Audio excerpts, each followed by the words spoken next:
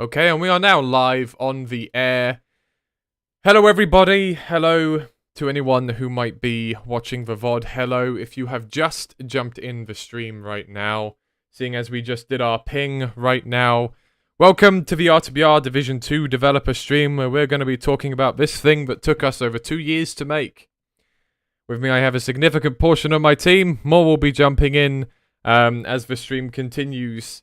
But for now, I will do a quick introduction of everybody who I have with me today. So, without further ado, going down the list, we have, first of all, Calls. Hello, everybody. I am a level designer, and I mostly worked on Division 1, but I did updates to exactly one map in Div 2, so hooray. There you go. We also have Entity. Hey guys, I'm Entity. I voice act Barney. I do music composition and I do some sound design. I also voice the Elite Metro Cops, and yeah, that's about it. I don't believe I'm missing anything. I don't believe so. Next, then, we have Flash. Hello, I'm Flashius. I am a voice actor who voices the Consul, the Combine Soldiers, and a Vortigaunt, and also a Metro Police Officer. And I am also a level designer who has done the majority of the art passing for Ravenholm. Okay, then. Next, we have Game Boy / Eric Stark. Hey all, I'm Eric Stark. I also go by GameBoy555. I'm the graphic designer and PR guy for the team. I made a few posters here and there. I also ran the translation project where a few people on the team helped me, like translating some of the Cyrillic in the mod to English. Along with that, I also made the trailer. Okay. I'll do my introduction at the end. Random Cat Dude is next. Hello, I'm Kat. I'm the mod's one and only particle effects artist. That is my sole role on the team. That's about it. Next then is RZDat. Hey, I'm RZDat, texture artist and also level designer. Primarily help with the development of Quarrytown in Division 2. Okay, then we have Skizix. Hello everyone, I'm Skizix, voice actor, primarily do the voice of Dr. Isaac Kleiner. I did do some work on Train Station 1, but I'm not in Division 2. I didn't do any work on that, but I'm happy to go on the ride. There we go. Next then we have Sordid Spectacle. Hi everyone, I'm Sordid. I am the voice actor for Eli Maxwell. And I've done a bit of level design for Division 3, which, wink. Wink, wink. And lastly then, we have Tabby Bloom. Hi, I'm Tabby, and I did the voice for the Rebel Rosa in this one. Alrighty. Okay, so that's an introduction of everybody so far. I'm expecting maybe a couple of people to jump in as we get going. As they do, I will introduce them as well, so you guys get a chance to hear from the rest of our lovely team. But, without further ado, let's kick off. This is Chapter 4 of R2BR, the first chapter of Division 2. Good morning, kicking off our canal's journey. Hour 15. Okay. And 1 second, I'm just going to stream this for the benefit of my team as well. There we go. Alright, so there's a little beepy noise there. So, Entity, seeing as Arbab's not here, do you recall why we did that beepy noise and such? Yeah, so I made the, so we added a HUD hint sound, which is, you know, I mean, that was kind of needed just because it looked like there were a couple people that missed some of the HUD hints. For example, there's the, is that a spoiler, by the way? Can I mention that? This is a developer stream, so I think it's intended that spoilers will be here. Okay. Oh, okay, yeah, I just wanted to make sure. But no, there was just a couple people that seemed to have missed the HUD, or just the fact that, you know, stuff like the Annabelle has like an alt fire, so you can kind of like, use the rapid fire mode for that. But no, we just RBAP decided to implement a the HUD hint sound, which was the Left 4 Dead HUD hint sound that was I think was included in map base. So he asked us if we could make a HUD hint sound for the HUD hint. So I just kind of just made one, and that was fun. I mean, I wanted it to sound subtle, but still have the kind of like a HEV suit sound to it. So yeah, that's the origin story of the new HUD hint sound. Yep. Okay, so I don't believe there's anybody who needs to talk here specifically. Some of these water effects were you, Random Cat, actually, I believe. Did you want to say anything about those? Yes, I did make those, although they're kind of from Div 1. And they were made a while ago, so I don't have much to say on them, really. Sure. Well, water effects go Slosh for the purposes if of I this may stream. speak. Yes, cool, go for it. Those water effects were updated fairly recently for Div 1, and I just kind of threw a bunch of stuff in there. So this is the one map I did anything with, and so there you go. I am no longer relevant in this stream, so I will never speak again. Well, I appreciate your contribution nonetheless, and I think we'll be hearing plenty from calls in the Developer 1 stream, in the Division 1 developer stream, which we will also be doing at some point. Okay, so as we come out into here, inner canals. Oh, hang on. I'm gonna catch the helicopters. There we go. Hey, Kralik, I think We do have questions piling up. I think you may have missed on Iridium's introduction. Oh, well, that's because he was changing his name midway. I saw that. I saw him change his name. Iridium, do you want to introduce yourself then, you devil? Sure. Hello, I am the one of the two programmers for R2BR. Me and Arbab work together to help improve the Raising the Bar Redux codebase. He's Australian, so he's not here right now, but we work together to try and implement the new features and other bug fixes that are required for making the mod great. Nice. Okay.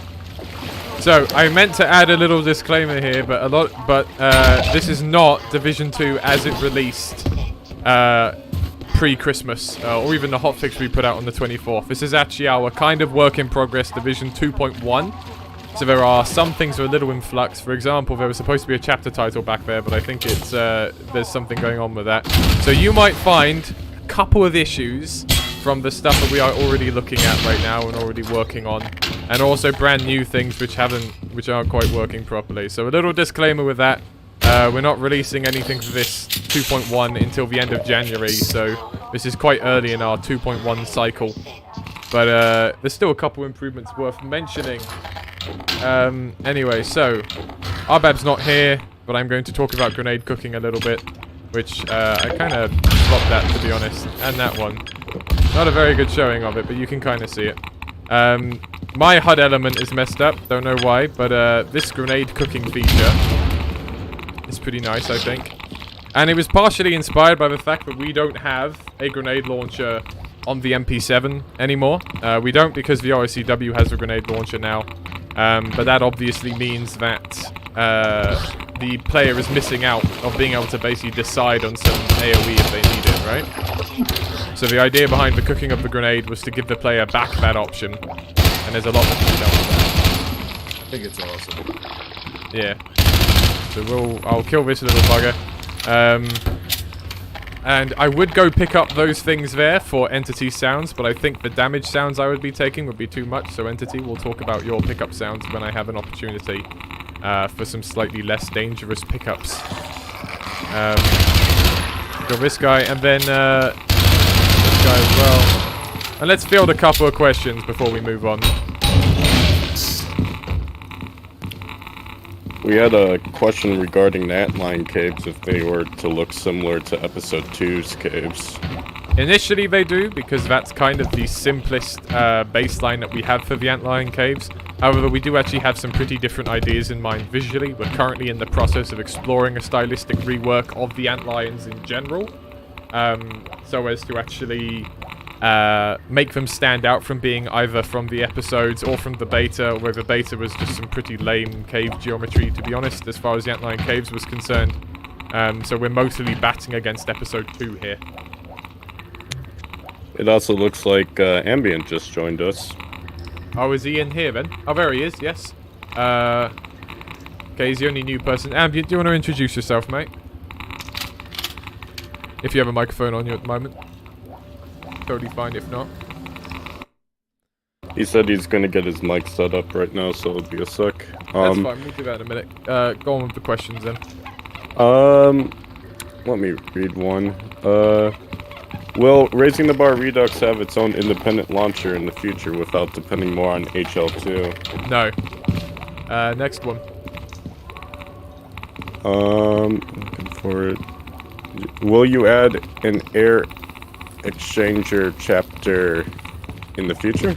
Yes, Division 4 is focusing on the air exchange. If you want to see more details about the breakdown of our divisions, consult the FAQ channel on our public Discord. Here's a good broad one someone asked. What was your favorite part of the mod to work on? This is going to be a nice lengthy one to go down the team for. Does anyone, we have a lot of people in here, so rather than prompting everyone, does anyone have any really specific things they'd like to talk about that they are really, really passionate about that they've done so far? I'll speak really quick. There was a Combine guard poster I worked on. It hasn't been like put in any map yet, but I'm pretty proud for people to see that when it finally gets shown around. And also the trailer. The trailer was my favorite, which I'll talk more about when Peeps gets on here. Sure. If anyone else has any particular things they'd like to talk about, would you like to put a little message in the Discord, and I'll count you in? Iridium. I really liked working on the cremator, and it's still a work in progress as of today, but I really do enjoy that enemy, and I am glad I'm the one able to advance it further than what was originally in the Siemens beta, to make an NPC that is truly a fun fight for everyone. Yep. Flash. Go on, Flash. I'm particularly proud of how Ravenholm turned out. As the person who basically did most of the art passing for it, I'm really happy with how it turned out, and it basically got across the idea that I wanted with it, where it is a town where you can clearly see that people have lived, struggled, and died there, and there are various small stories being told all around it just with the visuals alone, so I'm very happy and very proud of that part of Division 2. Alright, let's field 2 more questions. Okay, actually, go on, Ozzy. Ozzy has something to say, and then we'll field 2 more questions. It's kind of... yeah, sure. It's basically was a gigantic task, but it was basically making the church functional. I had a lot of fun making it. Also, you know, Flash basically did the entire church, but I was given the task of making an interior for it. And it was kind of fun also, like, making all the kind of stuff for Gregoria, like his living quarters, or how he arranges his guns and stuff like that, and also his backyard. That was really fun to do, in my opinion. Alright. Okay, I saw you lower your game volume. Someone was requesting that. What... Has the team ever considered restoring the Citadel cable originally intended to appear in the terminal map? On and off, but I don't know. It's just a detail that I haven't really gone into, to be honest, whenever it's come into how we're going to implement various things. I don't mind the idea, but you kind of have to design your cables around the Citadel with that in mind, and it's such a specific thing that it wasn't really on the cards when we did our Citadel. So, let's do one more question, and then let's get on with some stuff. There's one question I'm not sure. I'm pretty sure because Amicus worked on this one. It was, what's with the zombie sound replaced? Because I love it. CW actually voiced those, but he's not here, which is the point. Yeah. I'll do a different one, yeah. There was one... Up, I'll ask him about it. Well, there's one regarding an Antlion King question. Will it be a boss fight or something like the Tentacles? We would still like to pursue something regarding the Antlion King, but that's a very big if right now, and so we're not gonna talk about that at this time. It's not for sure just yet. Yeah. One more actually. How about how will the player traverse the wasteland? Vehicle or no vehicle? Vehicle. There's gonna be a Jeep section in Division 3. Also, Amicus just joined.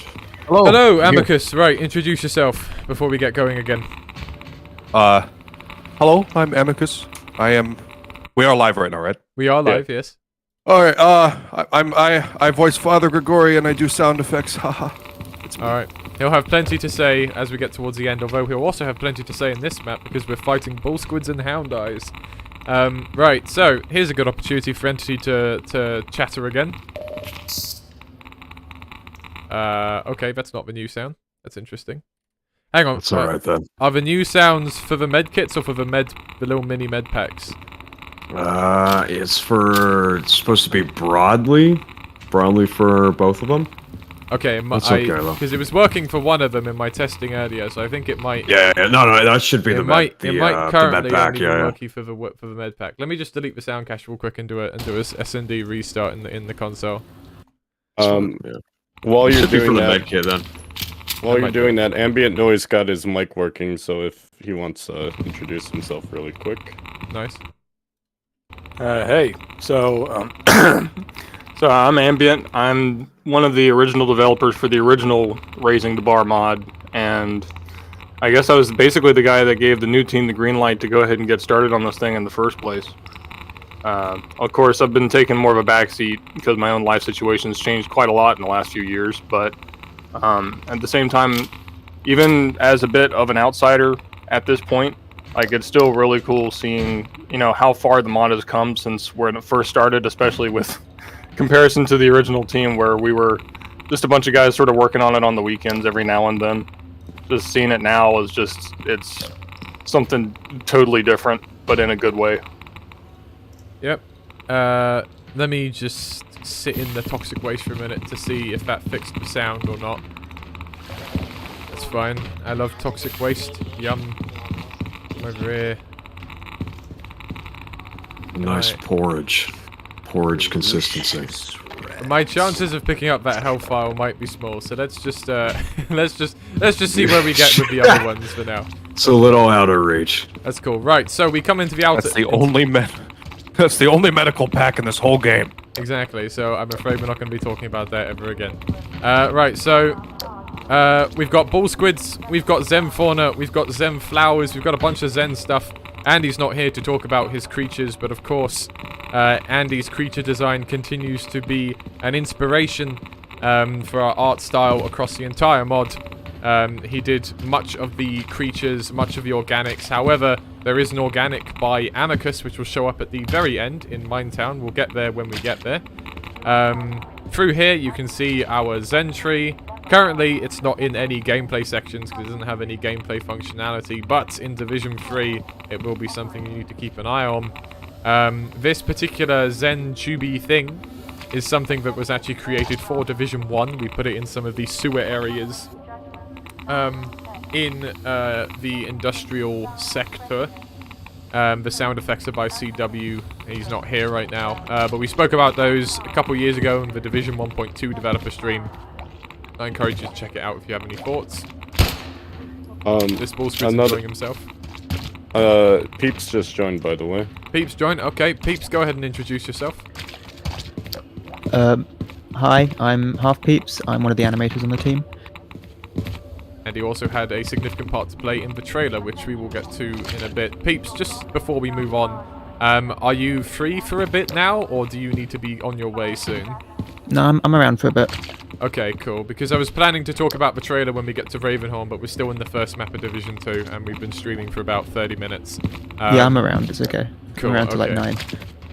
Just so everyone's clear on watching the stream and who's currently in the stream, these streams go on for about 5 hours. So if you need to go soon, let me know, and then if we haven't already talked about something you did, I will take an intermission and we'll talk about it. Okay, so just give me just at that point, you're welcome to talk. Just say, hey, I need to go in about 20 minutes. Can we talk about something I did? All right. Just so we all... Oh, good. Because these streams, they go on a while. I want everybody to get a chance to talk. This here is some immolator... Wait, this zombie sounds aren't working. Hang on a minute. Right. Give me a sec. As I said, there was a disclaimer earlier about technical faults. Let me restart the game. I just did a sound restart. I'm just going to do this real quick. Bear me a second. This is why I provided a disclaimer about... This is very much... We're still doing some stuff. Making sure it actually works fine. Adding some new features here and there, you know, new sound effects. You know the works. Okay. Going back to an autosave. Where is this autosave? Right someone here. was we'll take like a question, I guess, while you're doing this. Someone was asking about the architecture. Like, what was our inspiration for the architecture in this mod? That's interesting. Sorry, some of the sounds aren't playing, but some of them are. That's fine. What was the architectural inspiration in the mod? Yeah. I don't know. I mean, that would depend from architecture to architecture. When we get to Ravenholm, I'm sure Flash will have plenty to say about that in particular. You'll probably just be hearing... That was a new battery effect. We'll probably just be hearing Flash talk for about 3 hours when we get to Ravenholm. NC, talk about the battery, my man. Oh, the game... Hang on, sorry, I accidentally closed the game again. One sec. What does it say? Work in progress. Disclaimer, work in progress. Division 2.1, it's very, it's a little all over the place at the moment. A lot of changes being done. Okay, go on, Entity. Yeah, so, no, I just thought it would be a nice little addition to, you know, just make a new battery sound. And just kind of experimented with what it could sound like. I took just took a little bit from the original sound, I put it in there, I just kind of spliced it up a little bit, and yeah, no, I did the same thing for the med pack. I think we can probably talk about that later when we get when we find a med kit. When we find a kit that's not trapped under a med kit that's accessible. But yeah, no, I just wanted to make a new one, and I'm pretty proud of what it sounds like now. But could change later. But yeah, that's the suit. That's the new suit battery sound. Indeed. Alright, peeps. Hang on a minute, let me deal with this bugger. This might be a go opportunity for Random Cat first then, actually. Enough of that. Random Cat, would you like to talk about the ball squid whilst it eats me? Sure. There's not much I can say about it, though. It's just I made it like a gross, goopy effect, and of course it glows because it's alien acid spit or whatever. So yeah. Hey, I hate to cut you off, Kralik, but your stream for us is dead. Oh, sorry, guys. I was just about to message that. That's fine. It's back up. Okay, so, peeps, would you like to talk about the Zen... This is the hoof spore, I believe, is what we've called this one. Sure. So, these kind of things are always kind of fun to animate. Usually, I get very little direction on what to do. I'm just told, make them move how you think they'd move. And it's just often a lot of puppeteering, opposed to keyframe animation for them to make the kind of organic feel. There you go. Try and recall off the top of my head if we have more... Oh, we do actually have something more at the end, which we'll get to when we get to Minetown in about 4.5 hours' time, which is when I would expect to be arriving at Minetown. As we come into here, there's a sound effect we're supposed to be playing here that's not playing for some reason. Come on. Huh. I noticed this too on my playthrough as well. Interesting. For some reason it wasn't playing. Well, as I said, work in progress. We did actually have a new radio sound effect here, which doesn't seem to want to work for some reason. We have some Bloodied Rebels. These are something new we've done for 2.1.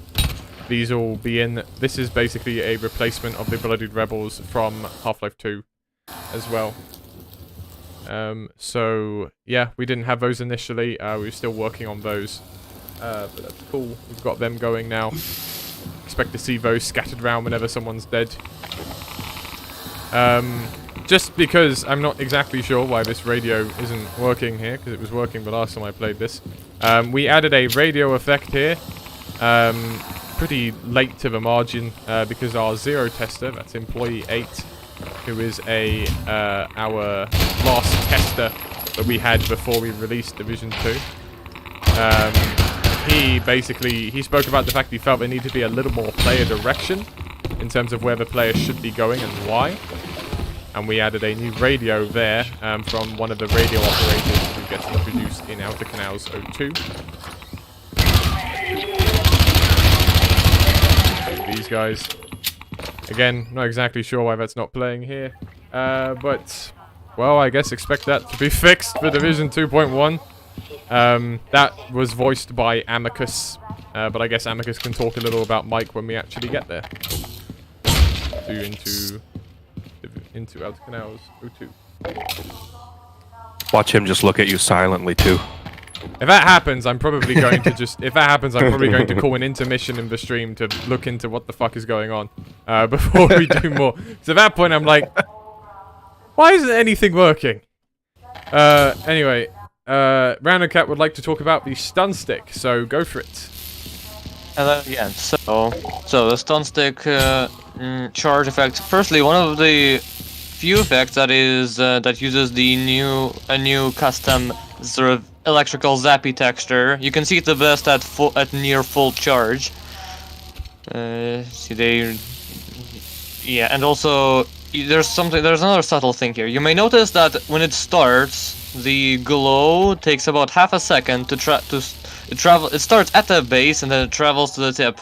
I did that because I noticed that if you release it before half a second, it'll just cancel a charge rather than like swing it. So I implemented that as like a little subtle visual indicator. So yeah. All right. We're coming up to the AKM, which I believe Random Cat also want to say some words on, but first, oh yeah, go for it. Oh yeah, so the AKM muzzle flash. You may notice it has a distinctive X shape. This was inspired, of course, by classic, taken directly from like classic shooters with such muzzle flashes, mainly classic Counter-Strike, because of course.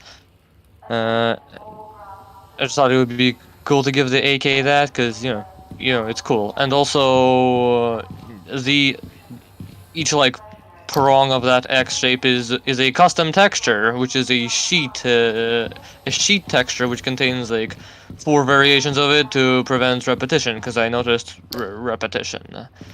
So yeah, I'm really happy with how it turned out. All right, let's do this combat set piece and then field a few more questions.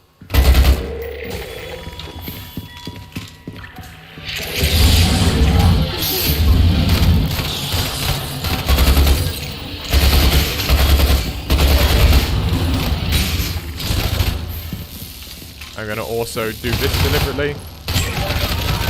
There we go. Ow. Okay, well I did that to kill the guy for the effect, but maybe I'll do that when there's one left. What I'm trying to show there is we also added a new effect when you actually kill someone with the... Ooh. There we go. Enough out of you. And then I'm going to... There we go. Since you just did that, I think this question seems appropriate, but someone was asking us if the stun stick charge up was inspired by EZ's stun stick charge up. Yes, we aren't using the code for it. I believe Iridium did that. Iridium, you did the charge up, right? Or was that Arbab? Yes. No, I did it. Originally, there was some talk about looking at the EZ2 code, but besides the fact that they have a very different code base in the first place to work off of, I felt better to implement our own system that I really do think is fun to play with, and I enjoy using myself. Yep. So we balanced this one around the fully charged charge up being able to one-hit kill a ordinary zombie. This makes it pretty good for ammo conservation in these earlier chapters. then Will we there be deliberately a- did not give the player. Sorry, one sec. We deliberately did not give the player a stun stick in Ravenholm because the ammo conservation method there is pick up gravity gun and hit zombies with large objects. I'm going to talk about the Hound Eye in a sec when we get there. Let's field a couple questions first, and then we'll get here. And then Amicus, I'm going to query you on the Bull Squid and the Hound Eye. Now we've been introduced to both. So there's this one question, but I'll only like say part of it. They asked, will we ever have a playable Manhack arcade? No. It's just not something we're interested in. I have never seen the Manhack arcade done in a fun way. That doesn't mean it can't be done in a fun way. I think if we had a great idea for it, we would do it. But, well, I mean, first of all, there's the problem of the Manhack arcade in RTBR is a combat map. It is not a narrative map. And it doesn't really... And why would Gordon stop in the middle to do the equivalent of playing Evil Gallagher, right? When the Combine are trying to shoot him. That doesn't work, first of all. But second of all, I never really had an idea about how to make that bit fun. And it's just not something I was interested in. So it's there, thematically. We have arcade machines in there. We have posters for it, which were expertly done by Game Boy, which you'll see in the Division 1.2 stream, if you see it there. But in addition, you'll maybe I'll ask Game Boy to go over them again to just talk about them in the Division 1 developer stream when we do that. But yeah, go on. Let's have another couple questions. Do you want any like questions regarding Div 3, or do you want to just keep it solely to what we have in the present and the past? I'm okay with a couple of Div 3 questions. I understand people already think about what comes next. I wouldn't say this is more of a question, but someone said, I wish we could see more refugee interactions in Div 3, so... We will indeed see more refugee interactions in Div 3. We have ideas for a nice little commode of various refugees, but we'll talk about that more as we get there, because that's still very much work in progress. About the HEV suit lines for the battery, will there be the cut lines like the power at 69%?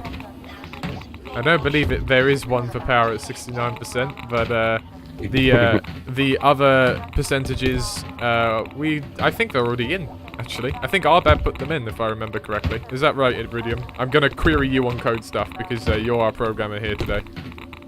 Yeah, that's actually not technically a code side thing, it's a script side thing. I know there was talks about it. I think it was implemented, yes. But yeah, because I'm hearing the HEV be quite a bit chattier than usual in this stream, so...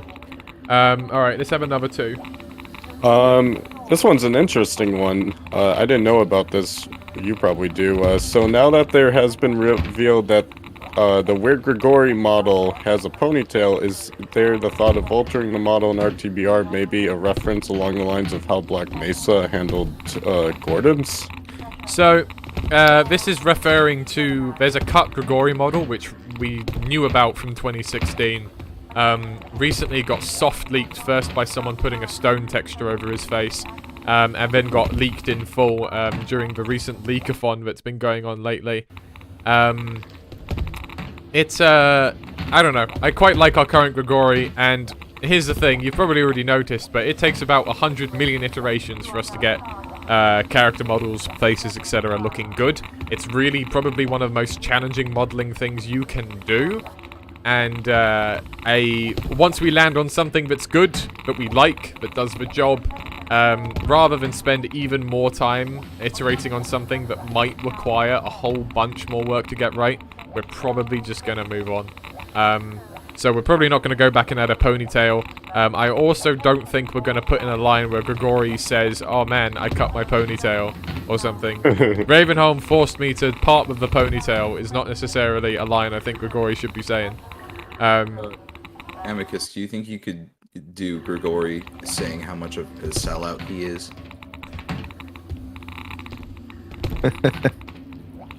What, like... Oh man, I cut my ponytail! There you go. I was setting up the saw trap! Clip that from a stream, shove it in a mod on the add-on section on ModDB. There you go. Free mod idea. Let's have two more questions. Overwatch going in the background? There was one Iridium pointed out to me. I don't know if a bunch of people asked it, but there has been like people asking if we are ever going to be on Steam. So look, here's the... I assume that the reason why there's been like 100 times more Steam questions this time than when we released Division 1.2 is because NGP02 recently released on Steam. And I acknowledge that was a really easy way to play NGP02, and I worked on NGP02 as well, so I gotta say there was a lot of conveniences of us being able to just dig into our files on Steam instead, in terms of distributing builds and all that kind of thing. However... Breadman had the advantage of already having released something on Steam before, and so not only was he more familiar with the Steam system than I am, which I do have another mod that's not released yet that is going to be a Steam mod, but I don't have a lot of experience outside of that. He had a much easier time during the review process because he was a known quantity. But RTBR being a cut content mod, we don't know if the reason why missing information was denied was because it was a cut content mod, or because it was the name and Valve didn't like it, or because it was just a long time ago before the standards for source mods changed on what Valve would allow on Steam. And to me, I want to put a build on Steam when the mod is done. That seems like an appropriate thing to do. When the mod is fully released and playable. Until then, we stick to ModDB and third-party sites. I've just seen Lisa's jumped in. Lovely to see you, Lisa. Would you like to introduce yourself to the stream? Hi, do you guys even hear me? Yep, let me just turn you up a little bit on my end. There we go. Go for it. So hi guys, I'm Lisa. Lisa is our character modeler on RTBR. She modeled Rebels and such. This is a point of no return, so there's no Rebels nearby here, I don't think, but we're about to get into Facitio 1 where there will be some to talk about, so then I will prompt Lisa to talk about that if she fancies. And Game Boy, let's have one more question, and then let's get going on this again, because we're almost an hour in, and 45 minutes in, and we're still in the first map. I'll give you a question. First, I want to ask the chat, respond this in chat. What is your favorite part of this mod? And for a question for Kralik, will there be any cut Half-Life 1 creatures in the Wasteland? We are looking at a lot of Half-Life 1 content as well. I kind of don't want RTBR to just be a remake of Half-Life 2 cut content. We've actually got Half-Life Alyx, Return to Ravenholm, Half-Life 1, Half-Life 2. I think we've technically got Opposing Force in here somewhere. I need to double check that because I think there might be... No, we don't, sorry. We were going to do something from Opposing Force, but we didn't. But we've got a bunch of stuff from across the Half-Life chronology. There you go. And then the reason behind that is just that we really, really wanted to make sure that, you know, if you liked something, then it's in there. But also because, you know, we're Half-Life fans, we're not just Half-Life 2 fans. And so there's a lot of stuff in there that's like, you know, maybe we could put our own spin on that. As I dip my toes in the radioactive bathtub, Iridium, would you like to briefly talk about the hazard symbols on the left? Sure. The hazard symbols was an idea, obviously, from Half-Life 1, and every so often I kind of just like looking into various side code projects to try and improve RTBR as a whole, and in this case I was looking into things from Half-Life 1 that might make our experience better, or at least somewhat more immersive in Half-Life 2. One of those things was the damage symbols that is obviously on the bottom left of the screen in Half-Life 1. I decided to have those implemented into RTBR to try and give that feel that we are truly in between the process of Half-Life 2 and Half-Life 1 in development. Yep, okay. Don't mind me whilst I flash some really nice idols of the emulator. Silent's not here, but Silent continues to be a revelation when it comes to his view model animations. I particularly like this pistol animation of cocking the bullet back.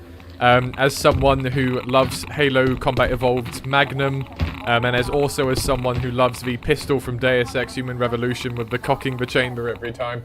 That's something I really enjoy. Okay, so I'm just going to have a little peek over here real quick. And then, just so we can see some of the Zen stuff, obviously we have the web spores, which are another fauna. When I set Andy this task, he basically had two different ideas For the Zen Spore, he had one that was more like this, and one that was more like this. And I actually asked him to do both, because as far as we're convinced, more Zen fauna is good. We've set our goal at being comparable, or at the very least inspired by Half-Life Alyx's Zenfestation. It's a shame he's not here, actually. I wonder if he's around and if someone could poke him. Could someone poke Lambda? I wouldn't mind if he was jumping on here. I know he's new, but I'd like him on here. Lambda is a new team member. He's an animator and level designer. We took him on after Division 2. He's working on an Entropy Zero mod called Contamination Zero, I think, which has a huge amount of Zenfestation inspired by Half-Life Alyx. And that's why I wanted him for the team, so I went after him and he joined us.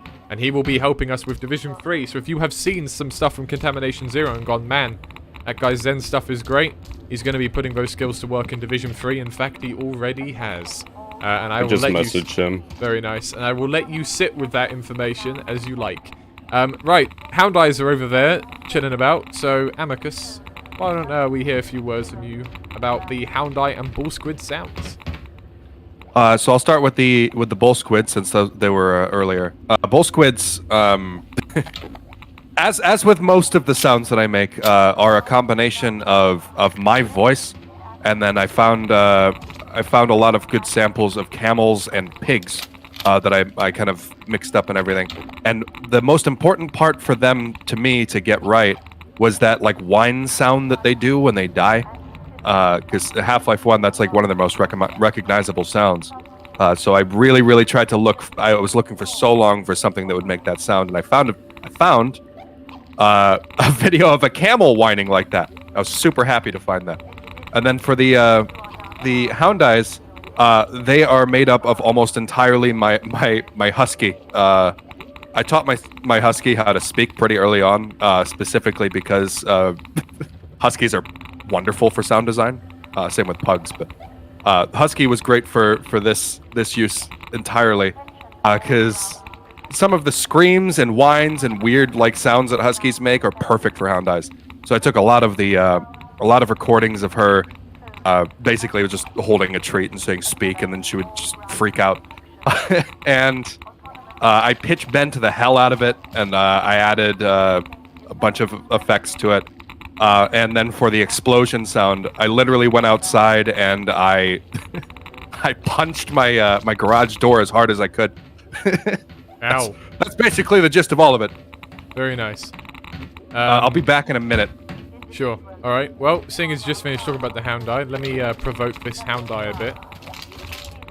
I gotta say, Kralik, we got a lot more people watching our stream, I believe, this time than last time.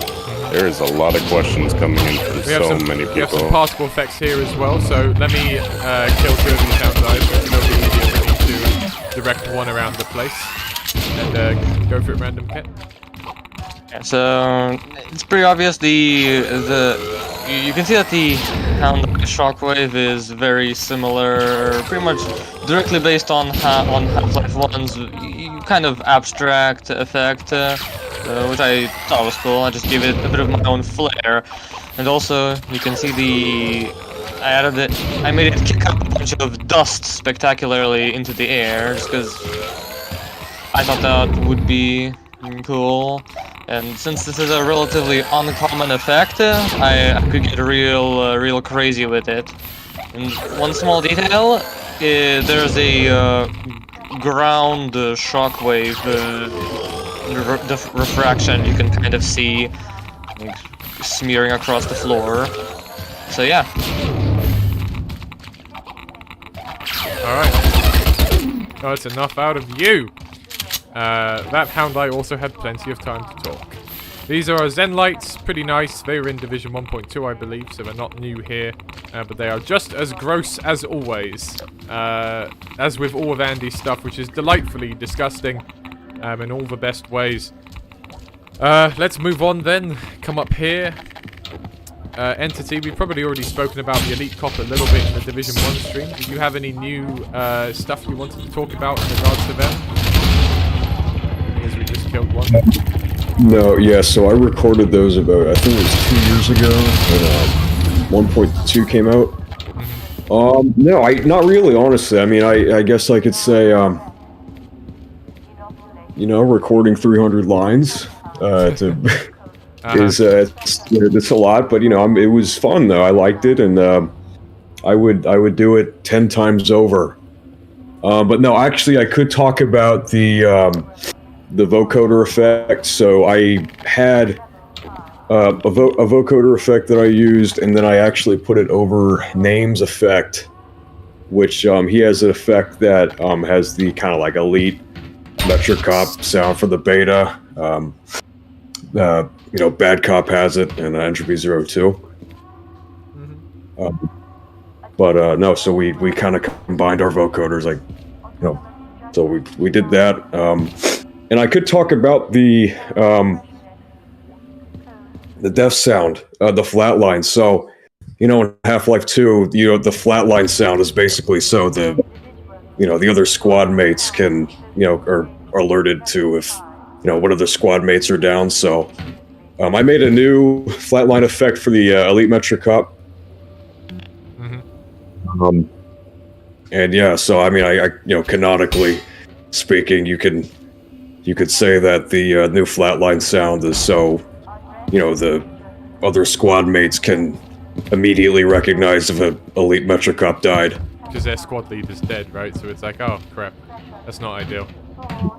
Yeah. So I just thought it'd be cool to make a new one, and kind of, you could say that kind of canonically explains how they know who's dead and who isn't.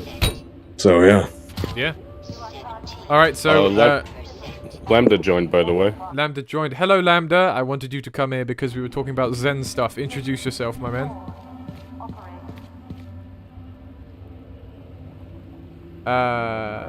Yeah. Introduce yourself.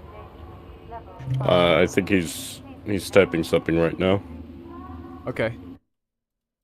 His mic might be being a bit funny. I'm back as well, by the way. Oh, his mic's being weird. He's gonna fix it. Okay, no worries. I'll decrease the game volume a bit more.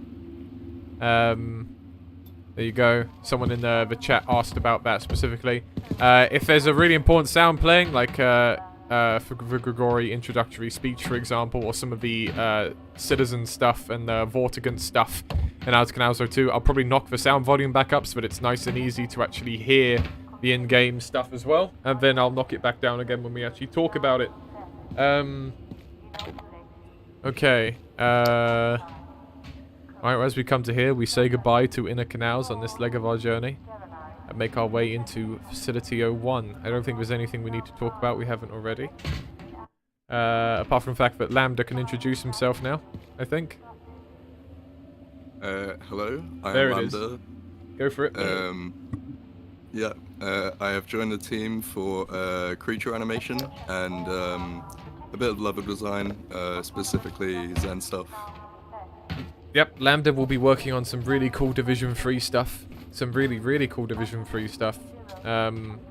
Because Division 2 is not the only division in which we intend to push the envelope. Every division we intend to do something you haven't seen before. I think we're all excited to see what that means for Division 3. Okay, well, as we pass on then, let's have 2 questions real quick. Quick fire round of 2 questions, Game Boy. Alright. What was it that I saw something that was like kind of interesting. Is there anything you can tell us about the reworks of the upcoming Division 3 or Division 2.1? I assume that, did they say Division 3 or Division 1? I said 3. Okay, well, we aren't reworking Division 3 just yet, because it hasn't been worked in the first place entirely. But Division 2.1 is receiving... I guess I'm going back up. Division 2.1 is receiving various fixes and improvements. We're handling some critical stuff, and then we're just making some small refinements around the place. A lot more Division 1 reworks that we didn't quite have time to fit in for our 2022 release window are also going to sneak their way into Division 2.1. Yeah, I'd say 4 maps in Division 1 so far. That's Industrial, Train Station, Consul Plaza 01, and almost Consul Plaza 02. are receiving reworks on the same level as Labo 1, if you have a reference point in your head for what Labo 1 looked like between Division 1.2 and the Division 2 release. That's after a lot of maps have already received reworks. I believe Free TV's already got a massive rework by Division 2. Correct me if I'm wrong, Calls, is that right? I think that's right. Honestly, like Free TV's arcade, like all the maps, like I don't know about the others, right? But all of my maps, I can confirm they all got massive reworks. Like, trust me. Like, RZ, are you here? Is he still here? Do you want to say something about your maps, real quick, or no? Just a very quick one, lads. Just a very quick one, lads, because we're doing that in a different stream. But by all means, just a brief word on the level of reworks people should expect. Right. Expect a little bit more difficulty. Obviously, some special events as well, and a little bit more flair to it. Yeah, well, you'll see a lot more of that next dev stream. But yeah, there you have it. Cool. Okay. Let's have one more, Game Boy. Yes, there was something. Oh god, all these questions keep on moving around. There's a question I spied that I could. Yeah, read it. Go ahead. Quirrell asks, will you add non-hit scan combat? No. I really do not like the idea of making all the weapons into actual projectiles, because it's just... Bullets move so fast anyway that on most of the landscapes we're shooting at here, like even if I was shooting a guy over there, bullets move so fast it should be hitting him basically instantly anyway. At that point, we're coding in projectile-based combat for no reason. It doesn't mean there won't be projectile-based enemies. I mean, we already have the bull squid and the go gnome as examples of that. But for the most part, weapons will remain as they are. Alright, let's move on then. I'm hoping Hoseki shows up soon, because we're still fighting female cops, so I can get her to talk about that. But we'll have some rebels in here, so I will have Lisa talk about that in just a sec. Lisa also did some stuff with the female cops, but it's pretty hard to tell the difference between a female cop and a male cop in terms of model. So I'll wait until one turns up, and then we can look at it when one turns up. Just a brief word on our female Metro cops. They were in, we'll talk about this rebel in a sec.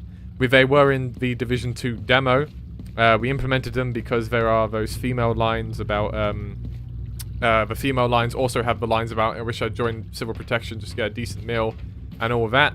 But we never see any female Metro cops.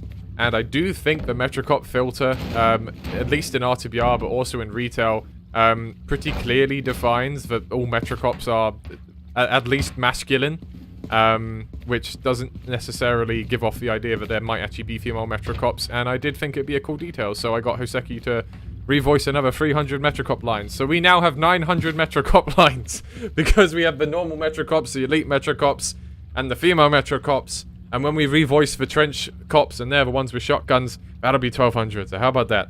If you wanted to hear Metro cops, you've come to the right mod. Okay, Lisa, your time to shine. Let's hear some words about these rebels. So it was fun making them, especially the last bloody version. Yeah.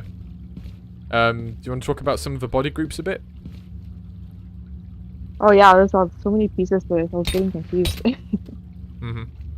So we in Half-Life 2, you know, the rebels, they have a lot of pieces on them.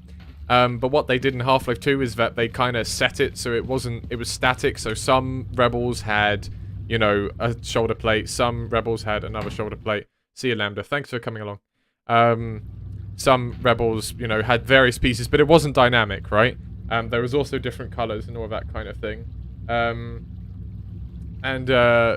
You know, when it came to remodeling our rebels, I figured probably the best thing for us to do was to add in all these body groups as alternate options that could be spawned dynamically via the code, which I might get Rhythm to talk about in a minute.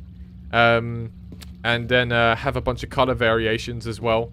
So that means every single head for both male and female rebels has a bunch of body groups, including a beanie. All in all, I think that generally...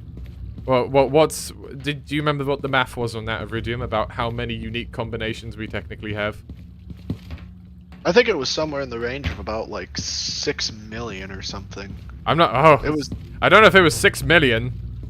No, it was 600,000. Sorry. Or something like that. Yeah. Well, it was a lot. It was statistics of like 2 different hats, 2 different, on or off things, and then Yeah. you got like all the different colors and stuff. It was a very large number. So just in case people want a little explanation on what that actually means, that means stuff like, for example, this rebel spawned with male head 04, a beanie, and 1 leg plate. And then the next rebel might spawn with female head 07 with 2 leg plates and the backpack. And the third rebel might spawn with a knife attachment on the shoulder and so on. So assuming all of these body groups show up once each and don't get duplicated so that we don't have multiple spots occupied, yeah, there are quite a lot of unique combinations. And that was designed really well by Lisa as well. Very, very efficiently. Even Valve couldn't manage to put male and female textures on one UV sheet, so I think that's pretty remarkable by Lisa there. And that made our rebels just have lots of more individual personality.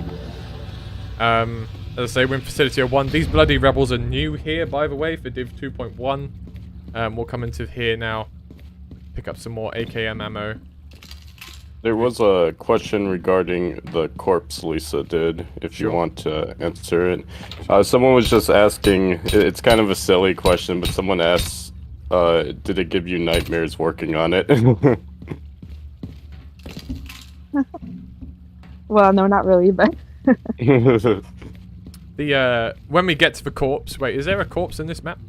I don't think there's a corpse here yet. There might be a corpse. I will get Lisa to talk about it at the time, because there was an interesting bit of collaboration going on there. I don't think we've got a corpse yet. I think we've only got the rebel corpses for now.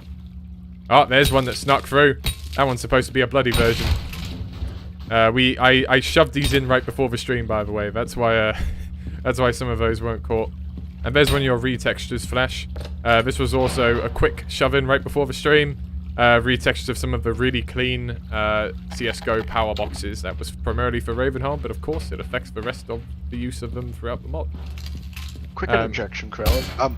I actually did the math out of curiosity. I was way off on my number. It's 9,216 combinations over 10 different possibilities: skin, backpack, beanie, right arm, left arm, radio, right thigh, right shin, and left shin.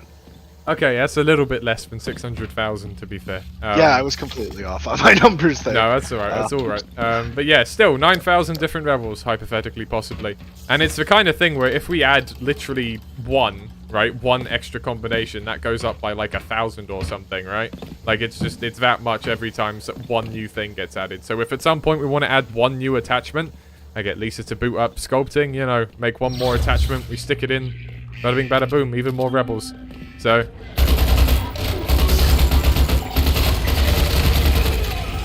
alright, that one was a female cop, I think. I think that one was.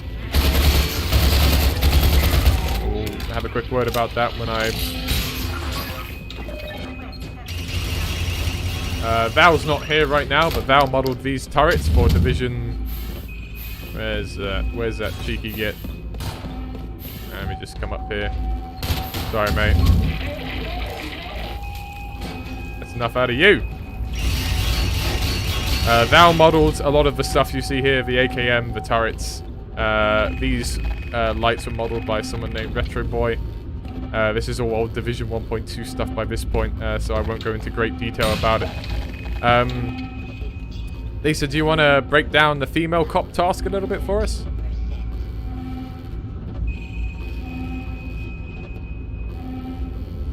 Sorry, just trying to take the mute off. No worries.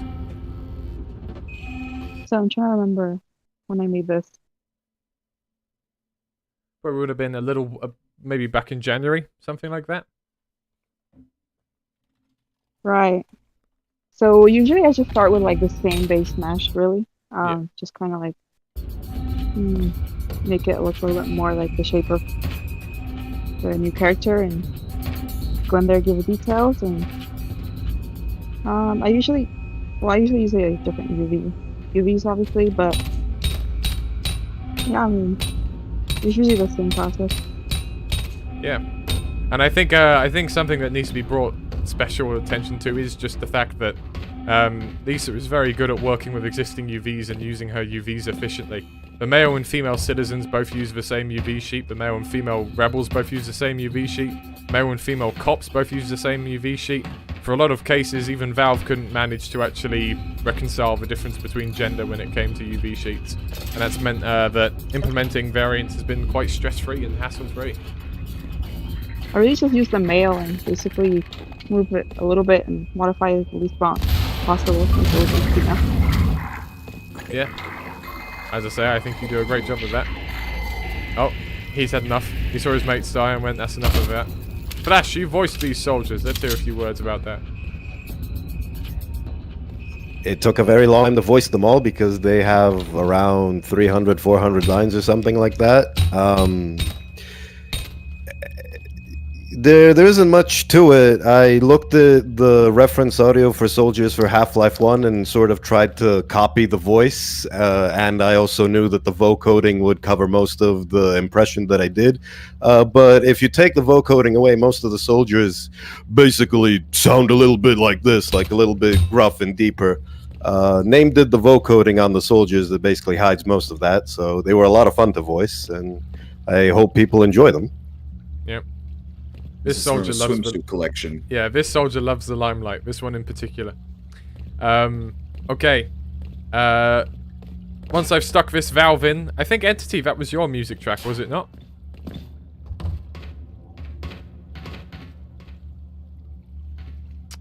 We're not hearing you, mate. Do you want to have a look at your microphone and come back to me? Can you hear me now? There it is. Yeah, let's hear it. Let's hear some words about that music track. You can hear this transmission. Good. Okay. We are reading you, loud and clear. Very good. Very good. Yeah. So no. Yeah. So I wanted to. That was the track you just heard. It's called "You're Not Supposed to Be Here," which I wanted to name it that just as an inverse as that one. You're supposed to be here. Wait. No. Sorry. The track that I made is called "You Are Supposed to Be Here," and the original track, that one track in Half-Life 2, is called "You're Not Supposed to Be Here." So I wanted it to be like an inverse of that. It's like, kind of fun thing there. But no, I wanted Facility to be a little bit more exciting, so I wanted to give it a little bit more flair. Because, I mean, it is, in essence, just kind of like a bridge from inner canals to the outer canals. So, yeah, I wanted it to be a little bit more exciting. And yeah, it's pretty exciting how you go about the game or about this level where it starts. You can either be fighting the Combine or you'll be just, scouring through the facility, just kind of making your way through it. I'm pretty proud about how that kind of came out. But no, it's probably one of my favorite tracks I've made for R2BR. It's a thrill, it really puts a smile on my face, I'm glad to hear that. Okay, so Game Boy, let's field a couple questions before we move on. Yes, sir. Actually, this one is for Entity since you just talked. Did Entity revoice lines for Div 1? They sounded higher quality, but I could be wrong. Yeah, in the Div 2 release, I think you did, right? They were just revoices of yeah. lines. Yeah, so the intro to the Barney lines, I actually re-recorded those before Div 2 shipped, and for Div 2.1, we're going to be revoicing all the Barney lines with my current equipment. As about 4 years ago, I recorded the Barney lines, and I think it's time for a revoice. I'd really like to go back and just record it again with my new set of equipment and circumstances. Yeah, if you wanted to hear how much of an OG Entity is, hearing him say, "I voiced Barney 4 years ago," is a pretty good way to get an idea about that. But, it's just gone by quick, I mean, time flies when you're having fun. So exactly, it only seemed like a few minutes actually. It's pretty wild. Yeah. All right, let's progress. There's one more question here. Are there any human enemies? Are any human enemies going to be given more personality, like via voice lines, akin to the link lines from Vertigo, for example, or even the recent games like Half-Life Alyx, like the Combine? They have their scripted sequences where they say silly things. So the Metrocops do have some additional stuff in Division 1 already. Cools did some stuff of that. We can go there when we do the Division 1 developer stream. And 1.2 did also go some way to trying to humanize the cops a bit more. There's a pair of named Metrocops which show up in Division 1 and Division 2. I say named by numbers. That's 94 and 48. You'll hear from them as we get into Ravenholm later. But they are an example of how we're trying to humanize some of the enemies a little bit. And maybe see that, you know, not all of them are evil. Some of them might simply be stuck in a bad situation and they made a call. Now, the soldiers, on the other hand, are kind of not the best guys in the world because they've had their brains scrubbed and replaced with bad guy juice. But we also did add something in Minetown which gives the soldiers a little bit of that, and that was very much a kind of a Half-Life Alyx adjacent extra bit of personality where one of them comments on his current working conditions, and I think we'll get there when we get there. Entity will also be able to talk about that once we get to that point. We got two questions that some of the devs want you to answer themselves. One of them is, for the level designers, what was the hardest part of creating the environments? Sure, what level designers do we have in the room? I think that's, for Division 2, I think that's Flash, Iridium, and Aussie. Flash, Iridium, and Aussie. Yeah, go on. I can start. Let's go Flash first. Let's go in alphabetical order. Yeah.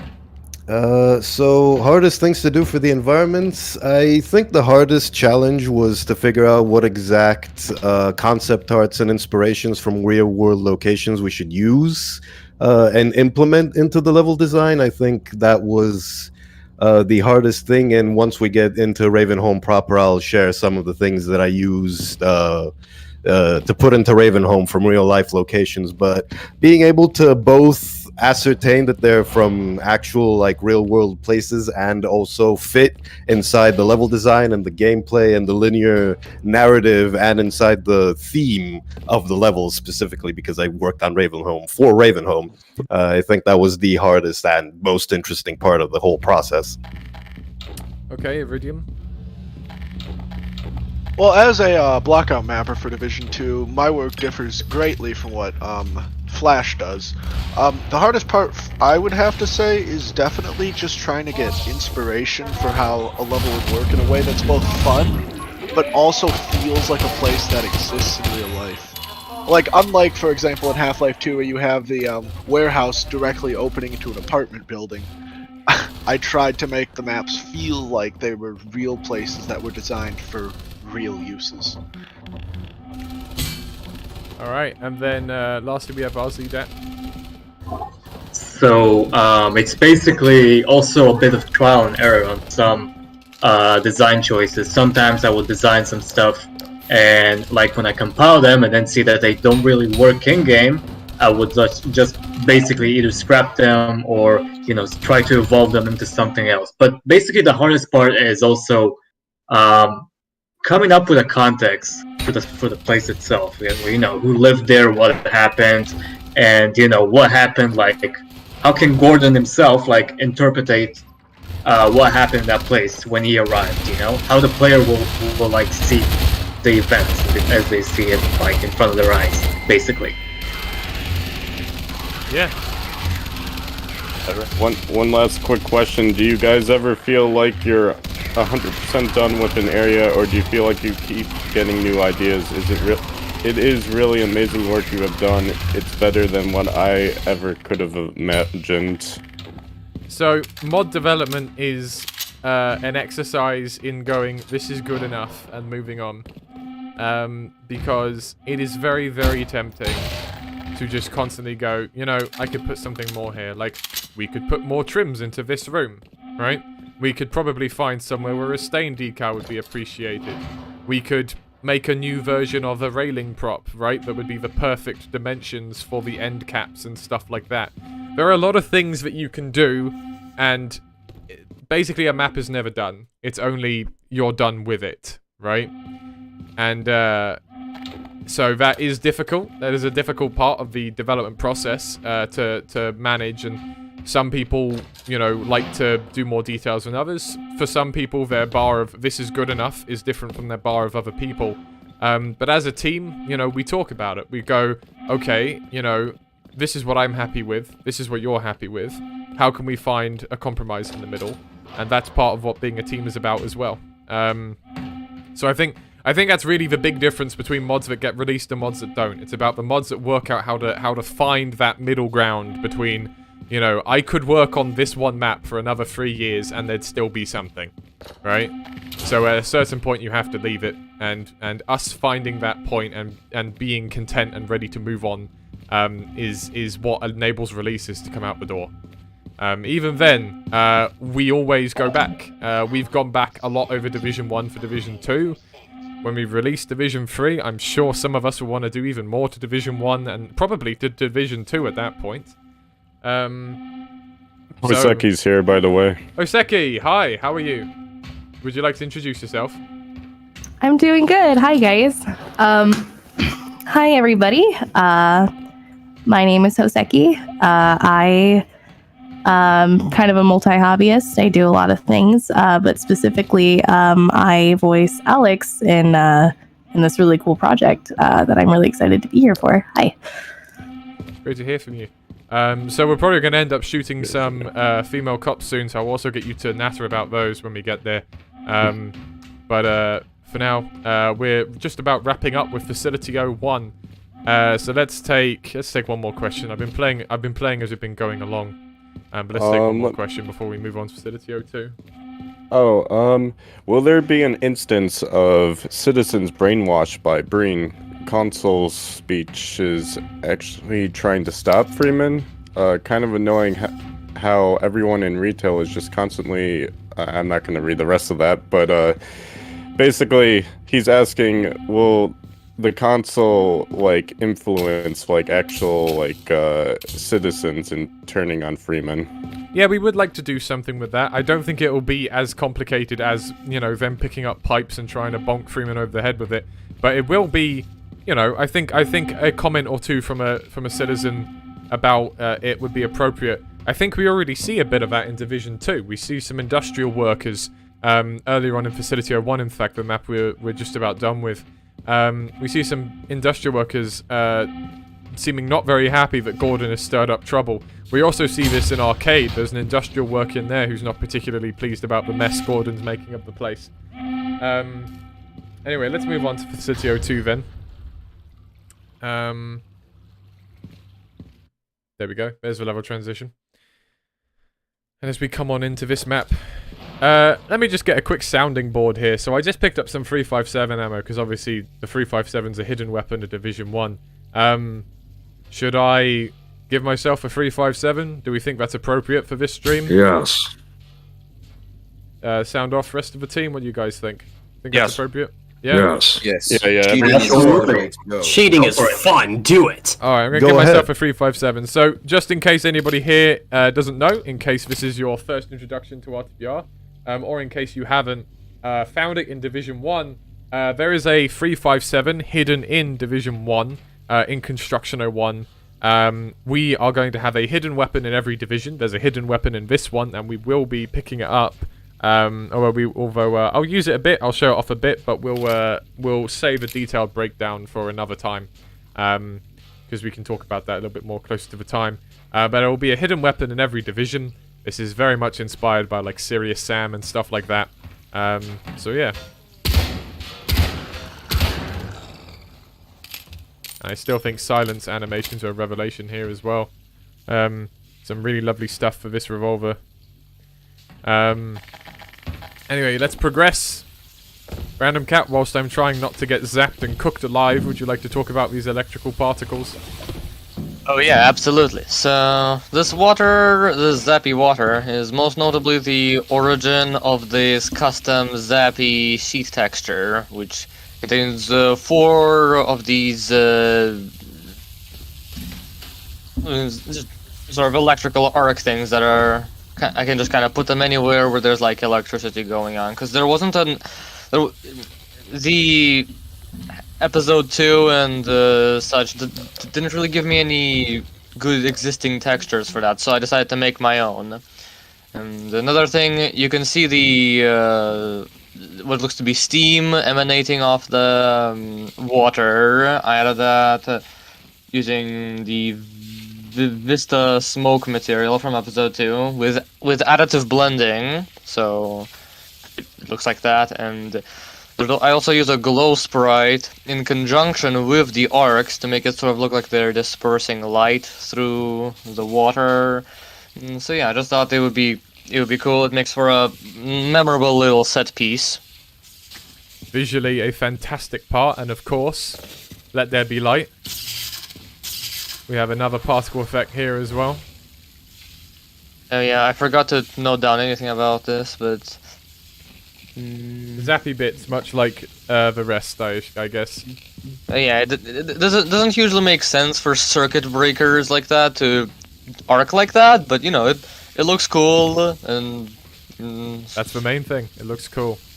Yeah. Alrighty. So let's progress. Here, I'll showcase the stun stick behavior. Hang on a minute. Yeah, the sound channel's still a little bit wonky with that. That's fine. Here, I'll showcase this behavior again. Boop. When you kill an enemy with a full charge, their body now zaps around the place and spasms. That's much like the overcharged gravity gun from Retail. We applied that effect here to the stun stick to just give it a little bit of extra visceral feel. Of course, this is our first introduction to zombies in... no, it's not. Never mind. Ignore me. We've seen them in inner canals. These guys are gory. That's all you need to know. Andy outdid himself again with yet more disgusting creatures. We have a little poster here, Game Boy, you could talk about if you like. If you want to repeat yourself on some stuff probably mentioned in Division 1. Yeah, sure. One sec, I need to drink a little water. That's such a good idea. You should always drink your water. So much Stay talking. hydrated, everybody. Hydration is important, man. Oh yeah, this poster. Oh yeah, so fun fact, when Half-Life Alyx first came out, I was actually originally designing this poster for a custom campaign I was working on. I ended up scrapping it because I kind of lost interest in Alyx in general. But this poster is kind of so I'm originally from Chicago, so I saw like this poster, this rap poster that said warning like pester around. So basically I kind of took elements of that and repurposed it into a head crab poster. There you go. And it is, of course, a great little world-building detail. Posters are really handy because it's one of those things where if you've got a completely plain wall and it makes sense, you can just kind of shove a poster on there and it just makes the wall look a bit better. It's one of those things like stains and graffiti as well, but just if the area makes sense for it, it's a great little feature. I will say real quick, Kralik. Yes. I was the one who originally blocked out Facility 02, and an interesting history trivia of this map, this was actually, parts of this map were reused from the map I used to apply for RTBR.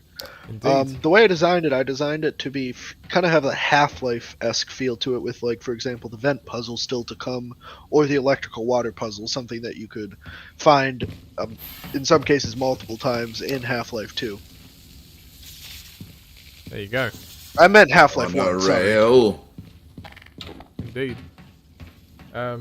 Okay.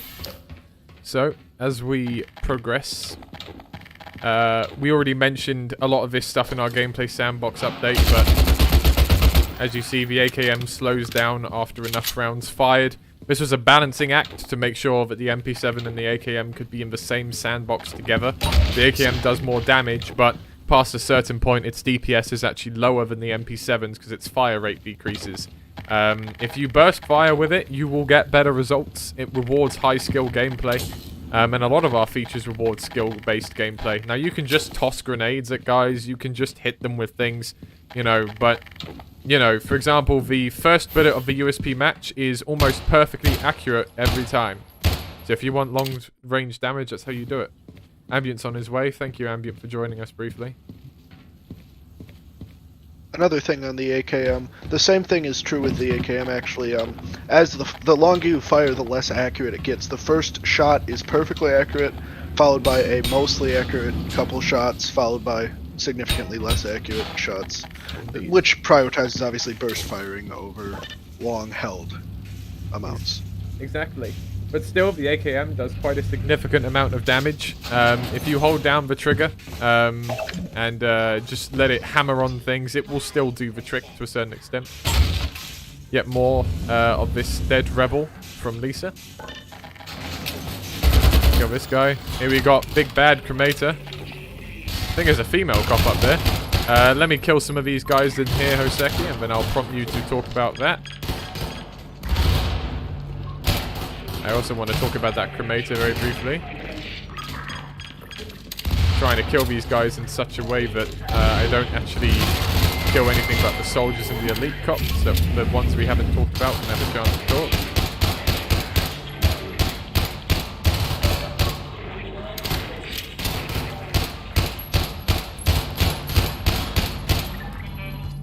Alright, and now I'm going to put on no target. We can talk about our cremator a little bit. So our cremator has gone through a lot of iteration. The sentences text apparently still needs iteration because he's having a little bit of a panic breathing moment right now. Yeah, our cremator has gone through a tremendous amount of iteration. He's been a difficult guy to get right. Potentially, we still have a little while to go before he's perfect. But as part of the Division 2 gameplay sandbox update in July, we talked about features like the screen overlay and also the melee being much quicker. So there we go. You see the screen overlay in action.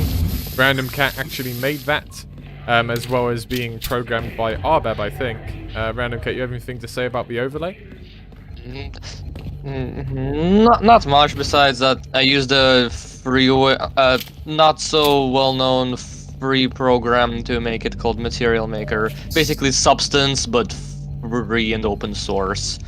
Nice. So yeah, I did. Yeah. And that feature was inspired by TF2's Fire overlay. This came after complaints in the Div 2 demo that when you get set on fire by a cremator, your screen goes red and then proceeds to stay red for about 15 seconds. Which combined with the cremator being already a pretty gnarly enemy to face if you're not tackling it properly, made the engagement with the cremator feel a little unfair and a little frustrating. We also added, you'll see the wind up and wind down animations.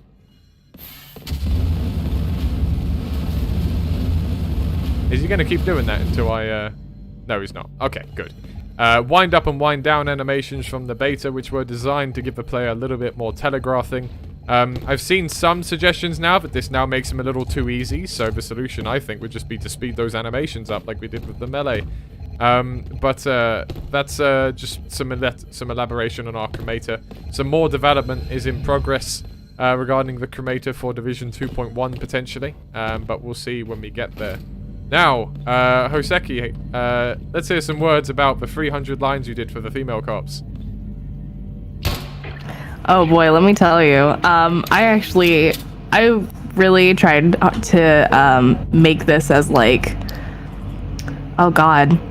I tried to go for like the very commanding, like leader type, I guess voice. I guess what I'm trying to say is, I did have a little bit of a struggle because I wasn't sure how I was going to do it, and then I know that there was going to be some alterations to it, so I didn't want it to sound like too fake, and I didn't want it to sound too much either.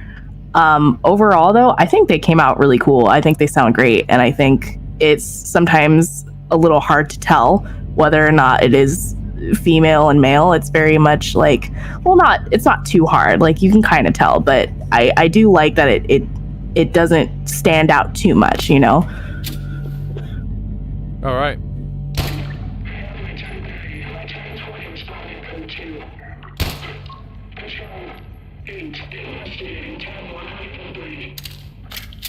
All right. And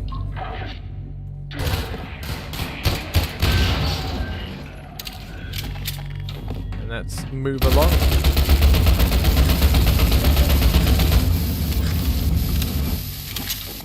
One quick thing on the cremator screen thing. The way it was designed, originally it was there were some minor issues with it, with a future division something. I can't remember the division, but a future division weapon. And in the way it was redesigned to work better by a joint effort by me and Arbab, it actually allows for further screen effects to be added in the future for other damage types or other various events that can be seen. Indeed, and we do have plans for those in the future, which could look quite nice because obviously in retail, when you take a particular type of damage, be that poison, electricity, or in this case fire, your screen just kind of goes a bright one color for a second, and the overlays are more artistically interesting, while still telegraphing to the player the type of damage they're taking, along with being less annoying than your screen going white for a few seconds. So that's pretty handy. Oh, here's another rebel I forgot to replace. That's fine, we'll catch those at some point. I would say, these bloody rebels with a last-minute addition by me into these maps. I was full compiling these maps about about 20 minutes before the stream, so... but, you know, that's fine. Division 2.1 continues in earnest. These are the things that will be continuing earnestly. Attention, ground unit. Mission failure will result in permanent off-world assignment. Ozzy, that I think we've got a detail that you did that you're quite proud of. Maybe quite remind me. In being with it, the water door thing. Oh yeah, some people were basically pointing out that you can soft lock yourself by throwing out the how you call it, the valve from the valve room into the upper thing there. So it was basically just a matter of thought. I mean, what can I find in a vent? And yeah, it's a flood door, basically. A little bit more detailed than just a regular brush, but it works and sounds perfectly.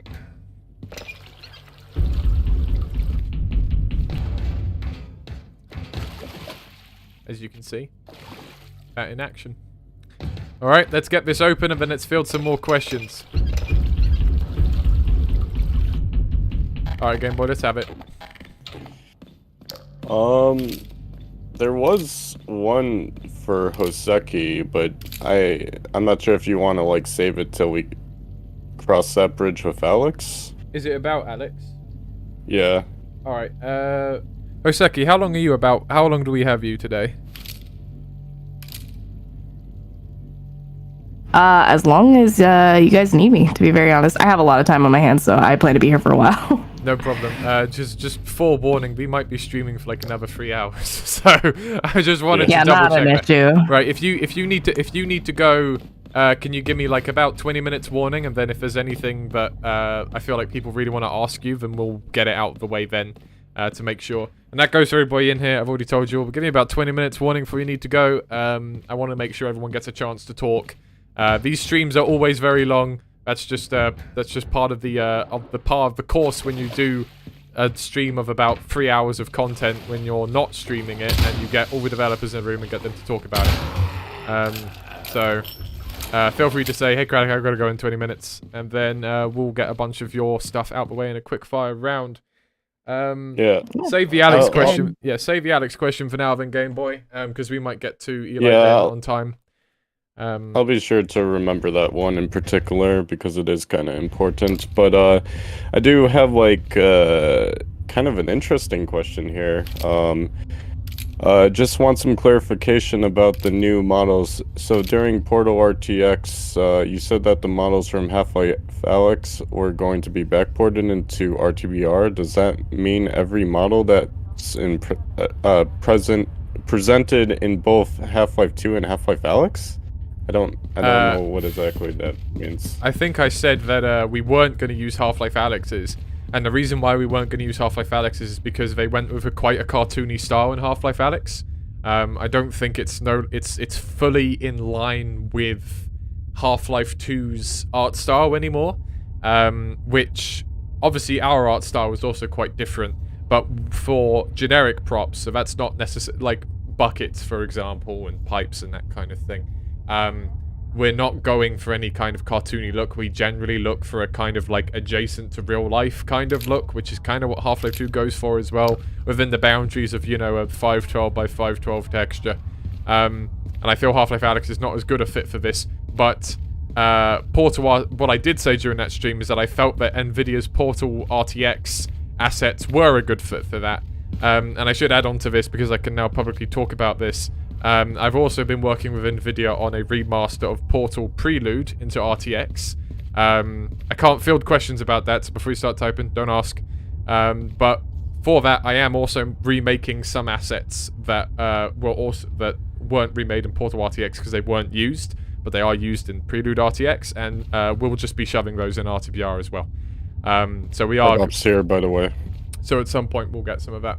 Hey Arbab, introduce yourself. Hey, I'm Arbab. I did some programming work for Div 2, most notably the Annabelle and grenade cooking stuff. Yep. And yeah, back to you, Kralik. Okay. Let's have some more questions then. Here's one. I don't know if this has been asked or not. Will this version use the old story in Half-Life 2's beta in 2001 or not? And I gotta step back really quickly and answer my doorbell, so I'll answer that. All good. If I finish that one before Game Boy gets back, Flash, I'll have you resume the questioning duty for a sec. The story of RTBR is combined with a couple of different eras of Half-Life 2's development. We're not specifically just going for 2001 or 2002. We're choosing to basically cherry pick our favorite elements from all of them. And from there, as a result, kind of make a combined whole. We're also cherry picking details from Half-Life 1 content, Return to Ravenholm, so on and so forth, to just make an overall story that feels quite different. And in some places maybe does something a little bit different from retail in a way that we like and that we want to see. Flash, can you pick up the baton on this for me? Pick a question you think needs answering. Hello? Game Boy's back. He's back. Go on, let's give Flash a go anyway. Go on, Flash. Yeah, go ahead. Ask a question. Most of the questions have already been answered by our developers in the chat, but there is a latest one. Is anyone of the team specifically focusing on combat design, not necessarily on AI, but more spatial design and in terms of level design for the combat of our levels? So not specifically one actual person. It's more of a team discussion thing where a blockout mapper will block out an arena and the programmers maybe will create a rough sketch of an NPC that we want done, like the Cremator, for example, or other ones that are currently being worked out for Division 3. Then we put it in the map, then we run it through some segmented testing, see what testers think of it with our sketch and see what do you think of this idea, how do you think it needs to go further. And then around the team we gather those opinions and we see, well, what can we come up with collectively? The Cremator was a series of a couple of people having various ideas about how to make it more fun, how to make it work a bit better. And that's how we arrived at a collective whole in terms of our game design. So it's not one person, we don't have one guy who's like, this is how the game will play. If we had to point at someone, it's at, like, I direct people, but I'm also not like an iron fist. Like, I don't say, this is how it's going to work, and that's that. It's very much, this is my idea. Let's start with that as a basis. And then from there, the rest of the team comes together and we give various suggestions. It ends up with most gameplay sandboxes being quite collaborative and having a couple of hands on it. If there's any questions that you feel would justify a more in-depth answer, by the way, or you think that you'd still like to see me do, then that's fine. If there's any that have been left unanswered or any that you think need what should be answered for the benefit of the stream audience and the VOD and all that. I gotta say, there's been a lot of questions being asked by a lot of people this stream. It's pretty awesome. Yep. Do we want to have maybe one more if we can pick up on one? Yeah, I was gonna say there are two quick ones you can fire out if you want. Sure, let's go. Will you enable unlimited running like in Half-Life 1? I have mixed feelings on this, and the main reason I have mixed feelings on this is that personally, I feel when you tend to enable unlimited running in Half-Life 2 mods, it just results in people running through the maps and not paying any attention. RTBR maps are really detailed. I kind of want people to have to take their time a little bit and smell the ashes, right? I don't know. It's something that we've thought about. I mean, for example, we have infinite flashlight now, right? because it just felt like something like, why not have infinite flashlight, right? We're not actually making a horror game, strictly speaking. It doesn't matter if the player can see all the time or not. So let's give that a go, but we don't 100% on everything else. Okay, cool. Let's have one more. Will the recent new leaks find their way in RTBR in any form? Almost certainly they will. These Half-Life 2 leaks are a massive boon for mods like ours. There's stuff like for the Crab Simp, for example. We wanted to do a Crab Simp. We absolutely wanted to take a crack at him. And there are animations we would have had to make ourselves, right? And we have animators and we have people who can do that. But that's not a simple task, especially for something as complicated as the Crab Simp. So getting more animations for stuff like that is it just saves time, right? It means that I can actually put my animators to work on brand new stuff instead of stuff that is just filling holes in what Valve was going to do, right? It means that if we create a new kind of fauna or a new kind of enemy, that we can come up with bespoke animations for them instead of always just, you know, picking up after Valve in those regards. Okay. Let's move on for now then. Progress. Iridium said he needs to go in about 45 minutes. Iridium, is there anything in particular you really want to talk about before we progress? I'm happy to spawn something in if you think it would be helpful. Nothing I can think of in particular. I will let you know if I see something up ahead or if there's anything that comes to mind, though. Sure. Oh, as I say, I'm happy to spawn something in from a later map for the benefit of getting you to talk about it. This is a developer stream. This isn't a gameplay stream. So, I don't mind console commanding if anything like that comes to mind.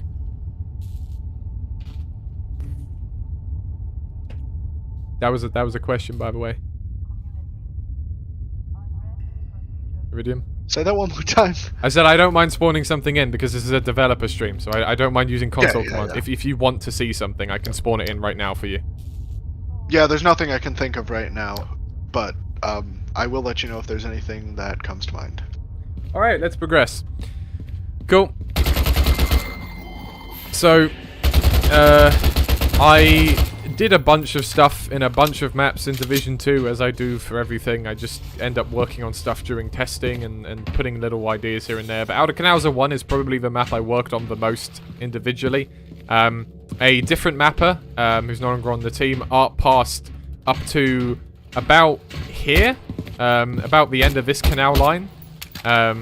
Everything else in this map I had to handle, and that took a couple of months of working on it almost every day.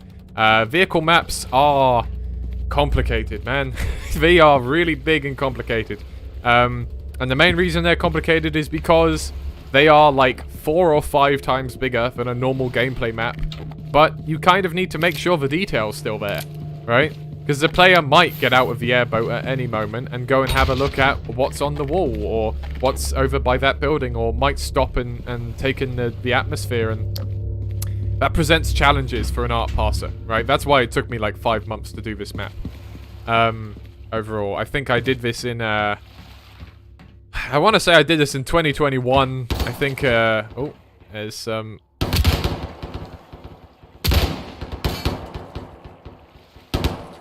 have I got it? There we go.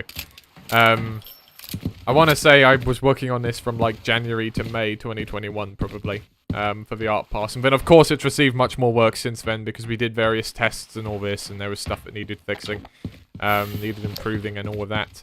Lisa, we got some more models of yours here with the industrial worker. Does anything come to mind for this?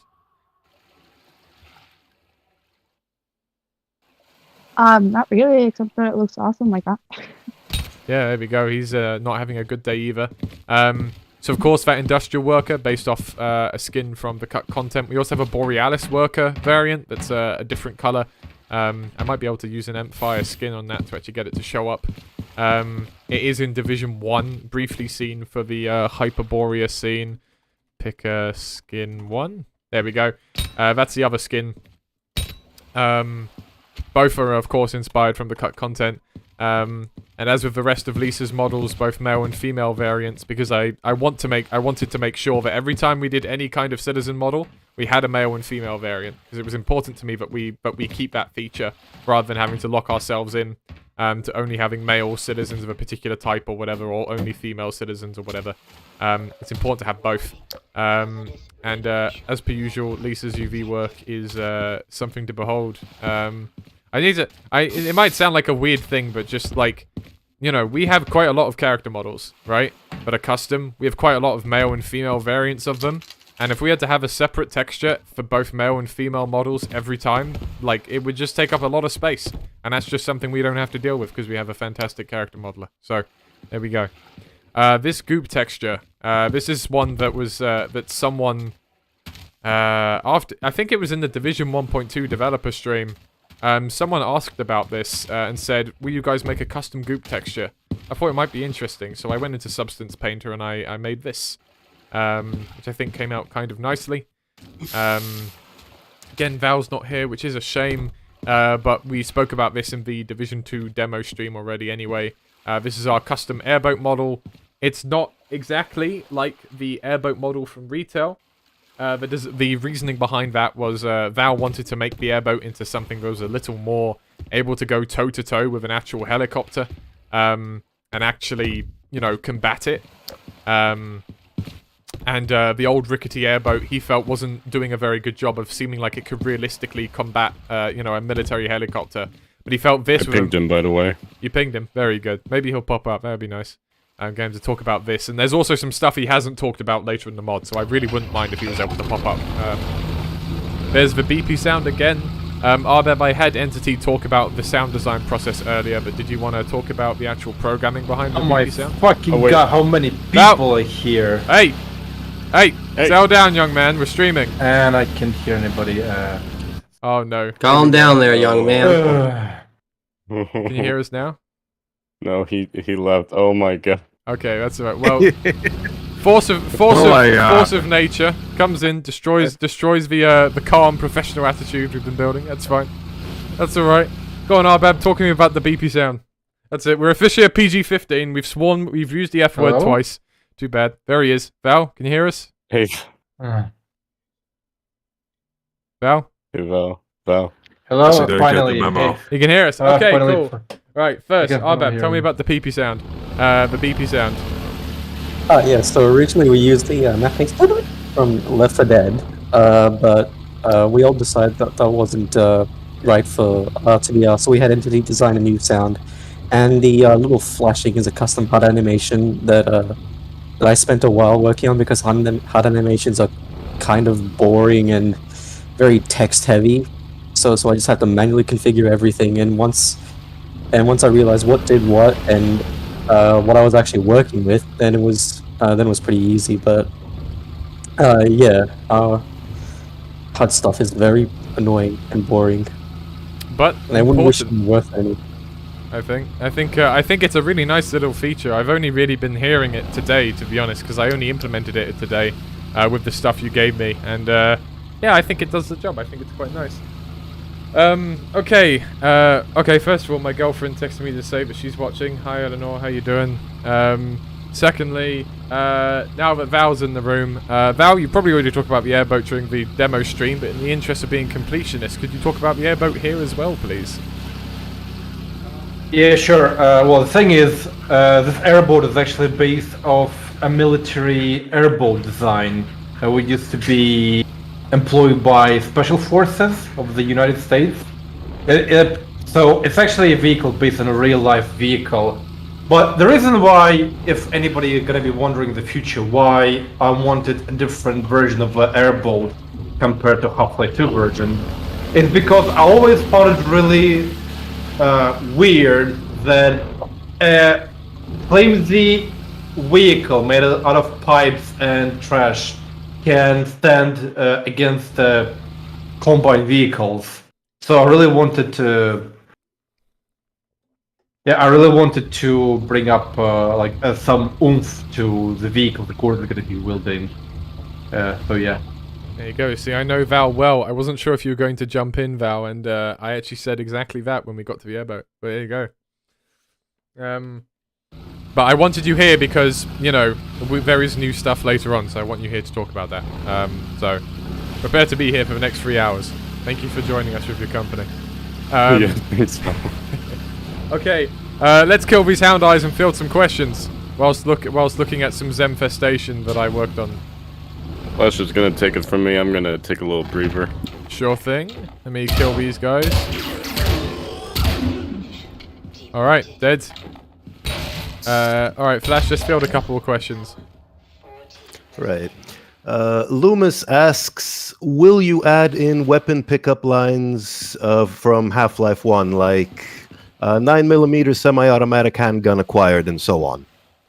Probably not, because the HEV suit presumably hasn't had a firmware update since 2003, much like most Office hardware.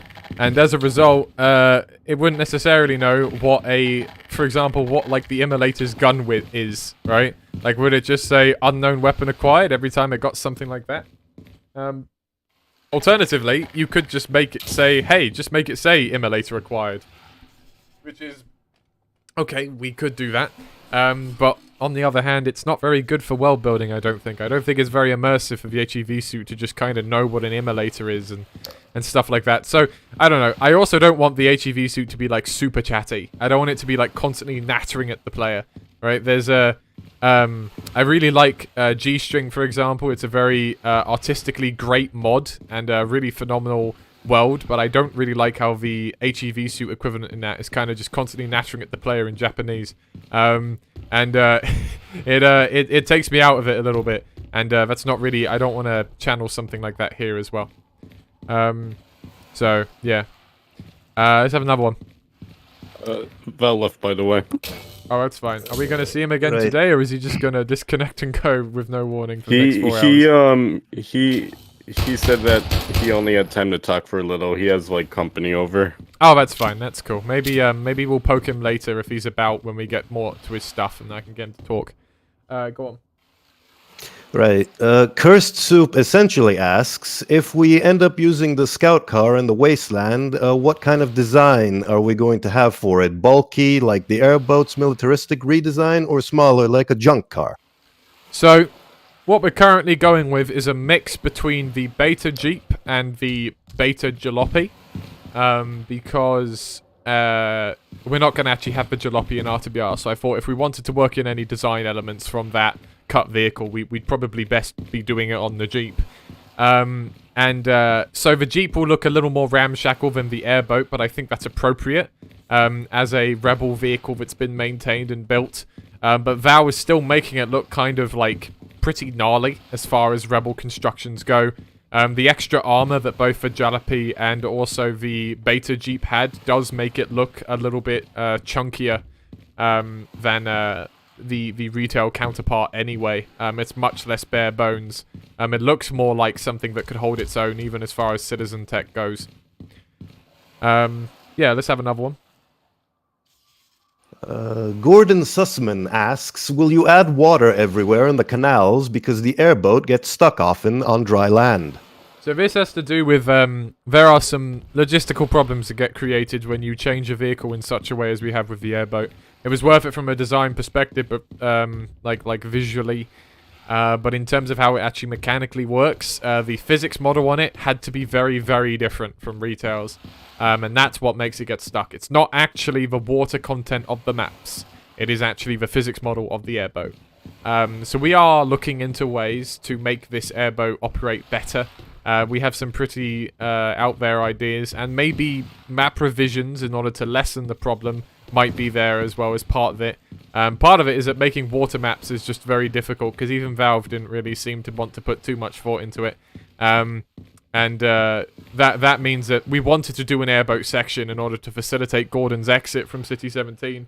But it's been a constant design challenge. And this is just one of them that we're still working on. Expect it to be improved in Division 2.1. We're going to do some pretty drastic things to try and make it better.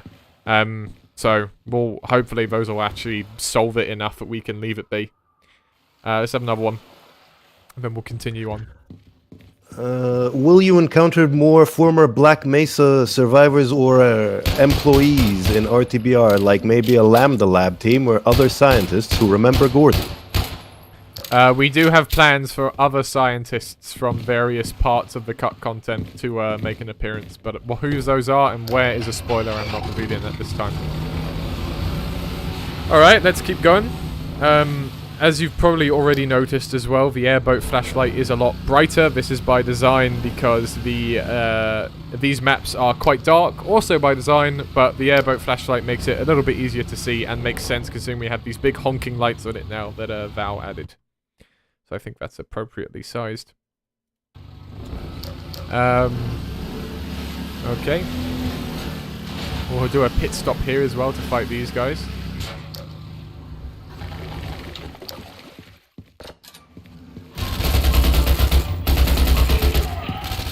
That was a female cop there. And that's all that. Alright. So this, an interesting little thing about this. This used to be a mandatory stopping point. Where you see this here, there used to be a gate that was blocking the player's way. You used to have to come in here, fight the cops, press a button, open the gate. But when we were doing our testing for the Division 2 demo, we generally found that the player was kind of forced to get out the airboat too often. Like, there was a lot of gate sections where you had to get out, open a gate, and then move on. As it stands, we still have a couple, but we actually removed a couple and made these maps more streamlined as a result. So it's easier to just blitz through them now, which is possibly a negative depending on how you look at it. But on the other hand, the player can, if they want, just blitz through it and have a wild time zipping through. Okay, let's keep going. As we progress, you might see a couple of new Zen fauna like these. I'll just get out and quickly look at these. More Andy stuff. These creepers, and there was also some Zen stumps back there. They call these Zen creepers, Zen stumps.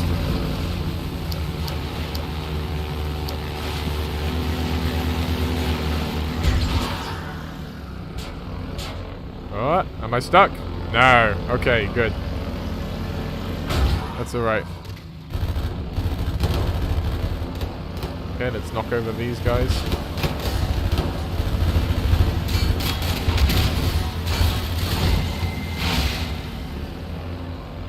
Alright. I'll just go back a little bit. These, I just want to go back a bit and talk a little bit about a little bit of the design of buildings in this so that you can keep an eye on it as we're continuing to go through. So, the problem with canals this size, as I'm sure you can imagine, is that it becomes a question of how exactly do you fill up all the blank space, right? Because these canals are large and there needs to be large buildings and large details because you need to be efficient, right? You can't afford to have loads of little tiny details. You have to have large details that do broad strokes. And so that was the philosophy when I was designing a lot of the buildings here. This might cause some of the buildings to flicker, by the way, but let's see if I can get away with it. So these kind of mega structures, which is what I call them, each have like a very specific design and color language in order to make them stand out from one another. And they were designed to actually take up huge swaths of the skyline in a reasonably efficient way. You know, you can still see that there's quite a lot of brushwork going on here, but if you actually count up the brushwork, there's not really that many brushes there, right? It's all a lot of big rectangular cuboid brushes. And again, the design behind that was to provide lots of detail, or just provide something cool to look at. This guy's being annoying. Enough out of you. So of course this one is like green, that one's blue, that one's yellow. We have some brick superstructures on the other side. And all of these details are specifically just meant to fill up the skyline, give you something to look at as you go past. But still be interesting enough that if you stop and look, there's something to look at. Like we still have the smoke coming out of these chimneys, right? We still have various different kinds of windows to pick up on here, the searchlights and that kind of thing. In some places, I probably did too much. In some places, maybe I didn't do enough. I'm not flawless by any stretch, but I think it did what I wanted it to do, basically, which is just be an efficient way to pack up the big bits of the canals. Let's say that we've got that yellow one up there as well. As we come through here as well, there's some big brick building on our right. First I'm going to knock over that guy. And this guy. And of course we have some more brick superstructures over here. I wanted to transition the building design at this point. Hang on, can I get this guy? Oh, not quite. Let's go in for another go. Alright. He's going to be very patient and wait for us. There we go. Alright. Just wanted to transition away from the metal buildings and into the bricky buildings. This little detail here is one that I don't see picked up on very often. But we didn't have tons of revolver ammo. Is there still revolver ammo in here? Yes, there is. I think I picked some up when I drove up to it by kicking the ball squid with the airboat. Anyway, this is just a little detail I added to reward a player who decides to stop. This is a good time, actually. I think this might be the first Lisa corpse. Oh no, the Lisa corpses were in a canals, but she wasn't here just yet. So, Lisa, do you have anything to say about this corpse? Oh, I just remember that, I've never made corpses before that, so I was just trying to figure out how to make it look realistic, and it was a little bit difficult, to be honest, but at the end I was just trying to make it look scary more than anything. And very gnarly, yeah. What references did you use, if I may ask? Well, I basically just Googled, charred skin, which is kind of gross, but... Well, I mean, there you go. Yeah, for this, as I say, Lisa hadn't done a corpse before, but her character work is obviously really stellar. So I was confident in her ability to do it. It also made sense because at this point she's already modeled the citizens, and I wanted consistency with our citizens, unlike Half-Life 2, which did not have consistency between its citizens and its corpse models. So because I wanted that consistency, I had her do it. For that, she teamed up with Andy, who is our creature modeler. He's the guy who made this ball squid, who just appears to be rocking out over here. Andy gave some feedback to Lisa. Of course, Andy, very familiar with making disgusting, gross stuff, and was able to help that along. And I think it was really cool to see the pair of them work together and learn a little bit from each other and make something that was only possible through collaboration. I got 2 notes for you, Kralik. I've seen them. What? From Random Cat and Peeps, I saw them. Random Cat, go ahead. Yeah, so you're gonna wanna use host timescale for this to slow down the game. Sure. Yes, this is a small detail I added during Div 2 development at some point. I can't recall exactly when, but yeah, you can see it clearly here. There's like a bit of flame escapes in between the revolver cylinder as well, which I added because it looks cool and it's something that happens in real revolvers. So of course here it's a lot more exaggerated, but it looks cool. So yeah, just a small thing that I really like. There we go. A very nice detail indeed. And then Peeps. Okay, so seeing as Peeps needs to go in 35 minutes, Game Boy, Peeps, let's hear some words about the trailer. I guess I can start. So the whole concept of the trailer was actually kind of something I came up with a year or so ago before Amicus joined. Amicus, our voice actor for Father Grigori. I had kind of an idea where Father Grigori would be talking to you at a campfire. I initially thought he would be hooded, wearing a hood or something, but I figured keep things simple. So I really wanted to do something kind of ambitious, but my background is mainly graphic design, illustration, and UI UX, and some video and photography. But I'm not an animator for any means, so the fact that I had Peeps help collaborate this with me was amazing. It took a load off of me. So the making of the trailer, a lot of stuff was just first kind of storyboarded out. I kind of wrote out a document for some people on the team to look at what they want, what they like, what they don't, and then we did different steps. I had Kralik. I pitched Kralik my idea. He wrote some some lines for Amicus to record. He recorded. I then had Peeps. I storyboarded for Peeps what exactly I wanted, and he did it like perfectly, exactly how I wanted it. It was annoying though, trying to get our maps into SFM, because our maps are just so detailed, and some of the particles just crash SFM because SFM is like an old archaic tool and just can't like handle it.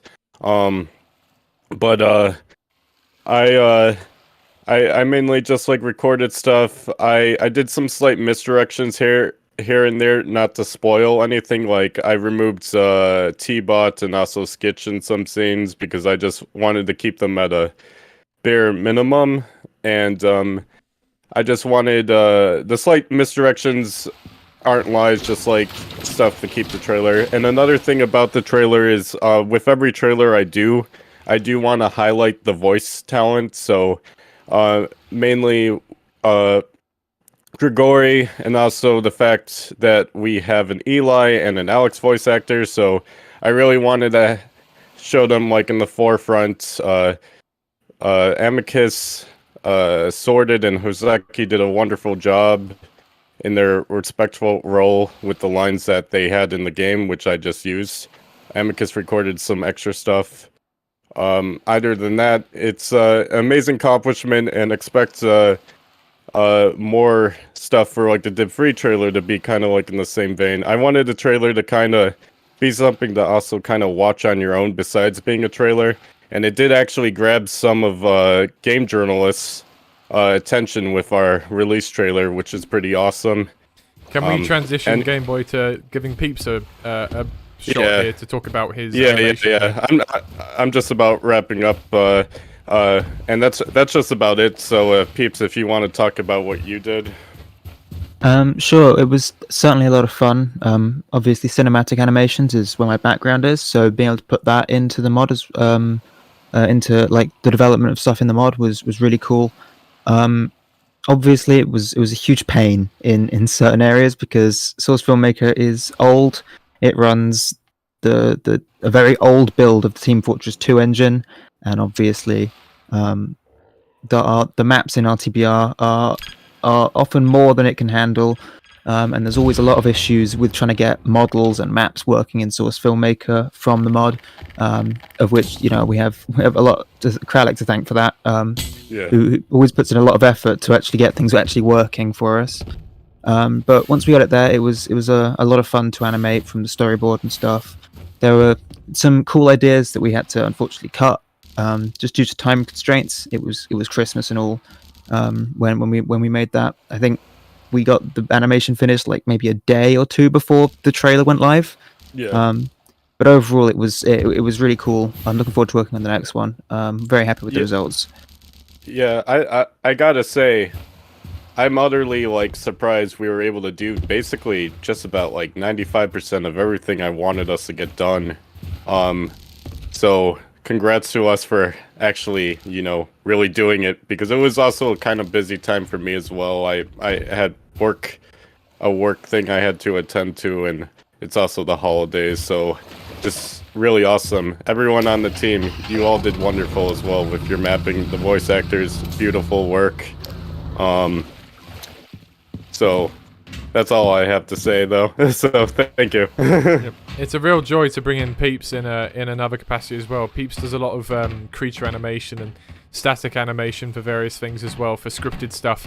But it's a little harder to obviously bring in cinematic stuff, right? Which is Peeps' background, as he said. He has a YouTube channel, which someone have a link to that. Put that in the YouTube chat for me. If someone can grab a link to that real quick, put that in the YouTube chat. Oh yeah, suggestion, we should throw down any. I know like some of the voice actors also have like YouTube, Twitch streaming. We should also like drop their handles as well. Sure, feel free to put those in the YouTube chat. Any that anyone has on hand, feel free to put it in there. Peeps has his own YouTube channel where he does some really great SFM stuff.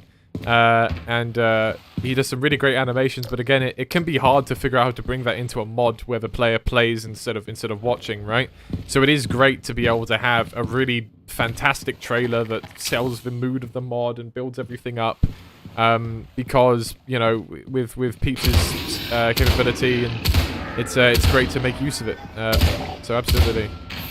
That was a really good thing to see come out of the Div 2 trailer. It is one of those things where, like, yeah, you can just watch it and enjoy it. It's like my mum watched and said it was like a movie trailer, you know. And I think that's kind of what we were going for, you know, something that's fun to watch on its own, right? It's not just, hey, the mod's coming out, you know, cool, right? It's kind of it's a story on its own, right? It's a little, and it. Oh, this is this ramp is a funk LOD, I think. That's why that's happening. I know this sounds kind of funny, I'm gonna say this, but Hideo Kojima, I like his trailers, though they're long, they're fun to watch. There you go. So we close this chapter of Outer Canals 01. This is, as I say, this is probably the map I put the most time into personally in Division 2. It was a complicated road. There is still probably more that needs to be done before Division 2.1 comes out. But yeah, it's yeah, it was a complicated one, but just part of the process of making a mod is maps like Outer Canals 01 sometimes that take bloody ages. I took advantage of that and I put my Discord and my YouTube in the chat. Of course, freeloading off of RCBR as usual. Yep. Of course. Let me do some shameless promotion as well. Go for it. I mean, you promoted us on your YouTube, so by all means, right? Yeah, you know, gotta love it. Gotta love it. Alright, here's the part where these ramps may or may not work. Yeah, that one did it. Alright, just about. So of course we're now in Chopper Maps. This map was designed by SCP, who recently left the team to pursue his own mod for a bit. But he did a really great job of Outer Canals 02. This map has changed somewhat, but not hugely, since the Division 2 demo. So if you want to hear his thoughts on that, I would advise you go and check them out there. Whoa. Just to interrupt you really quick, he's actually in the chat right now, so... Oh, there you go.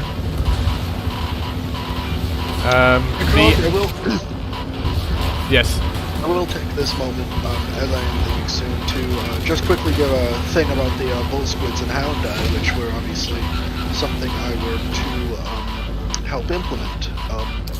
The bull squids, we borrowed our bull squid code from the Entropy 02 public repo to, it just helped us along, gave me more time to work on other stuff, and gave us a good base for NPC. That's quite fun to fight, in my opinion.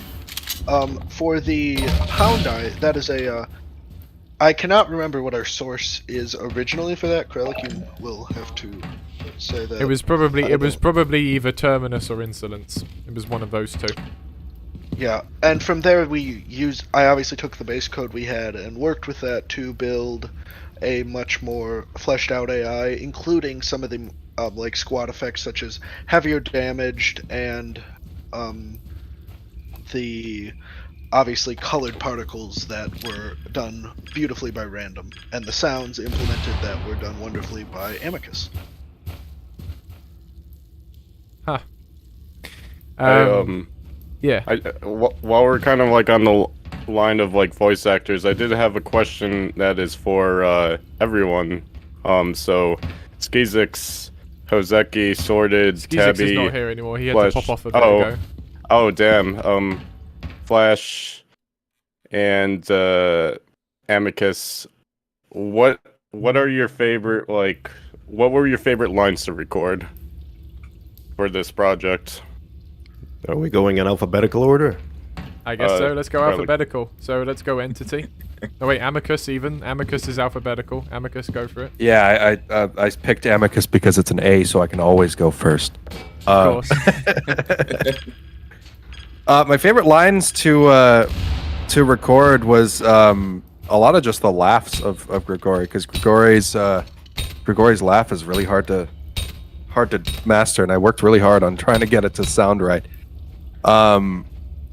And I like performing as Mike. Mike is a simple one that I can really just easily do, you know, because it's basically just my voice a little more hammed up. Yeah, that's mine. All right, go on entity. Oh yes, the next letter in the alphabet, or the fifth one. As far as I'm aware. No, I mean you know, I recorded those a long time ago, so I could say, the new stuff I re-recorded, I kind of had a lot of fun with, where's the Barney intro? No, I just loved getting into just the hyped, sort of vibe of like, you know, say, hey Gordon, hey Gordon, you know, like, hey, it's been a long frickin' time, huh? You know, so, oh, that was a little fun, just kind of getting in that vibe, and you know, I don't know if we showed the, oh, well, we're playing Div 2, it's not Div 1 yet, but, I recorded a new thing, where a new, line where my mask is on, so you'll hear more vocoder effects from Barney. Those are always nice to play around with.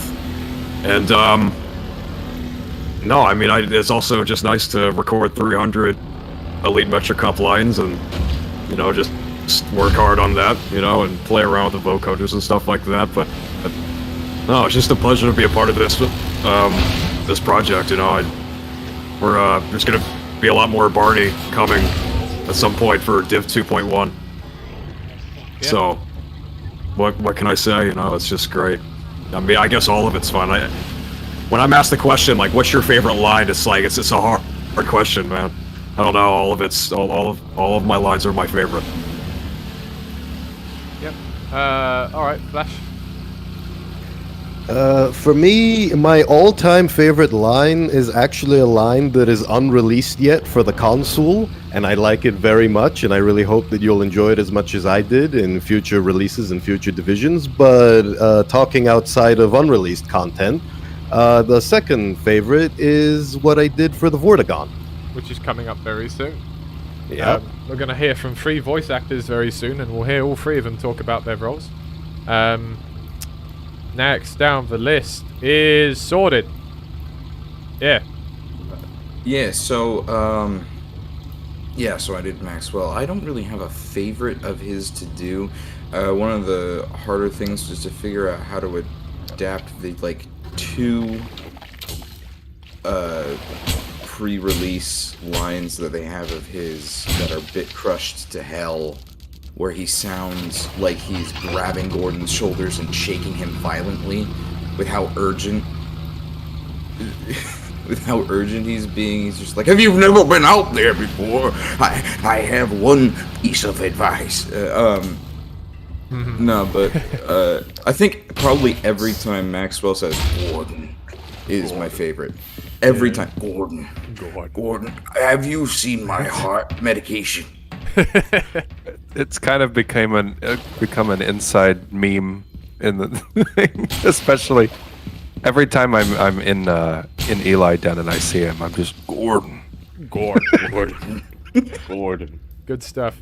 Tabby, what do you think? How have you felt voice acting has gone so far? What's your favorite thing you've done so far? I'm not sure I have a favorite line as Rosa, but in another character I play, I think I had to be corrected in my pronunciation of Kraken or Kraken. I still can't do it. Like every single time I did a take. So that was fun. It is just fun in general getting to do any lines where you're talking to the Gordon Freeman. You can't beat that. There you go, and we will hear more from Tabby and her great Elena Mossman voice acting when we do a Division 1 developer stream, which was of course her main role in the mod, and she, as a result, mainly features in Division 1, but as I say, we do have a few lines with Rosa coming up soon. And Hoseki, what was your favourite then? I'm not sure I have a favorite line per se, but I did really enjoy the interactions and stuff with Alex's initial appearance, and especially Skitch. I feel like everybody needs a Skitch in their life. Like, it's just a very good boy. He's just a good boy. But I had a lot of fun with the initial appearance with her and just like interacting with the player. I think I also had a lot of fun doing the Combine voices because I got to kind of play around with it into what I kind of felt like fit a little bit as best as I could, obviously while taking the charm of the game still. And plus also, it was just the cop lines were. It was nice because I felt like I could kind of be me a little bit. Like my voice is naturally a little bit on the deeper side, and so I have that very like. I like to say I have a very powerful voice at times, and I like to use that when it comes to voicing literally anything. So that's really fun. I really enjoyed that a lot. Cool. And we just had a female cop there, so there we go. Something we haven't talked about so far that is now popped up a couple times is... Hang on a minute. Give it a rest. Enough out of you. Hang on, let me kill these guys, and then I'm going to call RZ to the stand. To talk about some decals, I think. I think that's all of them. I think he...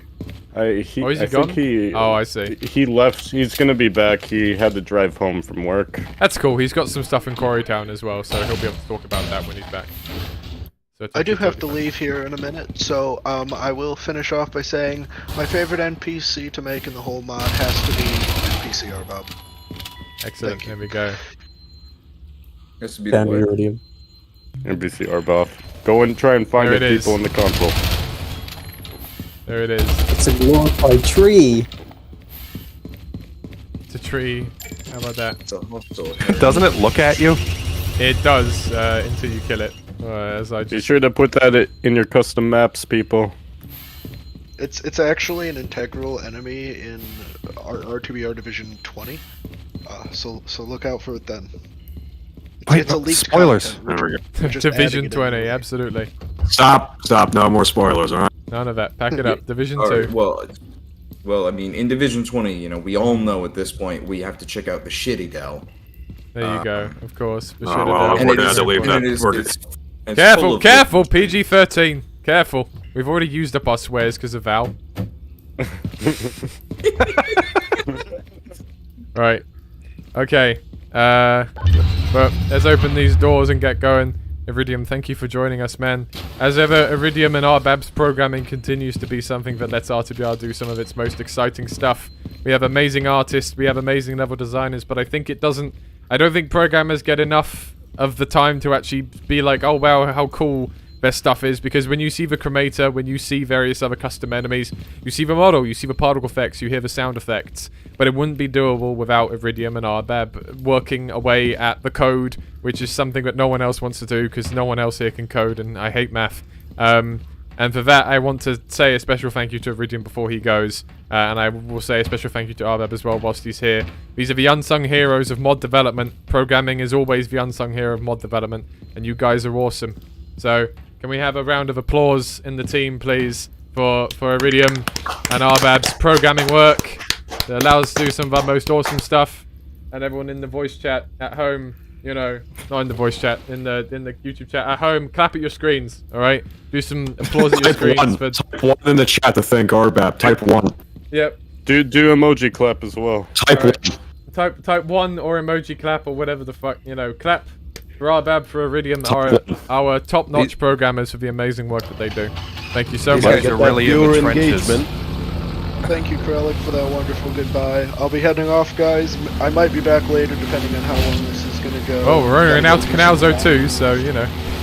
Yeah, true. Alright, for that, gotta do some Kralik. flying. See you guys. Bye-bye. Have fun, man. See ya. No, the airboat doesn't want to go up this ramp. That's fine. As I say, still working on this bit, in particular. These particular You physics. just need to put butter on the bottom of it. Absolutely. I like. It's kind of evil, but I like punting these hound eyes with the airboat. It's kind of fun in a slightly Like evil. hearing my dog cry. The airboat in particular struggles with this bit. We guys should just make this entire place flat. Here's an alternative. Let the airboat fly. That's a good suggestion, I think. Give it like a jump. Like if you press the space bar, it jumps. Let it live up to its name. Give it hydraulics. Give it a jump button. Here we go. All right. Hydraulics. We are Look about at the air this thing is getting. I'm gonna raise the volume on this because the airboat can be kind of loud and stuff, and these voice islands can be missed out a little bit in these tunnels. So I'm gonna come here so we can hear Tabby voice acting Rosa. It's time for the Panama Canal. Have a good one, peeps. Ah, the free man. We had thought of your arrival. Barney called ahead, told us to help you out. We've got an old chopper gun we can hook up to your ride. Mike, the radio operator, has some info for you whilst you work. Go on in. Alright, that's Tabby there. That's Flash there. That's Amicus there. Before we go in and hear from Amicus, let's handle the many-holed elephant in the room, which is, of course, the Vortigant. This was Andy's design, and it's great, and I really like it. And Andy's not here to go into great depth about it, but I can say that the Vortigant, it looks a lot like the Half-Life 1 by design. That is mostly the references I gave him. He prefers the look of the Half-Life 1 Vortigant, and so the Half-Life 1 Vortigant is what this guy looks like. The multiple eyes around the in that particular formation of eyes around the head. Some of the particular details. The holiness was, of course, also inspired by the Vortigant's look in Half-Life 1, where it just appeared a bit more holy and stuff. There's people on the team who can't stand this guy because of how holy he is and gross. And if he's grossing you out, but is still seeming to be a guy who maybe you'd want to catch a beer with on the weekend, and for him to predict your future and the future of your 20 alternate versions, there he is. Before we hear some words, if you just look at his face, he looks like he's having such a great time. He does. Look at him. He's happy to be here. He's happy to be a part of this. And then we have Rosa, of course, voiced by Tabby. I think an important thing when we're doing RTBR is having more generic citizen interactions. We're going to go back with Div 1 for this as well. But you play Half-Life 2, and there are quite a lot of bespoke, scripted sequences with just normal citizens. Not always named characters. Sometimes they're named, sometimes they're not. We decided to name these two because we wanted to give them a little bit more memorability. Tabby voicing Rosa. Do you have anything you want to catch up on that specifically? Not particularly. It's nice being able to see in context the character lines you're voicing. You know, usually you just kind of get a script, and you guys were good to include context, how you thought the character should be feeling. Just made it super easy for a voice actor. Yeah, well, I appreciate it, and of course, it's really great to have some bespoke lines as well from the mod. Very important. All right, let's move on in to hear from Mike, the radio operator. Dr. Maxwell. Damn it. Radio's a piece of junk. Gordon Freeman. We've been expecting you. I don't know what's got Kleiner and Barney so itchy about another scientist, but, well, I'm just a radio man. Dr. Maxwell's lab, if you can call it that, is at the other end of the canals. It's pretty secluded, and the Combine don't like to get out of the city very often, so you should be safe with him. Follow the canal path, and take down that chopper if you can. Rosa and I'll pack up here and get somewhere quieter. The Freeman's vehicle is prepared. Well, you best be on your way.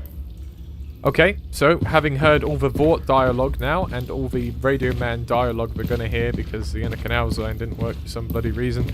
Flash, let's hear a word about your Vort.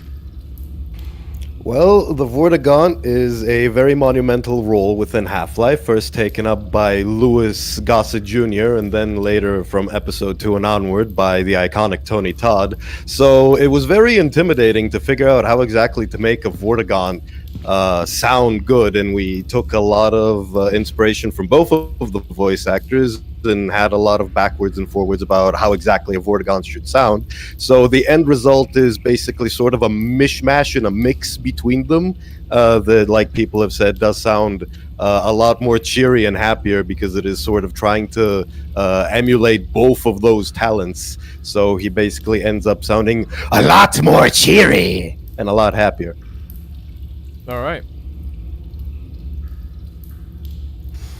Gotta love it. Cool. Otherwise, like, he took a lot of takes to do, and he was a lot of fun to voice act for, and I really hope that in the future we'll get even more lines for these guys. There's not much more to say. There was a lot of takes to get the voice right, because there's a lot of guttural throat singing that also has to be done in conjunction with regular speaking words. So it was quite the monumental task, but I think it turned out quite well in the end. Okay. Mike, Amicus even. Yeah, Mike. Mike, the radio operator. How does it feel to be Amicus? Well, it feels pretty good. I was dipping into my Cave Johnson more. The thing I wanted to do with Mike is do while sticking with the same kind of feel as the general citizen lines that are in the original. I wanted to make him sound a little bit more enunciated because he's a radio dude, so he's got to be very, very easy to understand over the radio. So I made sure that he's very particular with how he talks. If you notice when you listen to how he pronounces certain words, he's very, very very enunciated.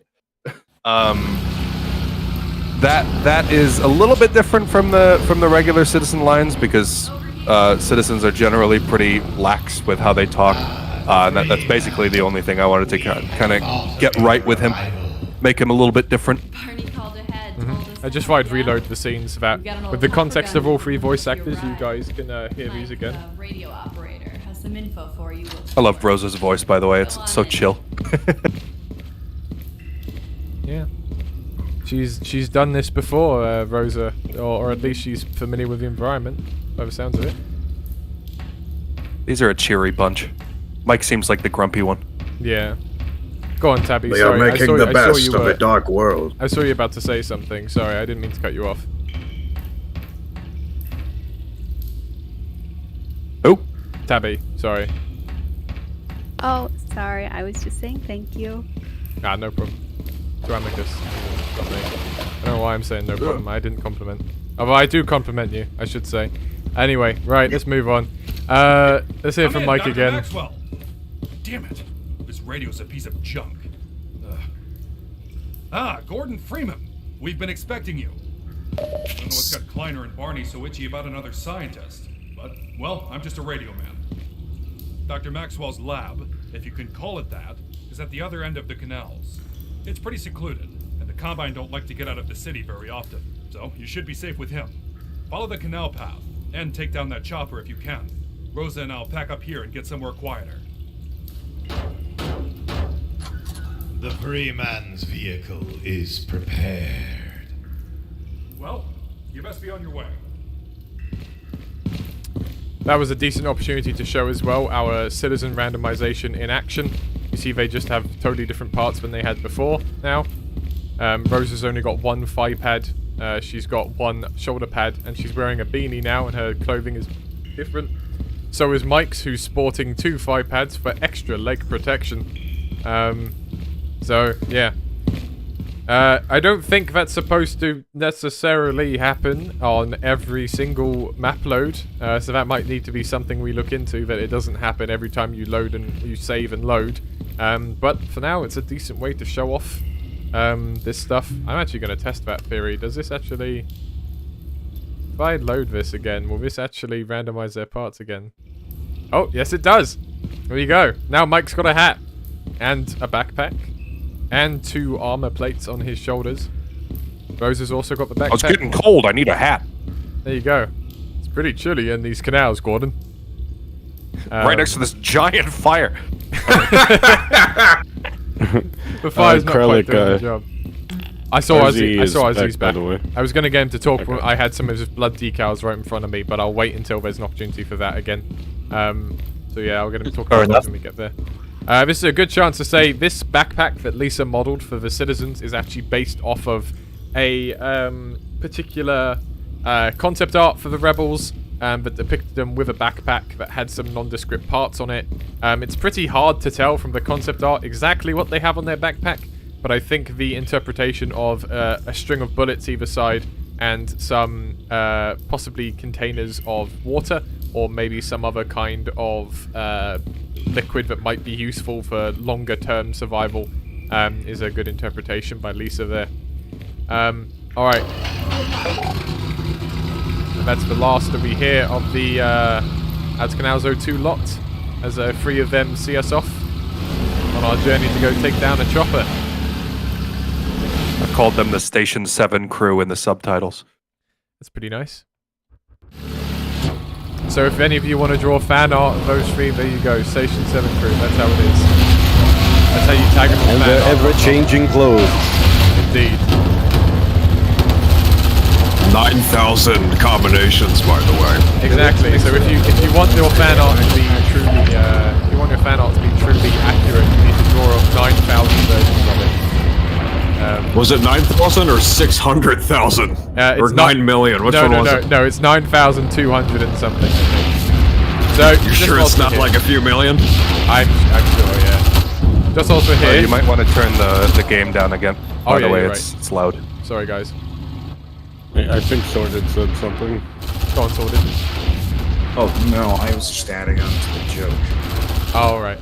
I'm sure it was really Nothing. funny. I missed it. I'm sorry. Yeah, no, it was actually the funniest thing anyone's ever said, and God. yeah. And I missed it. That's on Yeah, me. you missed it. That's on me. We I'm actually sorry. dodged a bullet. It would have killed us. Would have laughed until we died. So the reason why I'm deliberately sitting here shooting this APC is the APC now has a more delayed firing. This is feedback from the demo, not the demo, from the release we just made. It now only fires a rocket every 2.5 seconds, and the rockets do 25 damage instead of, for some reason, they were dealing 60. So if you were someone who struggled with the APCs, you should struggle a lot less now. Coming into here.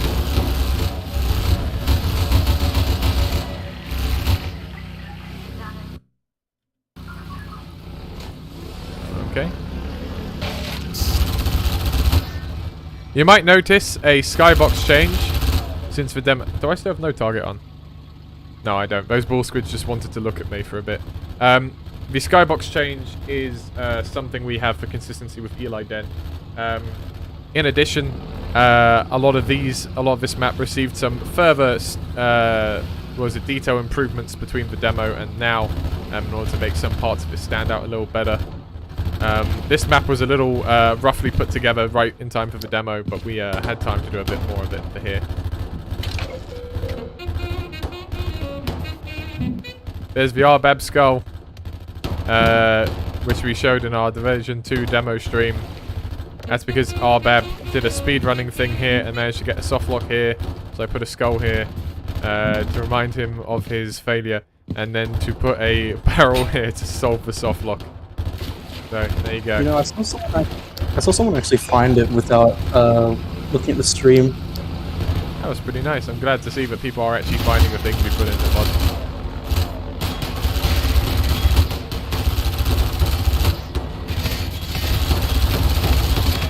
To him. There we go. We've largely talked about everything we're going to talk about now, so for the canal levels anyway, so we'll progress, but let's have some questions, because there's not a lot more for us to say, the current cast here. I don't know if you said this, I kind of walked off, but Random Cat Dude said to mention his missile particles. Oh yes, okay, we have an APC coming up, so we'll get to the next APC Random Cat and then we'll talk about them.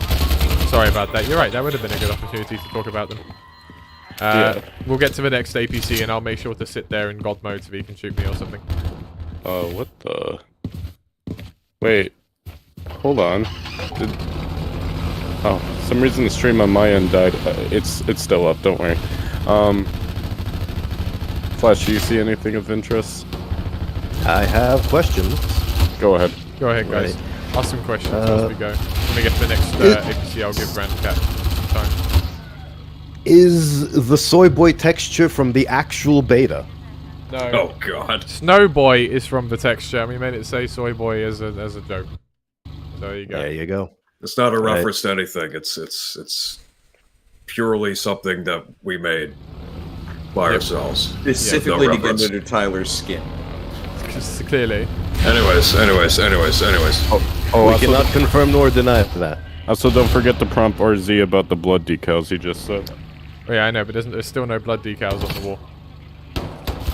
I want to get... we'll probably do it in Ravenholm at this rate. Because there's a lot of this stuff in Ravenholm. And also specific blood decals that are uniquely used at a specific section in Ravenholm. Exactly. Let's have another question, please. Will Overwatch have additional voice lines added to add to the variety of her directions? It is unlikely. I'm not terribly interested in having more. But yeah. No problem. Will no problem, Hunt- Lisa. Alright. Lisa needs to go soon. I think we've covered. We haven't covered the charred corpses in Ravenholm just yet. We probably won't get there before you need to go, Lisa. But I just want to say thank you for coming along. Lisa did as well. The charred corpses you see on the pikes in Ravenholm. So yeah. But go on. Let's ask a question, and then I'll let Random Cat talk about his rocket particles. Will the Hunter Choppers be able to drop bombs like in Half-Life 2?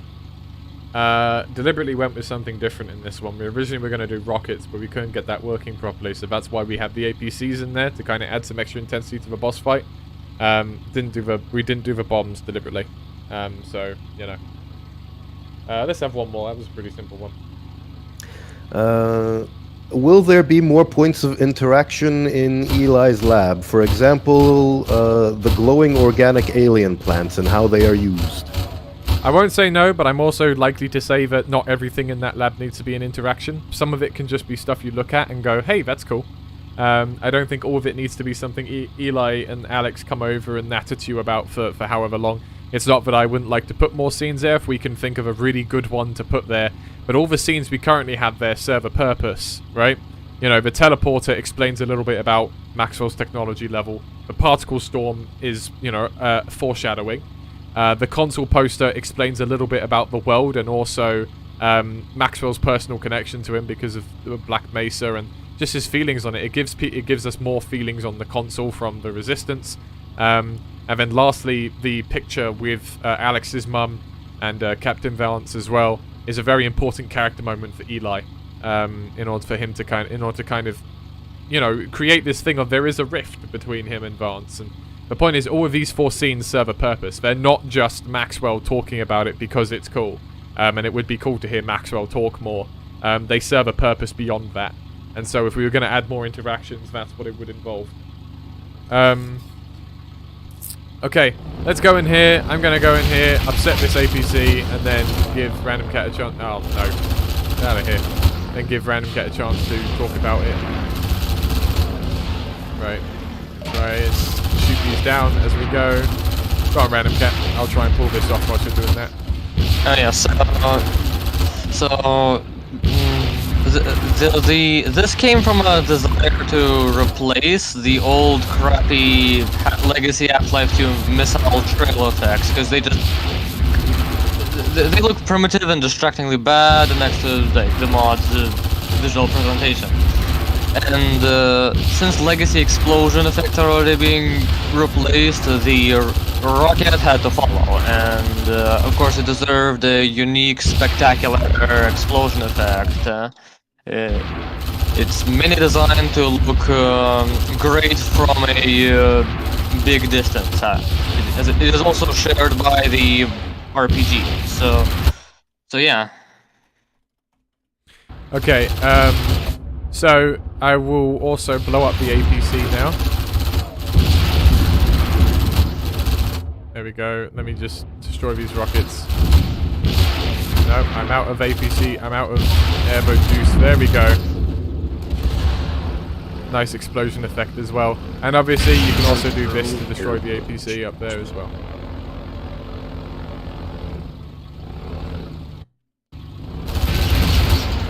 Okay. Let's progress then.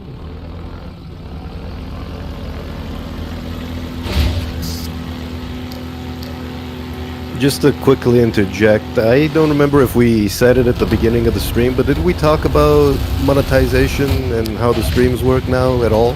Oh, we did not. So, most of you are probably on the public Discord, you probably already caught this, but we recently garnered enough views and watch hours on YouTube that our videos could be monetized. And once you can be monetized, YouTube puts ads on your videos anyway. So our thinking was, okay, well, let's own it a little bit. And we're not keeping the money for ourselves or anything like that. This is still a hobbyist team working for passion. But what we will be putting any money towards is charity. We're voting on a charity at the moment for our first donation from any proceeds from monetization. I will be honest with you, we don't exactly get a lot, so it doesn't really... We're not going to be donating probably more than, like, once a year. Maybe less at the current rate. I believe you can donate during streams now. You don't have to by any stretch. You being here and watching us is support enough. But if you donate, it will go towards charity, not us, if that's any consolation at all. Yeah. I don't think I did mention it, but there you go. That's the deal with By the that. way, if I may. If you may. By the way, do I sound like a robot? No. Okay, good. Yeah, can we just give a round of applause to Name's track here? This is one of my favorite tracks from Name. Yeah, it's a very good track. I can't clap too just- much because I have to not get blown up, but go for it, everyone else. Everyone type 1 in the chat. Type for 1 in the no, chat. Name's, Name's It's thing. gonna be nothing but ones all the time. Someone be a rebel and type type 1. 2. Someone type 2 instead. No, type 1. Problem is our stream seems to have restarted or something. There's technical issues. Yeah, weird.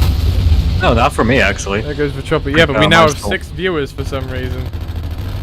When we had weird. 40 something a few minutes ago. It was weird for me, Kralik, like 10 minutes ago it showed the stream ended and it kicked me into your Goragulation stream and then it showed the stream was back on again. Oh, it's weird. kicking back up again, so. Okay. Should I do a message about this at all? Should I do like an at Yeah, here or maybe. stuff? We're sitting at 18 now. Here, the stream appeared to have bugged out and stopped, but it is back now. So if you lost connection to the stream, please feel free to tune back in.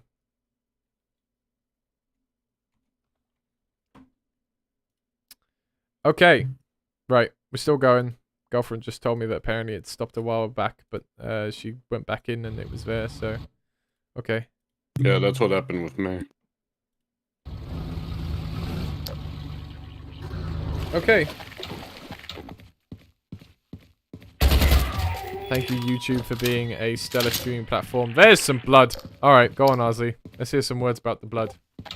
And other details that are here as well. Yeah, so it's actually one of the most factors that basically differs from the base game. I mean, some players will notice it, some won't, but it does make a pretty big difference from the base game if like custom textures are used. How I did them is basically I created a pattern, like, you know, did a bunch of brushes in Photoshop, and then created a shape with a mask. And basically I just like experimented with a bunch of shapes until like you know, basically something consistent came out and it wasn't too much repetitive. So basically that involved killing a lot of metrocops in test maps. And yeah, it was worth it. Although no metrocops, no real metrocops were harmed in the making of these decals. Very good. This is a Metrocop safe zone. Don't worry about it. But yeah, I think it's really good. And my philosophy with this kind of thing that I talked about with RZ and that we have is that, you know, like, why do we change little sounds? Why do we change decals? The reason why is because we want the mod to feel different. We want it to have its own personality. We want it to be like you're playing a new game, right? Like, this is not just Half-Life 2, but with beta assets. This is a very different Half-Life 2. This is, you know, a different game from Half-Life 2, and that is what we're trying to do. And that's and part of that process involves, you know, changing little things like the decals. It involves it involves, you know, just using lots of new assets, even for smaller things, because it's those things that are that build it up in the end. All right, we are now. If I may add, yeah, go ahead. just want to also mention that the quality is basically, or my also kind of philosophy, design philosophy, is also to match the quality of the project itself. Not make too HD or too low quality, like match specifically to the project needs. There you go, that's it. Alrighty, cool. You heard it here first, folks. Decals are cool. Let's go! That's the end of our canal journey.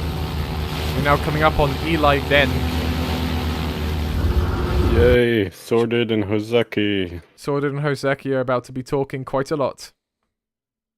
both in We're here finally and out in of game. the demo.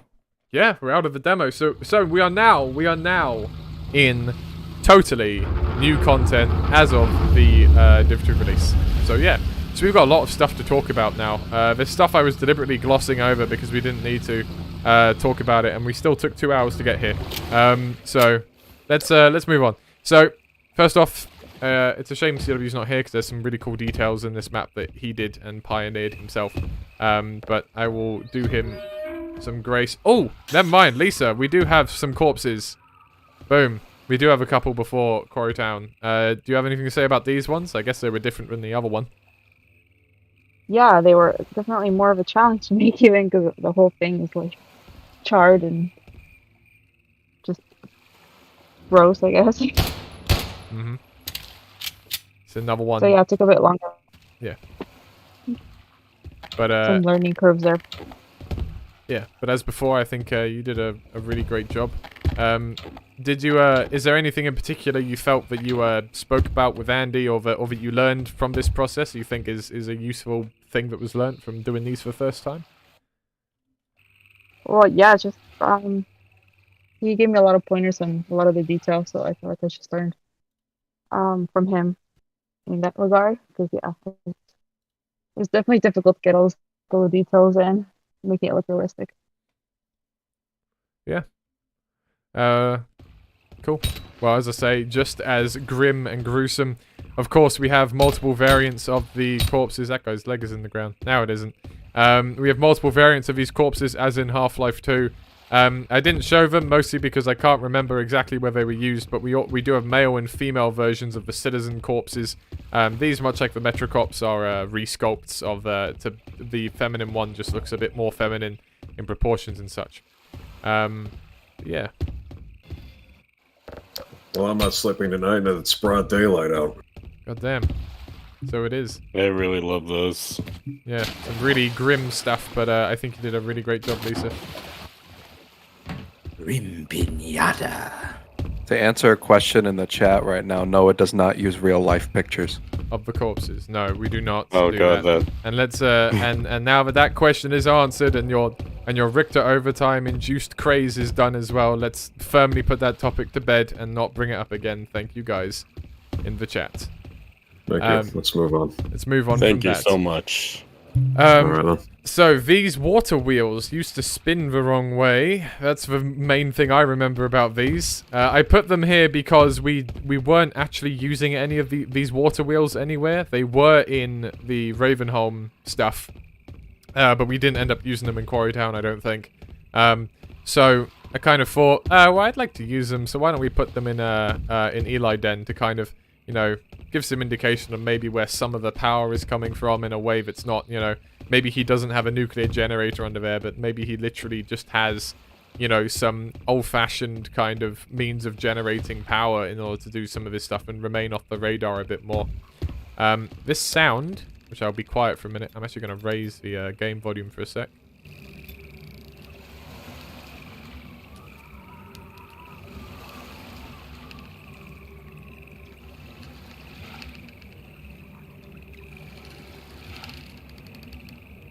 Alright, that has of the water wheels moving.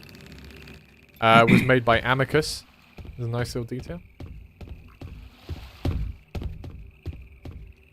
you have anything to say about that? I basically we took a already existing kind of wooden scraping sound, and I added some more like kind of creakiness to it. I pitched it down a lot, and I kind of added some more water sounds to it, just kind of make it sound a little bit more waterlogged. Mm-hmm. Very nice. This, of course, is the jet ski. Now, we decided not to go with the jet ski because fighting a chopper with a jet ski doesn't seem realistic and was going in the opposite direction from where we wanted to go with the airboat, which was to make it more powerful. This is, of course, where we leave the airboat behind for the time being. We're not going to have a jet ski section in the Arctic, and so, you know, we still wanted to maybe do a jet ski. This one doesn't currently work, but we do have plans in the future, if we have time, to make the jet ski functional, because we'd like modders to be able to use it in their own custom RTBR maps. There's more than a couple of people in the public Discord working on custom RTBR maps. So I wanted to give people that.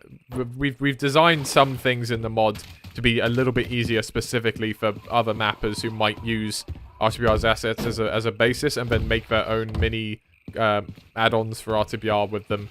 And a drivable jet ski is on the cards for that reason. Shout out to Crazy Dev. Shout out to Crazy Dev, who is one of our moderators. He streamed Division 2. That was fun. Let's progress. Again, CW, it would be nice if he was here, because he did this really lovely piano track here that introduces you in to Eli's Den.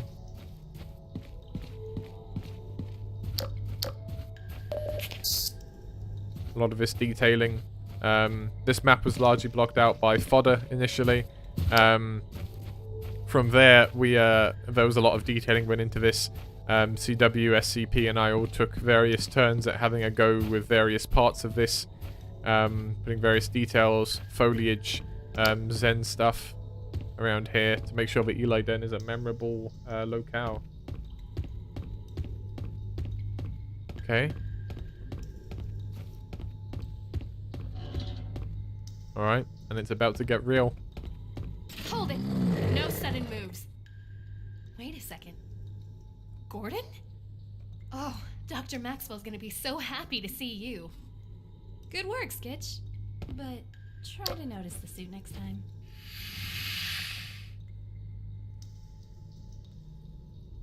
My name's Alex. Alex Vance. Dr. Maxwell's inside. Right this way. It must have been amazing working with the old lab team back at Black Mesa. So many great minds in one spot. There must have been so much going on. At least we've got you two still around. Sorry. I know it's probably a sore topic. I'm gonna let this scene play for a bit, by the way, because there's a natural break point. So we'll just let this play for a second, just marvel a bit at our collective cast and the work of the team.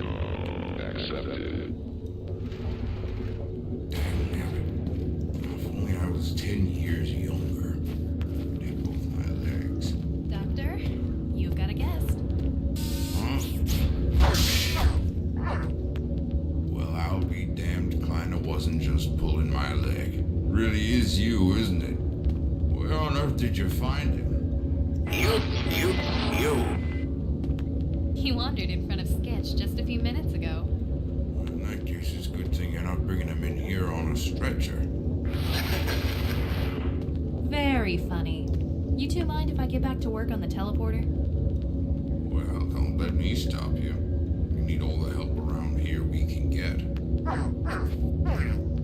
My name is Dr. Eli Maxwell, and this is my humble abode.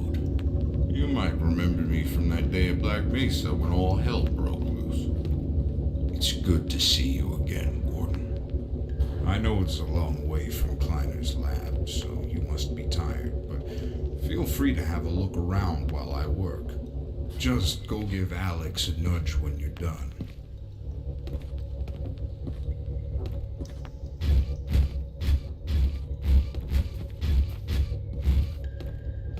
Okay, so we're probably going to be in Eli Den for about an hour, at this rate, because there is so much to talk about in Eli Den, and that is kind of by design, because this is one of those parts of the mod where, like, you have to really nail it, right? Like, just it is one of those atmospheres, one of those environments where it's just like there is so much that needed to be done. Right? We needed this to be a really memorable part of RTBR. We needed this to be a part of a mod where people play it and go, yeah, this is really quite different from, you know, retail, and and we wanted people to play this and go, man, this is what I kind of wanted to see from Maxwell's lab.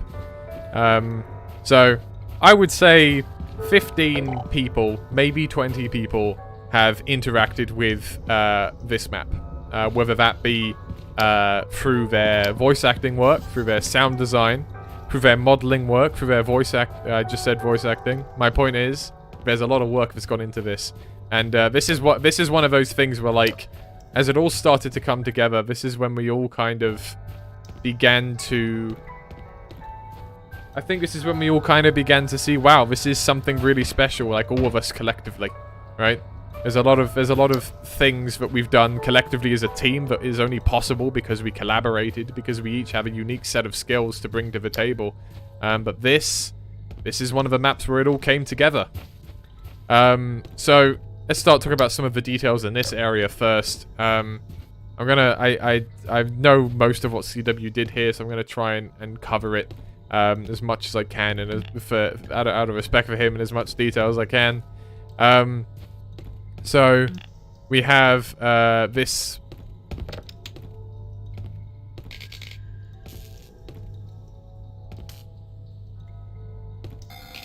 Warning, electrical damage detected. Warning, the time is now 7. There you go. So I believe those were made by name. That's this suit here was made by Egon, who was a modeler on the team. Calamando, also a modeler and animator on the team. He also animated Skitch and did a really good job bringing Skitch to life. Calamando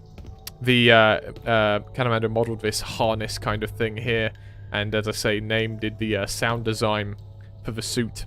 We also have this old kind of Half-Life 1 style suit charger, which also has some older sounds. Hey, pick that up. I didn't even know you could do that. I didn't know that was detachable. Me either. There you go. So, HEV suit not designed to be detached. Of course, we have various other reference props around as well. I see the gravity feature of the HEV suit is working flawlessly. Absolutely, it absolutely obeys gravity as any good suit probably should. There's a lot of little details I want to really make sure that I cover in CW's absence here, because he unbelievable. Well, yeah, first of all, Eli needs some relaxation on those difficult days. But two, this coffee cup has coffee in it, right? Which I think is just a nice little detail. We also have this coffee machine. Done. Done. It doesn't quite work. There's some more details to walk around here. Maxwell's cane is one. That's a cane there. His chair. Pick up that suit charger too. Oh yeah, crap. Yeah. Like we've even got like this like this, not the table, but the chair and the lamp were both also custom models by Egon. Meant to exactly channel the concept art in that regard. What's over there a sec? This is a server rack prop. I just made a retexture of this.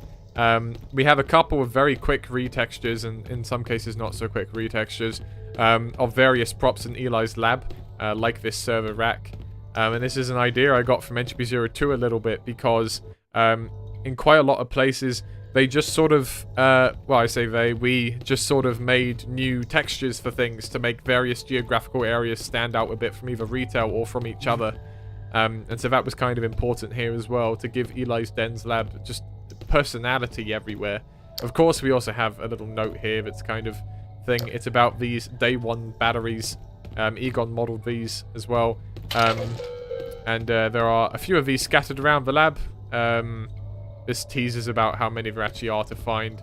We had a little drawing of Maxwell with the thing. That's probably a drawing from when you know, I don't know what I was going to say about that. I'm sorry, I'm kind of overwhelmed with the details here and trying to remember I talk about fucking everything. These adrenaline canisters, I modeled these. These are based off Half-Life 1 ones. They're just, you know, basically metal bottles from Half-Life 1. But I wanted to make sure they were in there. I was at the third F-bomb of the stream. Sorry, guys. Whoops. Well, we're really I guess we really are PG-15 now. I'm sorry. There are so many mothers watching this, Crowley. So many. I'm sorry. My own mother's probably watching this. To be honest. There goes our monetization. There goes our TV. Oh, she's gonna go upstairs and have a go at me for using the F word. Sorry, Mum. Anyway, more details to dig into. Let's go. Okay. Right. There's a lot more to dig into in here. And there'll be more to dig into back there. This, actually, I'll mention, is the front plate of our Wasteland scanner, which I think we've yet to reveal in full, so consider that a nice little teaser for Division 3. In terms of the details in here, we have these Zen puffs. I don't believe they were used prior to this map.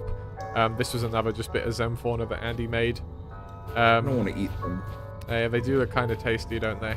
They look like they taste like mint toothpaste, and a mixture between mint toothpaste and mushroom flavored mint toothpaste. Stick a needle through them and it just oozes out. Very nice. Skitch, of course, having a little nap in a little sketchy bed that Egon also made, meant to give him something cute. But he wants Skitch to be cute, right, for the player, in the same way that Dog is cute, kind of, for the player in Half-Life 2, right? We're going to see some of these interactable scenes, and then I'm going to query the voice actors and the sound designers responsible for some of this.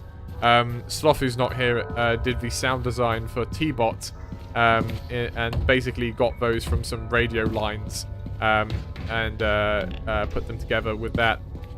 Talking about T-Bot is a very long topic that we have done before in various streams, and without Val here, and also without Sloth here, without CW here, I don't necessarily know if I just want to talk about it for fucking 20 minutes.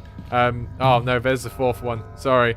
I'll try and see if Val is free right now. So my advice, check out the ModDB page, because if you want to see more details on why we made T-Bot the way he is, we actually interviewed Travis Brady, who was the Valve developer who actually made T-Bot. We interviewed him and got some never-before-seen information about how T-Bot would have worked. And from there, we were able to make a really authentic recreation of T-Bot. Okay. The Alex model was a combination of work by a previous character modeler, Mohammed. He was a really cool guy. He did some great work. He also made Maxwell's model that you can see here. Then Alex's character model was worked on a bit more by Egon. The EMP device on her waist there, that was modeled by a guy called Alexander. And it was based off of Half-Life 2 Survivor's EMP device. Lisa's just popped off, but Lisa, thank you for joining us and for talking about your amazing work today. I'm sure that you'll see more of her work in future divisions. Okay. Alright. We're almost at the point of talking about the voice acting, but let's get to some more assets that we have here. Okay, we have a bunch of these generic assets around the lab. Various computer monitors, tools, these kind of clippers, computer cases, tables, shelves, and wouldn't you know, we have more over here in the form of a nerd shelf for Mr. Maxwell, where he has 40k miniatures and a fake station. And these are all details that Val modeled. Again, we really wanted tons and tons of original, unique asset work in Eli Den to really help it seem like a different environment from any other lab before or since Eli Den in RTBR.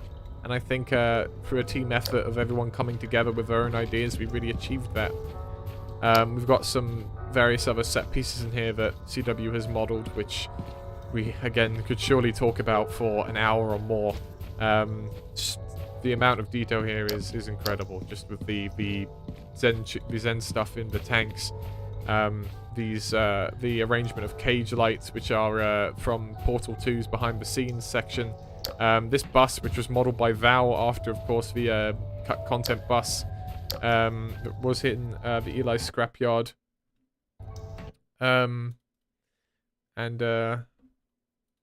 Okay, thanks Game Boy for letting me know. And you can walk inside, and even a little sleeping bag in here. There's some makeshift accommodation. Is that where Alex sleeps? Potentially. We have a couple of beds around the lab. There's also a bunk bed over here, I believe, so she could also sleep up here. Up there. Well, nice destroying the stuff under you, dude. Yeah.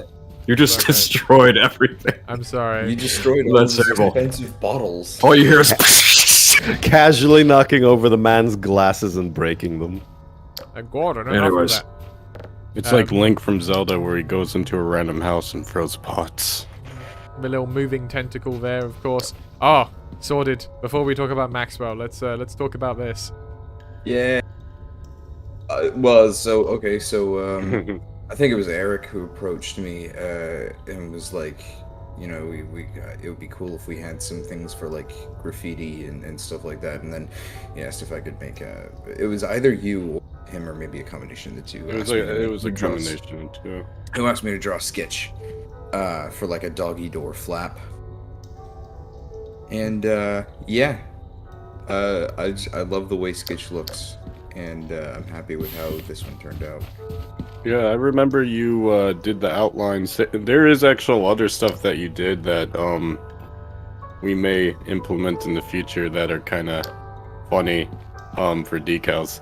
But yeah, you drew that and I colored it in, I remember. Yeah. The resemblance is uncanny. But it's a really nice detail. As I say, we want Skitch to like fearsome to anybody that's not Alex and not the player, right? And even fearsome to the player initially, right?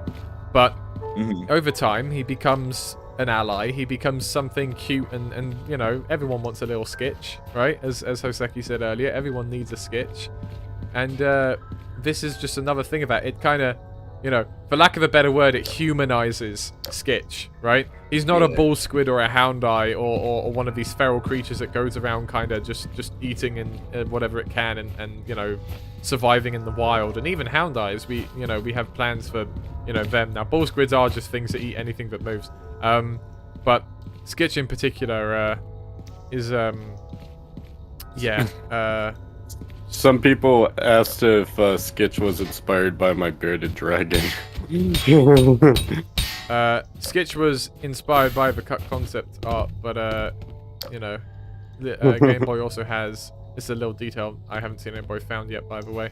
When you come back in, the little you can't leave No anymore. CW, I You think. used to be able to leave, and then Maxwell would say, "It's like, Gordon, where are you going?" Yeah.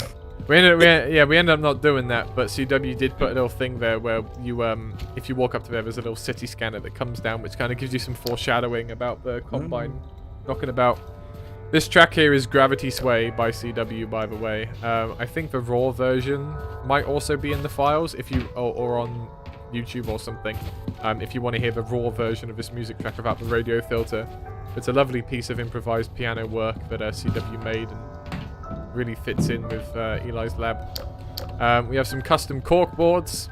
There's a lot of references on this one. Obviously, we have the HEV suit. We have a top-down view of the lab area as like a combination area. Some various post-it notes around the place. These are actually references to post-it notes from Division 1. For example, in Division 1, in the Kleiner cork board equivalent, what is it? I don't remember if it was Sorted or Flash who added this detail. But Eli basically asks Kleiner, you know, hey, have you done my leg yet? Also, Skitch keeps trying to eat me, help. So we have another post-it from Kleiner here that says, legs in the mail, Eli, and have you tried giving him watermelon? So I did a little thing here with the Skitch thing, with the drawing and some watermelon and happy Skitch. And we have a couple of other references here, which I will not explain at this time, but feel free to let your mind run wild. The slight elephant on the corkboard here is this. This is the leaked gravity gun design that came out around the middle of 2022 or something like that, like late 2022. This design came out, and I shoved it on a corkboard so that we had a reference to it, because ours is already modeled, and I like our model, and we're not going to touch it again for that in particular, but I wanted a reference to it. These are some less interesting corkboards I whipped up in the same Easy 2 spirit of just whipping up different corkboards. This one's, though, got the Alex, like, machine gun, like, blueprint on it, because we didn't do that in RTBR, but yeah. Okay, I think we're almost done with the models. This is a new generator prop there's actually a couple of props here in order to actually make up this whole assembly here. This was modeled by Val. He made this entire thing here. Random Cat's going to be able to talk about a particle here in a second.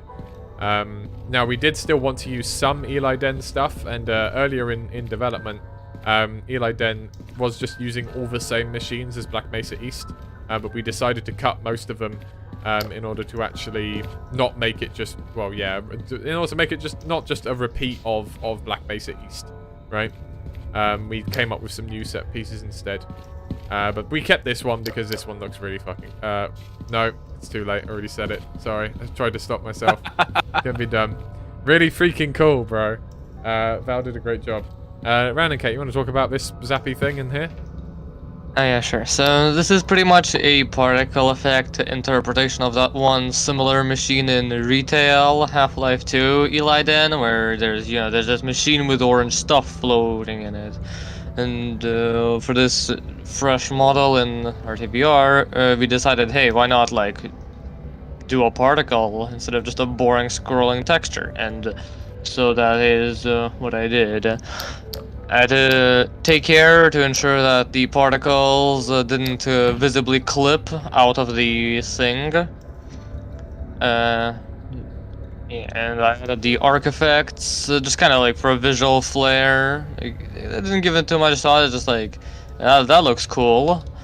And also notably, it required, we had to separate the model into two to get this to work properly with Source Engine's alpha sorting. So the glass and the rest of the opaque geometry are separate models. Is there glass there? Yeah, there is. You can see there is when you turn on the flashlight. There's a little, yeah. So, yeah, we had to mildly fight with Source Engine to get it to work, but we got it working. As per usual. Doing anything cool in Source is an exercise in having to fight with it. But there you go. We manage here at RTBR. Teleporter model. Yep, yeah, and T-Bot, of course. I'm going to walk around T-Bot a bit again. The exact reason we made him this way can largely be identified from concept art, from textures in the cut content that are available for T-Bot, and also from our interview with Travis Brady, which, again, find it on the ModDB page. Val would probably have a bit more to say about this if he was here, but I won't speak for him in case he can pop up. Poke him someone if you're about. I will just point I already out, did. Sure, I will just point out a couple of details. So his fist here is actually the front half of a combined guard gun, welded to his fist to make it like powerful and punchy, and provide a frame for it. This is of course a recolored city scanner head. That's our city scanner. What else? And this is a combined guard leg as well, as was indicated by the cut content textures for dog/T-Bot. He also has another combined guard bit there. I don't believe this model is still in the files, where it might be actually. It might still be in the files, I'm not sure. But I made a version of T-Bot, which was just a retexture of dog to be mostly yellow and using cut content textures. And then I also, in various places, I basically made a statue for Val to work from, which featured a lot of these details, and he did a really good job of that. I should say there's also a Chromatus tank there, and the nozzle on the end of his finger is an immolator nozzle. So there's a lot of bits here of dog being constructed of loads of little details. Will we ever see T-Bot in combat using these things? I think it would be cool if we did. I would like to. I would like to have him run up to a soldier and set him on fire. I think that'd be pretty cool. I think it'd be cool for T-Bot to do something other than smash someone. You know, set him on fire or something. Alright, teleporter. Also a Val model. This teleporter... Oh, okay, we're almost done with the assets. This teleporter was modeled by Val. It's another one of those things of helping it stand aside from all the other labs. We basically picture every lab having its own kind of teleporter. Maybe all these scientists who worked at Black Mesa, they worked as a team to make the teleporters at Black Mesa, but then when they are off on their own, you know, not being assisted, you know, by each other, working in a team environment, you know, they have to just make a teleporter themselves. So Kleiner's teleporter is an example of what he would do. Kraken Base doesn't actually have its own teleporter model yet. It's still brushwork, but we made more detailed brushwork. But all of these labs have different teleporters, and it's like their own different interpretation of how this technology should work. This particular teleporter is based off a piece of concept art, which was actually for a Combine teleporter. You can make your own assumptions about that. Maybe Eli stole some blueprints that the Combine were working on in making his own teleporter. Maybe he worked with Elena or something, because Elena is kind of a triple agent in content and stuff. She seems like she's working for Resistance, then it seems like she's working for the Combine.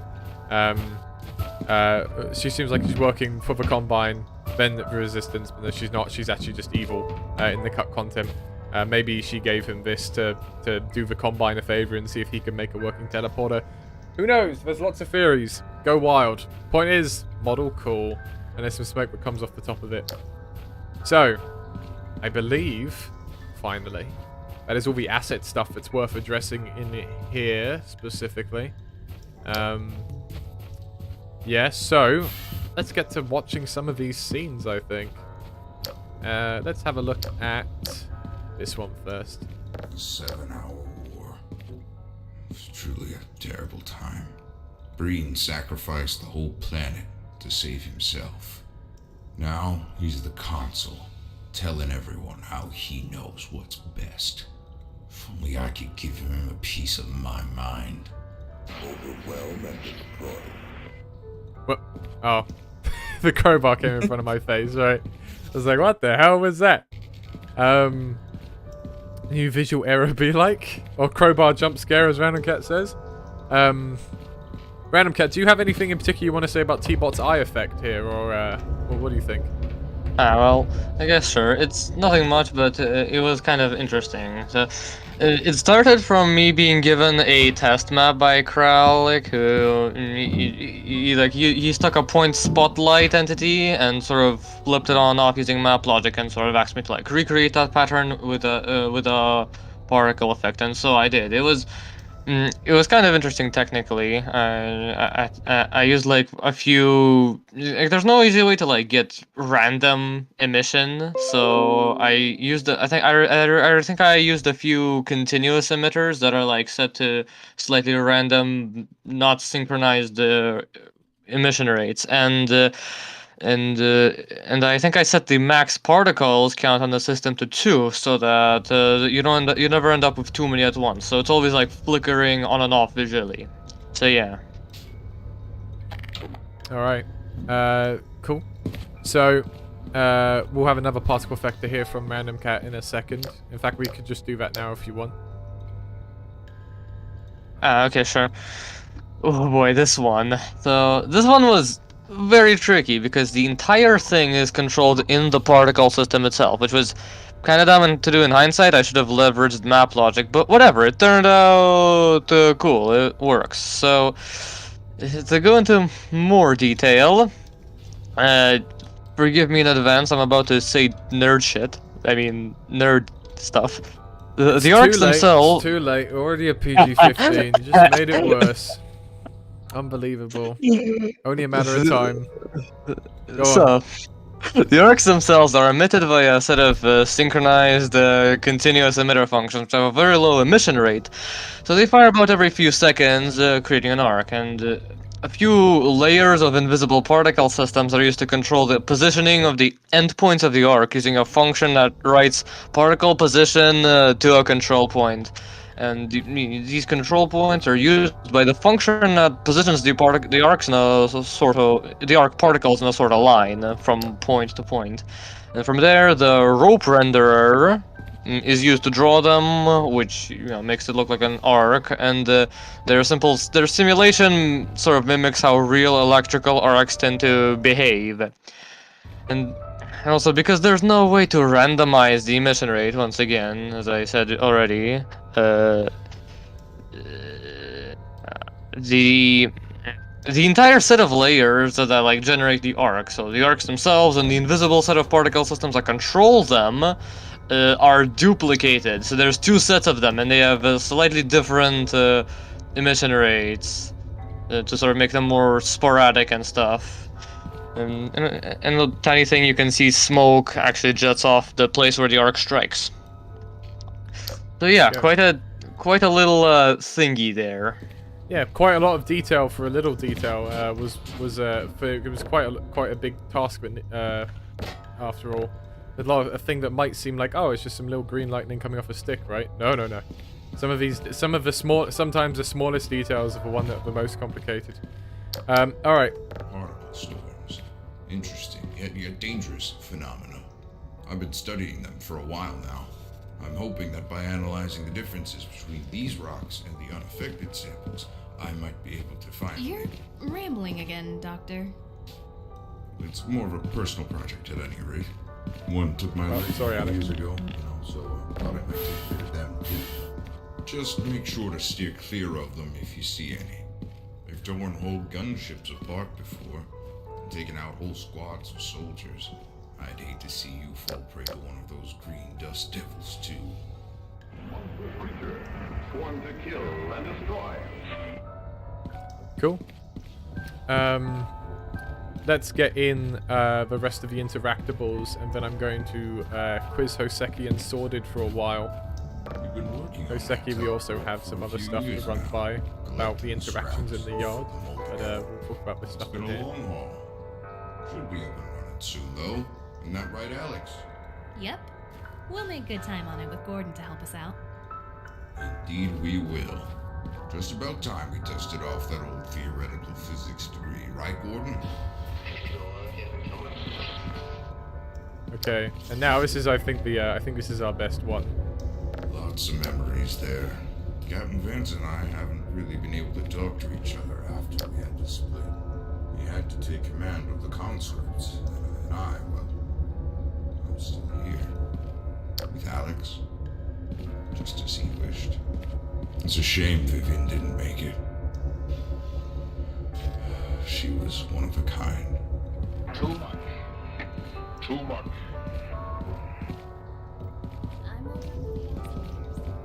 I'm gonna need to head out back to get the covering plate. Hey, Alex, go ahead and take Gordon with you. If he's gonna be here for a while, he might as well know how to work the manipulator. Really? All right. Come on, Gordon. I'm gonna show you something neat. Alright, so now that we've heard a full range of stuff... Actually, hang on, Alex might say a bit more and I don't want to talk over her. So let me just... I think she says a bit more after we go from this scene. Once she's waiting for the player to actually come into a trigger volume, I will quiz some people.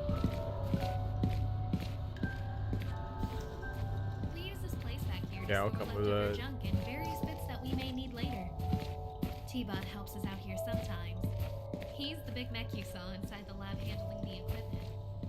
I helped Eli build him. He needed a lab assistant after all.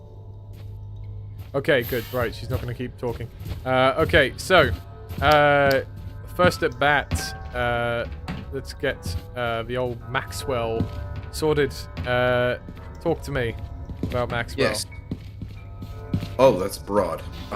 Okay, well, okay. Here's let's break this down. So you and Hoseki obviously do a lot of lines in here that interact with each other, but also lines that interact separately. So I'll ask you about some of the some separate things. So first off, let's hear from you a bit about how Maxwell talks about Alex, right, and his interactions with Alex, right, and what you think about that. I think at this point, you know, they've been. I think at this point, it's been 10 years, right, since the 7-Hour War in this alternate universe. Yeah, I think so. And for a good portion of that time, they've been alone here. So I imagine she's a sort of surrogate daughter to him, daughter, granddaughter, something like that. He's pretty damn old. But. Yeah, anything else there? I was gonna say, Hoseki, when talking with Maxwell, what was the vibe that you got from Maxwell and Alex's relationship? I think I have to agree. I think their relationship very much comes off like a caretaker, like grandfather, granddaughter role, very much like a guardian figure in her life. And I mean, they've probably been here for a really long time, so I imagine they're just comfortable with one another. Like that's just kind of like what they're used to. And it just feels, I don't know, it just feels comforting between the two. Yeah, it's like they found this place and they made a home here together. Exactly. Yeah. A home at the end of the world, right? That's kind of what's going on here. Bittersweet. Yeah. Yeah. With the radio, with the fact that, you know, Alex knows the tunes to play to an old man like Maxwell. They've got the pet, they've got something that can keep busy, you know? Yeah, that was the sweet part for me. It was just like, oh wow, like she knows just the right tunes to play for him to really just kind of like set a specific mood or to like cheer him up or whatever it may be. I thought that was really sweet. It was really touching. Yeah. So let's pivot now a little bit. So this is getting into some character stuff about asking the characters what they think a little bit of these things. Sordid, probably I think it would be hard for anybody to disagree that probably your best performance is about Vivian and the picture frame interaction here. And what do you think about that? Where did you draw upon that particular scene? Shoot.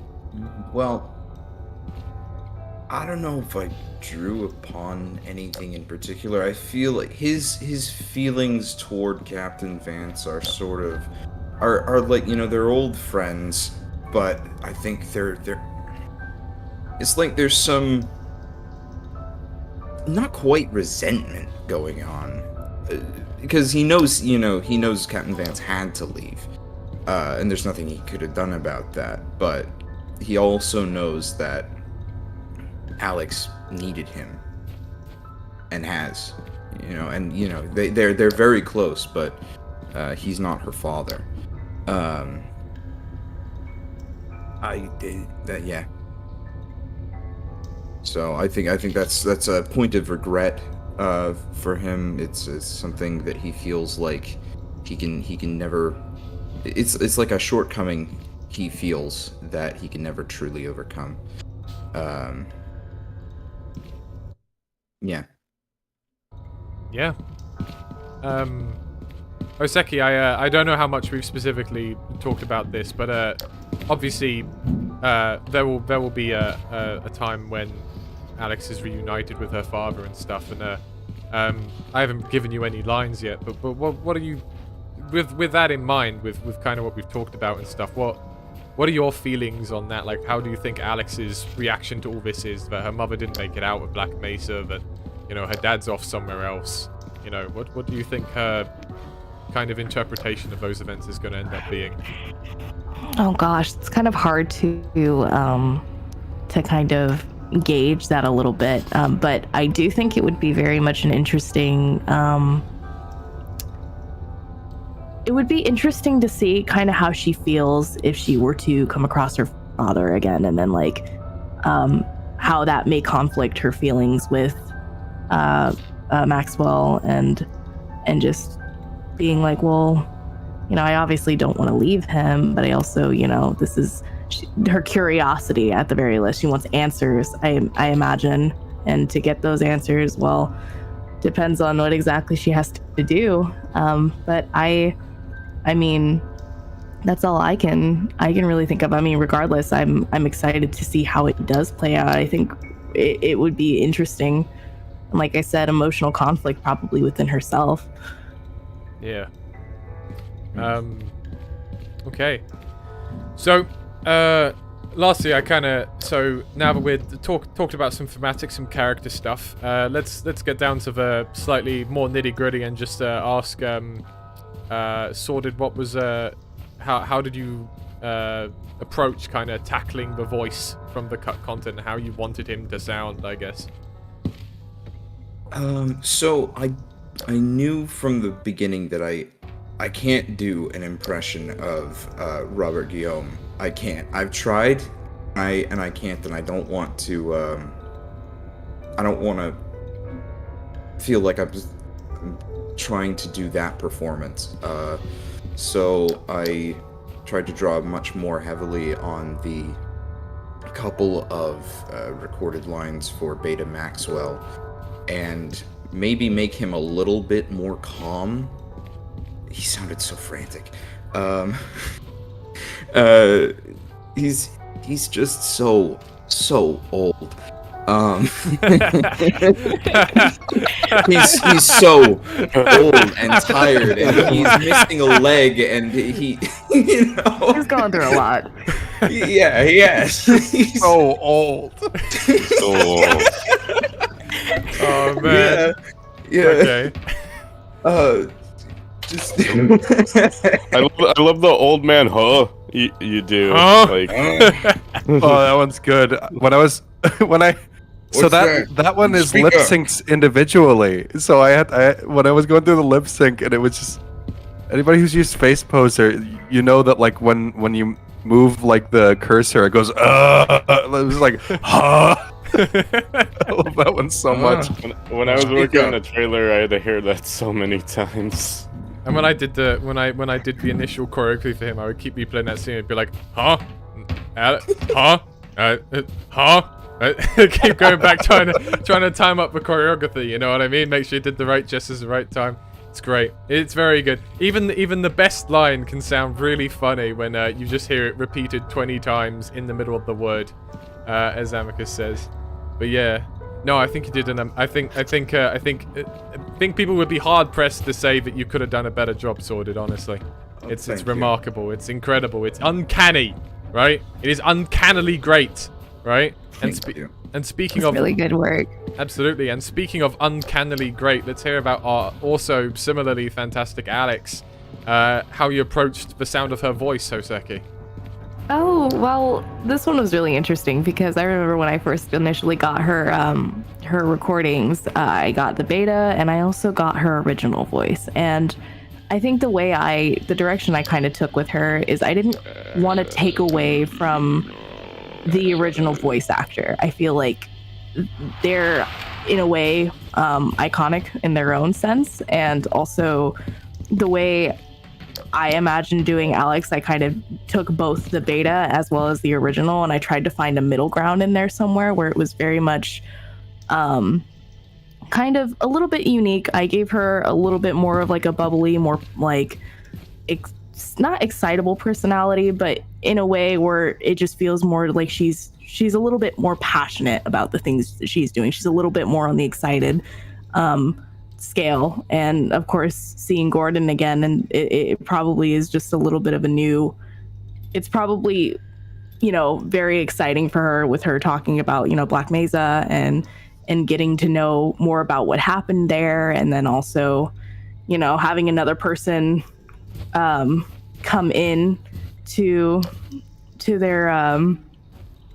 their place after probably not seeing anybody for a really long time. So I just imagine this is probably just a really like cool moment for her. And I kind of really tried to balance it a little bit while also giving her, you know, a new approach.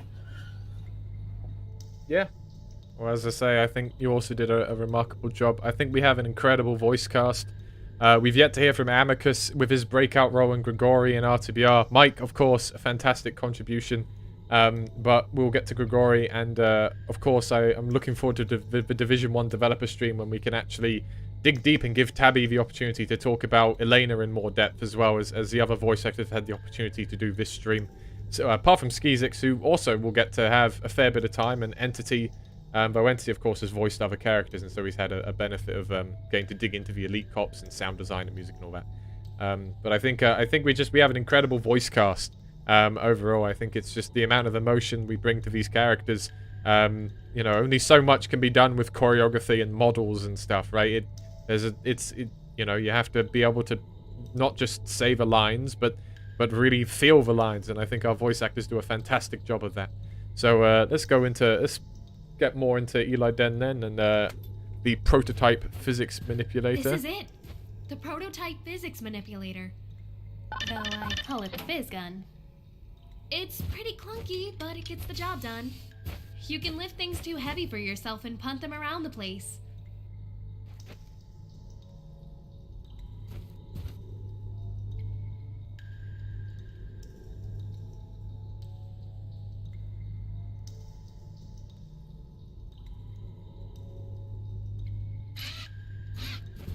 Go on, give it a try.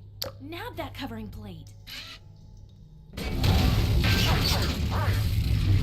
Awesome. Oh, that never gets old.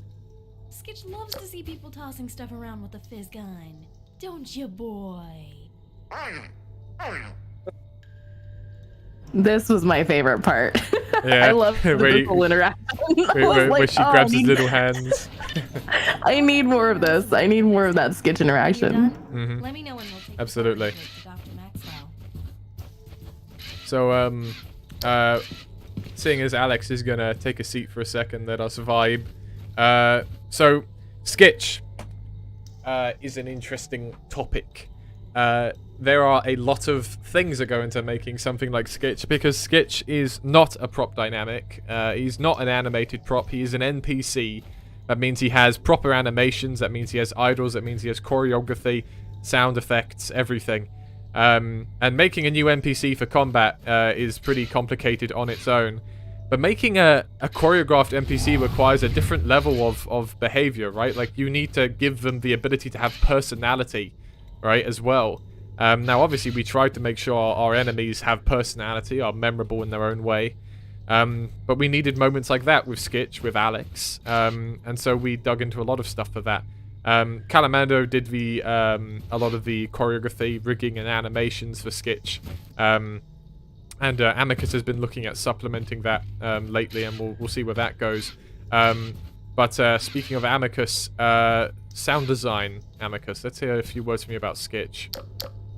So, basically, right out the gate, Kralik and I both really agreed, because when I got told I was going to do the sound design for Skitch, I was actually really excited about it.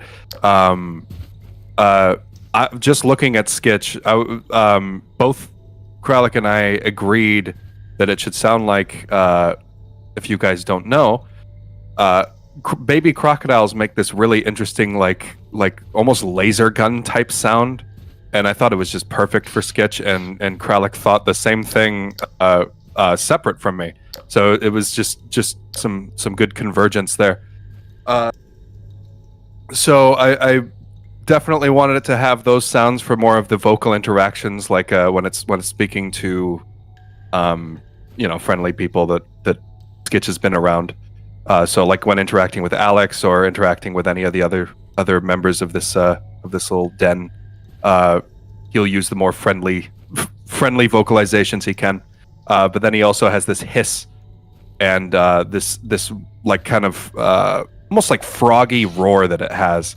Kind of just based on its appearance of looking almost salamander-like, but also looks like a fucking dinosaur. Oh, fuck. God dang it! I mean, you did it again! Here, I have Hey, I've got one of those too. That's what we need. We're going to be needing that, so We need a swear jar. Excellent. Right, we need someone with their finger on that button at all times, just in case. Right? There we go. We'll make up for the demonetization with a swear jar. Excellent. Yes, There you go. exactly. you should make up for it with a Bible verse, man. It's so hard for me, guys. It's such an integral part of my personality. Well, we got the fifth Say fuck, it. but okay. I mean, six. Sorry, go ahead. Cut it out! Cut it out! Listen, I'm for every swear, one of you will do what No, he did it again! Right, okay, Skitch noises, please. I'm sorry, go. Right, Fine, Skitch okay. noises, come Anyway, on, anyway. let's bring it back, Skitch noises, go. Skitch roar, Skitch hiss, Skitch. Skitch. Yes, Right. that's him, looking, breathing. Yep. He makes noises, and Amicus made those noises. Yeah, a lot of them with my mouth, and a lot of them with like just everything that I do. It's either my voice or it's samples. So Yep. I wish I had kept the Kralik cut of the Skitch noises when I was making all the noises for Skitch. Oh my god, the Kralik cut of everything is great. Because Alex used to go up to Eli, and instead of say Hoseki's line, would go, "Do we have a guest?" because I do the first pass of any choreography, right? So I need lines for there. So I give the lines to the voice actors to voice act, or the sound designers to sound design, and in the meantime, I put my own in there. So when I go, "Doctor, you have a guest," and then Max was like, "Huh?" And it's like, "Ah, Skitch brought him in just a few minutes ago," you know. Or I remember this. I was losing my mind when I first saw it. It was so funny because it was Hoseki's lines up until then, and then it just jarringly switches to Kralik. Yeah, exactly. Because that was about what lines are ready, you know. So it's like, Hoseki's got some lines ready. I'll put these in. Wait, you made placeholder lines? I didn't know that. I did. The Kralik's lines are in there somewhere. They're probably, I don't know. They're probably in a channel somewhere on the development Discord. I don't know. Can you demonstrate it again real quick for us? It's like, "Doctor, you have a guest," you know, and then all that. and then when we have the impression of a famous person, of course, and then when we have the Skitch noises as well, I actually did it half for the choreography and half for Abacus's benefit, so that he kind of knew what kind of sound I wanted where in the choreography. So that was Skitch just going wah wah wah wah. This is back when you had This is back when you had like a headset microphone too, so it was really bad quality. Yeah. This is not when I had the roar was like rah, rah. It was like literally the intro was like was the introductory line, you know. Those need to be packaged in their own thing. Oh yeah, absolutely. I will never forget the sound you made for the Gon arc. Just so you know, I'll never forget that. Well, you know, it lives on. When it gives birth to a head crab, that lives on in one of Amicus's sounds he made. It lives runs free in my mind. Apparently, the stream is dying again. Can anyone confirm if the stream is dying again, and if this whole nugget of a conversation was just bloody missed? See, I didn't swear there. Soft one. There we go. That's fine. I mean, we've still got 18 viewers, so I think some people lost it, but some people didn't. we were at 25 now. Oh, right. Well, I guess it's slow on my end. Don't worry about it then. It's probably back fine. I think at some point I'm probably going to make an edit of the SpongeBob caveman of Eli Maxwell when he goes, huh? Yeah, of course. So just keep that on your radar. Look out for that sometime. Photoshop warp him to that image. There you go. It's even better. Just plastered on his face. Alright, so that little thing done. Now, I believe Iridium programmed Skitch. Iridium's not here right now. But he programmed Skitch as well, made him a functioning NPC with all these features and so on. You know, as I say, it's just, we needed a foundation, and again, it's one of those foundations that doesn't get appreciated, because without Iridium actually coding the NPC, we couldn't have stuck all this stuff in, right? So it's like, you know, it may not be the flashiest part, but it is, you know, a really necessary, integral part that programmers don't get enough credit for, unfortunately. Otherwise, Andy's not in the room, so I'm going to have to talk about this a little bit for his benefit, but this is Andy's model work again, of course. Andy does wonders with anything I give him. I've never been ever disappointed in a model that Andy has made. His creature models are something to behold. Possibly one of the defining factors of RTBR is Andy's character and creature design that he brings to the table. It's an inspiration for a lot of the rest of us, character modelers, you know, prop modelers, level designers. You know, Lambda's back again. Hey, Lambda. But it's really good, his model. We actually went through a couple of different iterations of this. One of the iterations was kind of a bluer color, like a much kind of milder blue. It kind of made him look a little too friendly, we found. Also, this pose where he has his hands outstretched, initially his pose involved him having his hands curled up into fists a little bit. And these kind of and these teeth were much softer, and he had much softer, more friendly features, which absolutely would have added to the whole Alex's pet kind of thing.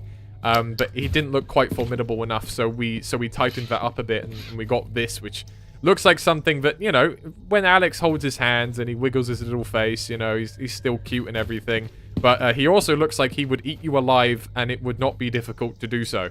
Which is part of the design behind that, right? And it's the same as with Dog in retail, right? Like Dog and Alex have some really great moments in retail, right? But Dog could literally turn you into paste.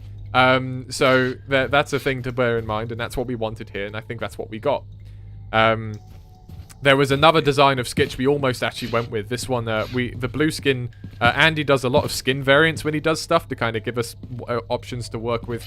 And with doing Skitch, we had the blue one, which we didn't go with. We had this kind of lizard skin one, which obviously we did go with, because that's the one that's in Division 2. But we also have another skin lying around here, which I might release at some point, just because this is the same model, it would work on it. And it's based off of a drawing that De Beer Eng, a concept art at Valve, did for another project of a creature that looked like a baby Skitch, and it had like an orange lime down its body. Andy did actually make a texture for that as well, but we opted to go with the lizard skin design in the end. So there's the Andy preamble on that. So this junkyard, this is, you know, your traditional physics playground. Come in here, toss some stuff around, you know. There's a couple of Easter eggs to find, as with the rest of RTBR. There's always something worth digging into. Put that down. That down. I think this is going to be the easiest way to get up here. Maybe. Am I going to be able to manage this? No. This is where I embarrassingly platform in front of not only the whole audience but my whole team. I'm trying to get up there. Oh yeah, I forgot those boxes just break for some reason. That's fine. I'm trying to get this. Another one of these. There we go. Another one of these old batteries. Some more props around the place. These are some general use props that Val made. We have some references to various other Half-Life 1 content as well. There we go. Talk about the isotope box. You didn't talk about that before. Yeah. This is so the isotope box was a pickup that was cut from Half-Life 1. Now we're not going to have Tau Cannon ammo pickups. We have another idea in mind, but we thought it might be good to have a reference to that. That's along with other content like these canisters and stuff like that. And there's I think there's meant to be a long jump panel around here somewhere, but I can't remember where it is. But yeah, they've also got these kind of flares. These are based on cut Half-Life 1 flare models. Again, that's actually something else I modeled as well. I enjoyed doing a couple of things for Eli Den. But yeah, you can also break these boxes. If you swing them hard enough, that is. You have to kind of make them swing. Barrels will fall out of them and stuff like that. And you can play with that. And this presented an interesting art pass challenge, because how do you make this not just Dog's scrapyard from retail? But I think we did a pretty decent job with it. It's familiar, but it's also different in its own way. And I think we're largely done here now that we've learned how the gravity gun works. A little bit about the gravity gun. This was modeled by a guy called Freeman, Demian Turkin. He was a great modeler. He also did our Citadel. Animated by Silent again, and the sound design done by a guy named Usar. I think the sounds of the gravity gun are incredible. I think it has a real sense of weight and menace behind it. It sounds like rickety and rusty, but it sounds like it could still kick your ass, which I think is important. Usar ended up having to go to focus on some personal stuff, but he might be joining back with us in the new year, now that we're in the new year, I should say. So maybe we'll see some more of his amazing sound design on other weapons elsewhere. Like, I'd love to see what he does with a combined guard gun, you know what I mean? That sounds like a really good time. So, yeah. Has a couple of idols too as well, but Silent animated.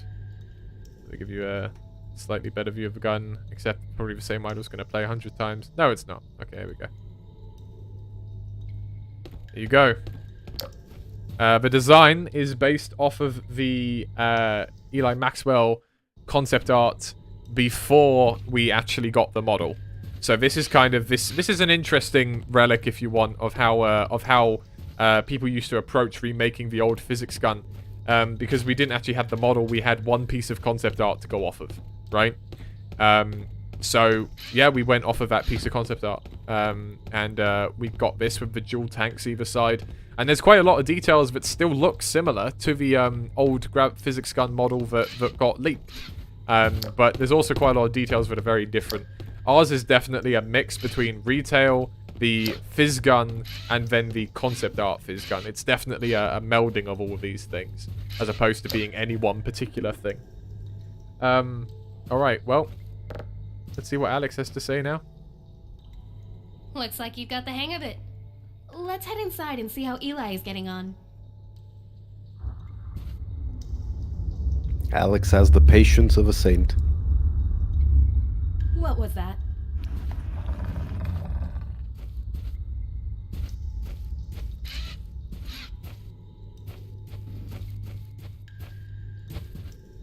I'm gonna put a save here because I'm gonna reload this sequence for random cat's benefit. Oh my god! Up there!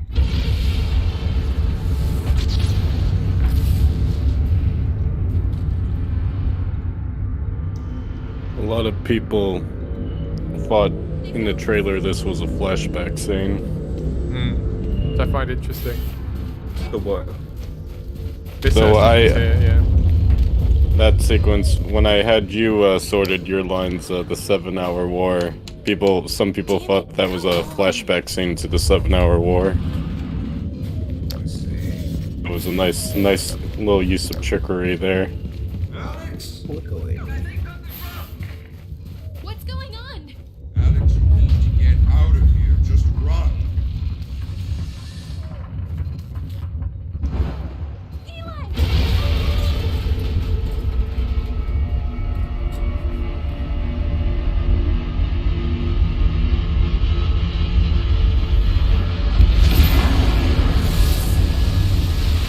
That sequence is incredible. That CW sequence did a really is good job. absolutely incredible. I'm gonna reload it so that I can give Random Cat the opportunity to talk about it a little bit. So Random Cat, do you want to talk about some of these particle effects? Oh yeah, absolutely. So, we move from a mere sample that the particle storm has affected to the real particle storm, So, with this one, I begun from the particle storm itself, using the directions and ideas that I was given. Which ended up as this spinning dust cloud with green energy and lightning zapping about in it. I think I recall Kralik talking about like having the idea of it being like a nucleus with electrons orbiting in it, kind of that similar sort of idea, and so that's sort of vaguely ended up with what we have. And from there, I made it, move across the place and create an effect for how it would brick up the area. So yeah, kicking up a ton of dust and dirt, sending it all cascading down the cliffs, and also sending huge green arcs striking the ground, discharging their energy into the ground. The arcs are a separate effect, which I made it so that the mapper could control where and when they struck. So yeah, it turned out really good. I'm very pleased with how this entire set piece looks, and I think my effects really elevated it. Yeah, I think it's really, really great, and I think it's good because we don't plan to do the particle storm in actual gameplay, but we wanted to still give it a really big part to play, right, in the actual progression of the narrative. So yeah.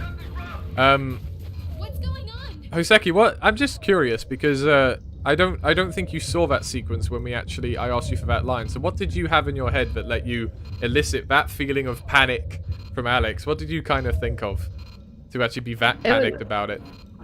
Oh gosh, well, I didn't really know what I was supposed to be really expecting in that situation. So I kind of just I don't know. I just imagined like it being in a very just intense situation, like just very, I guess, like something bad was about to happen to everybody, and I kind of just it helped because I had an understanding of concept a little bit and like how I wanted to go for the delivery, so I kind of went a little bit with how I would have expressed if I was in that situation. Yeah. The best I could, at least. Yeah, well, I think you did a remarkable job, and she certainly sounds like, oh Jesus, what is that? So there we go. Of course, this is quite a pivotal scene as well because this is the last that we see of Maxwell for some time. And T-Bot, Maxwell and T-Bot is the last we see of them. We'll see Alex again before we see Maxwell, T-Bot. What happens to T-Bot anyway? Like, is he also captured, or what's going on there? Well, we do have something in mind for Division 3, which might be in a writing channel somewhere, but I probably shouldn't say it here. But if you don't know, I will tell you after this. Okay. Yeah, I don't. Oh, I'm curious as well. I'm gonna take a look. After this, Lambda might end up doing something to do with that. If that gives you any indication of what that entails. Ooh. Excitement. Exactly. He shrunk to the size of a pea. Yeah, he slipped out that way, right? Yeah. Eli Maxwell had a smaller fire. He had a Honey, I Shrunk the Kids beat. Honey, I shrunk the teapot again. They're going to capture Dr. Maxwell and take him to the Wasteland Depot for interrogation. I know it. We've got to try to cut them off. Come on, Skitch.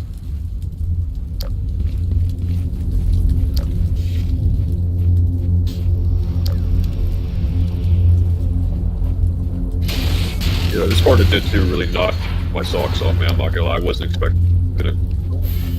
If I may add, this level is my favorite part in Division 2. Personally, same at here. least. My favorite part is Quaritano 4, personally.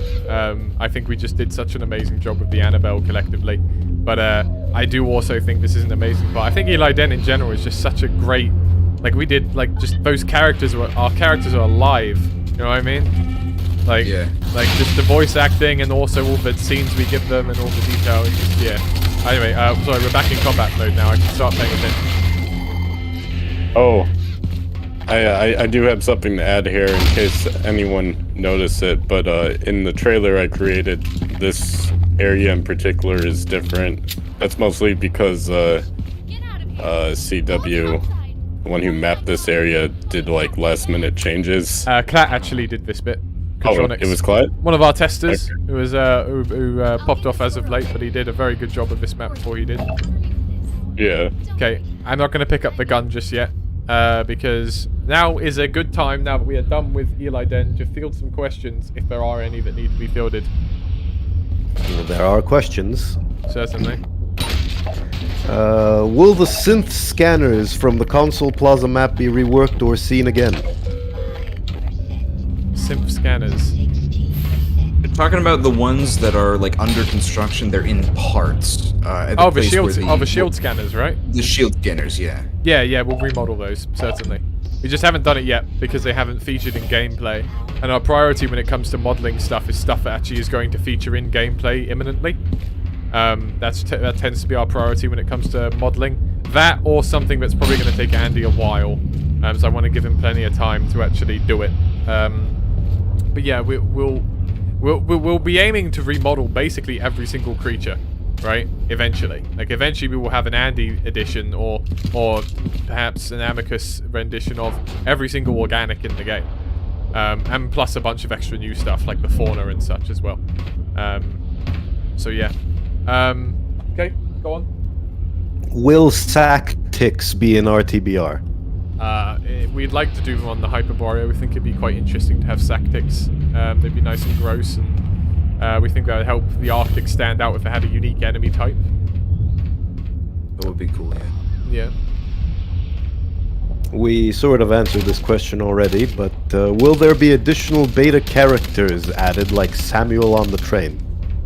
So Samuel will not be on the train, but we do have plans for Samuel in Division 3. In fact, I believe Lisa's already done something to do with Wasteland Citizens and Samuel. Meanwhile, Manwich as well, Sergeant Manwich. We plan to do a little bit more with Manwich than in the cut content. But exactly what is still very much in development. Replace the entire Follow Freeman chapter with Follow Manwich. Exactly. Manwich is actually the Messiah. Freeman is the secondary character once Manwich is introduced. Yeah, we do have other characters we're planning to introduce. There's a couple which are secret, which I won't talk about here, but we think you're not going to be expecting. And exactly how they appear, we don't think you're going to be expecting either. But yeah. Alright, let's field another question. What weapons will we be expecting in Division 3? So besides the secret one, which I'm not going to reveal at this time, we've also got the OICW, which will be given to the player in Division 3 and will be a mainstay of the player's arsenal from that division onwards.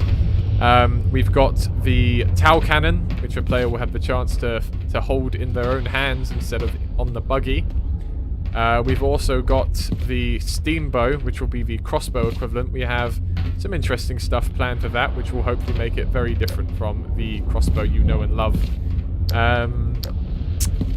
And Bug Bait, because the Wasteland Depot we are going to be enacting a sequence very similar to Nova Prospect. So in that regard, we have our own Bug Bait model and such that we'll be working with there. I think that's everything.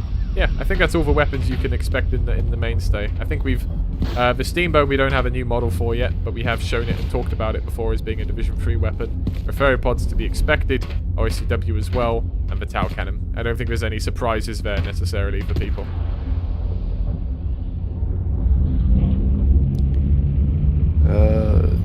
Will we ever encounter any more or wild skitches? More of this particular skitch, yes, but I don't think we'll encounter more of this species in RTBR.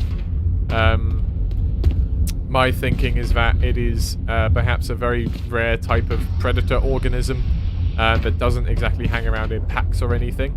And I don't want to confuse the player by making the player fight a skitch. I would assume a random skitch, like a wild member of his species, would actually be really quite dangerous and violent. This skitch is only not, because he's been tamed by Alex. I believe we've answered this question before in other streams, but let's give it a go again. Do we have any plans to introduce the Hydra in the game? I would like to, yeah, it'd be cool in Division 5. That's currently where we're thinking about it, because we have a new environmental hazard enemy for Division 3, which we'll reveal at a later date. We have the Barnacle, obviously, for Division 1 and 2. This environmental hazard enemy in Division 3 will also probably feature in Division 4, and then we have the roller mines for Division 4, because we'll have another Jeep section there. For Division 5, we were thinking maybe the Hydras could be our environmental hazard enemy there. In the Arctic? In the Arctic, yes. I thought their biology being blue, maybe their blood is literally antifreeze or something. They could be like you know, like Arctic fish. Their blood is that they have antifreeze in their blood. Yeah. Could be something like that. Because they have like greenish, bluish kind of organism, and that's kind of the same color as antifreeze. So that's kind of one way I interpret it. It's a little bit also because Hydra blue equals snow equals cold equals Arctic. But it's kind of like where else would we put the Hydra? My thinking is the Arctic would be a good place for it. But we'll have to see. Sewers in Street Wars. That too possibly as well, yeah.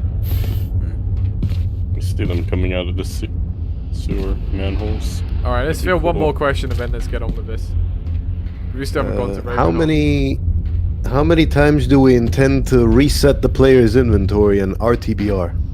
Infinite. Every single map. No, I think there'll probably be. Memory serves me correctly. There's two more, barring the one in the Citadel, because we're going to do a set piece that is kind of similar to retail, but not the same. And I don't want to go into detail on that. But that's a clear one. There'll probably be another inventory reset around the start of Division 4, and as we gear up the player for the AirX, and then another such reset around when the player crashes at the start of Division 5. From then onwards, there probably won't be another one. And the Division 4 one is not set in stone. There's some ways we're thinking about handling that don't involve a reset, but that's just what we've got right now. Go on. One more? Yeah, let's do one more. Let's do one more. Why not? Why not? One more. We haven't answered questions for ages. Will there be any drivable vehicle sections in Division 4? Yes. There will be a bit that bridges the gap between the AirX and where you then leave off for the Arctic. So yeah. Alright, let's get this show on the road and let's showcase the first of our 2 temporary power weapons, Alex's gun. Alright, let's see how good a gunsmith Alex really is.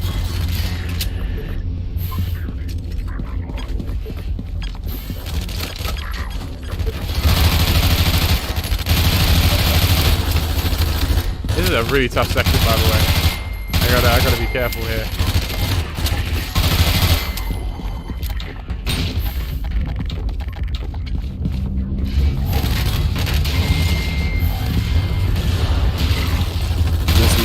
Take missing ammo pool as the pistol or the SMG? It has its own ammo pool because it has its own ammo type that actually does more damage than either. Interesting. And that's how you have to make ammo types work in Source. They have to have like their own ammo pool, kind of. So. Yeah, it used to be the pistol. Yes. But now it has its own ammo type that actually does more damage. It also has more rounds in reserve than it used to. We rebalanced this pretty haphazardly right before launch.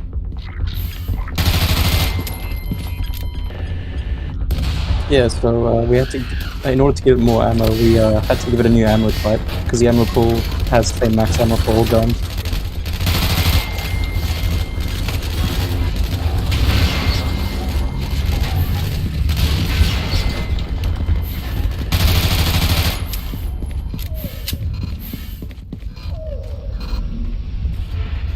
Looks like we're safe for now. Thanks for covering me back there. Where did Skitch go? My gun? She said for him to go and find her father, go topside, find Captain Vance. We were talking during that sequence. He escapes through here. So he goes from here. Grass hole. Yeah, through the grass hole. Thank you very much, Sordid. There we go. That truly is a sordid thing to say. Yes. And it truly was a sordid spectacle to watch Skitch skitter away through the grass hole. Very good.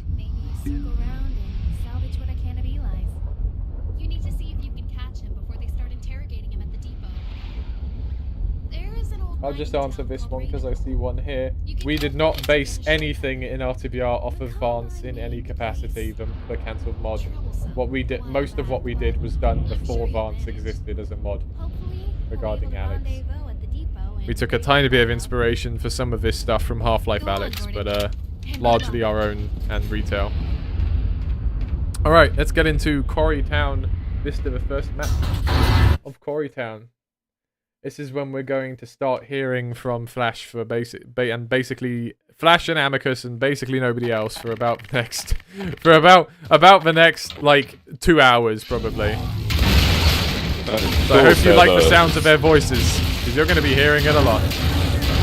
Cole said he might be leaving soon. He wants to know if we're going to talk about the cube map thing. Oh, with the lake. I assume. Yeah. Yeah. Okay. Yeah, I think it bears some mentioning. So. Go on. You know. You do. You go. No, you do. It's fine. You haven't had an opportunity to talk So a big much. challenge with this area because it's freaking beautiful. And see, I avoided the F word. Anyway, it's really beautiful and stuff. The problem with having things be really beautiful is when you pair it with water with real-time reflections, it's pretty laggy, and it was a big problem with a lot of computers like to run this section. So we went through a lot of testing to try and fix this lag that was being caused by the water. We ended up having to go with, instead of real-time reflections, we switched the water to cube map reflections, and it's a pretty large cube map. And I'm not not sure how many of you noticed this, which hopefully means that we did a pretty good job with that. Yeah, this water used to be real time traced, but like other water in Half-Life 2, but it was too intense.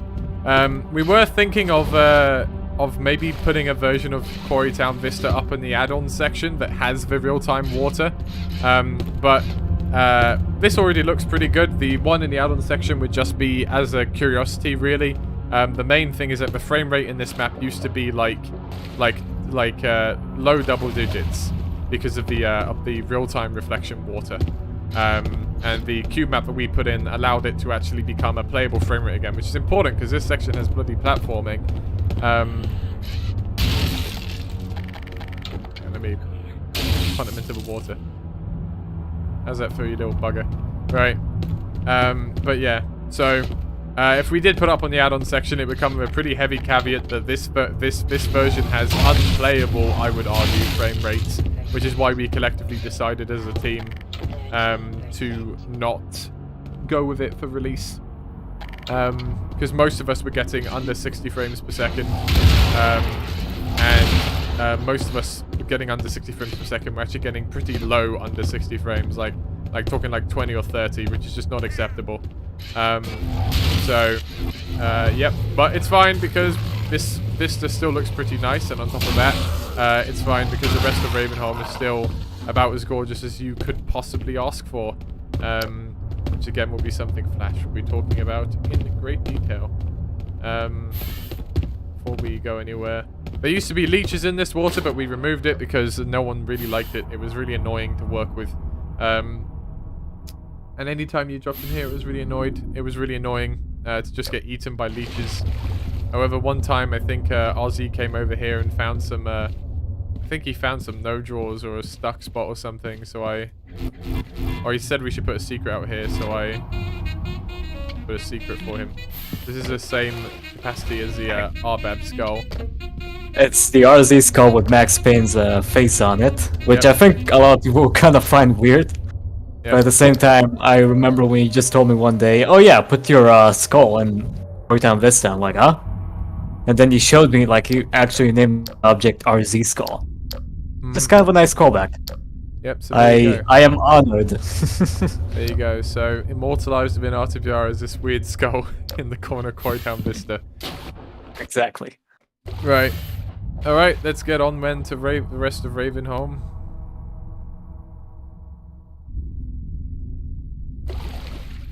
Before you continue on to the other sections, do you see the building that you start in, the big mining facility? Yeah, I'm gonna get you a better view of that one. Give me a sec. Yeah, that one. I'll go back to the docks, and then you can talk about it. I'm sure you could write a thesis at this point on your design language for Ravenholm. Oh, definitely. If I had access to a PowerPoint presentation, I'd be using it right now, but you'll only have to deal with me narrating. So that particular building was originally inspired by images of the Quincy mine located in Michigan, which used to look very rustic and decrepit when it was abandoned, but in recent times it's actually been converted into a museum. So you can actually visit this location in real life. Or at least the inspiration that came from it. It's not exactly a one-to-one, but the main and tallest point is very similar. I believe Iridium went there in person and took some reference shots for us. I don't know if he went to that mine in particular, but he did go to a mine or an industrial town or something, and he did take some pictures. I don't think it was probably another one. I think somebody went to it out of the team, but I'm not sure who. The references I used were before it got repainted, because now it's painted to actually look modern and sensible, but before it was very much fitting in Ravenholm, very rustic and very decrepit. Indeed. Alright, let's progress, I suppose. Anytime you feel you have something in particular to say about a building, Flash, feel free to stop me. Because if I like you said, if I did, we'd be here all day. Well, I guess pick your battles then, I guess. That electrical building was inspired by the one behind you. Yeah, that one. It is inspired by electrical stations that you see at the entrance of villages in Eastern Europe. It is a very unique and strange design that is always prominent whenever you enter or leave a small village, so I decided to add that there. The population sign, of course, trying to show where the Ravenholm sign went and how many zombies you were potentially supposed to be dealing with. Otherwise, I think you can continue. Alrighty. This sandwich board prop is one I made, but I quite like. I actually made this for... There's a member of my team called Employee 8, who is one of our testers. He also runs his own Entropy Zero submod called Entropy Zero Uprising, and I helped him with it for about a couple months. And whilst there, I modeled this sandwich board, and I sent a picture of it to Flash, and I said, "Do you want this?" And he said, "Yes, please." So I gave it. So I put it. Okay. I think there should be an achievement for killing all 10,916 zombies in Ravenholm. Oh, there you go. Yeah. There probably should be. That's a VR. That should be our hardcore achievement. Yeah, but this sandwich board is just—it's not a huge thing, or even really a thing worth mentioning at all. But to be honest, I don't do that much asset work for the mod. I do 3D model, but we have such good asset modelers. I don't tend to do a lot of actual asset work. I tend to mostly do level design. So when I see one of my things, I do get a little giddy. My stuff's not really in this very much. So. You are also the glue that keeps us all together. Well, shucks. Thank you. What brand of glue am I? Am I a Pritt stick? Crazy glue. Crazy Gorilla. That's Gorilla crack. glue. Alright, cool. I'll take that. Because he goes. I didn't say that. There you go. Exactly. Let's Just don't be progress. putting this stuff in your hair anytime soon. No, not at all. This is new since I'm going to point out a few things that I noticed as being new, by the way. This is new from the Division 2 release that just happened. Flash added some extra details here, which is nice. And I haven't been pointing out specifically Division 2.1 stuff besides the bloody rebels. There are other new things. Division 2.1 teaser content. I wonder who that guy is. Who's that weirdo talking at me from the top of the rooftops? Damn. I don't. Well, yeah, that was. It's Drunken Yoda. Yeah, of course, Drunken Yoda. 100%. Drunken Yoda.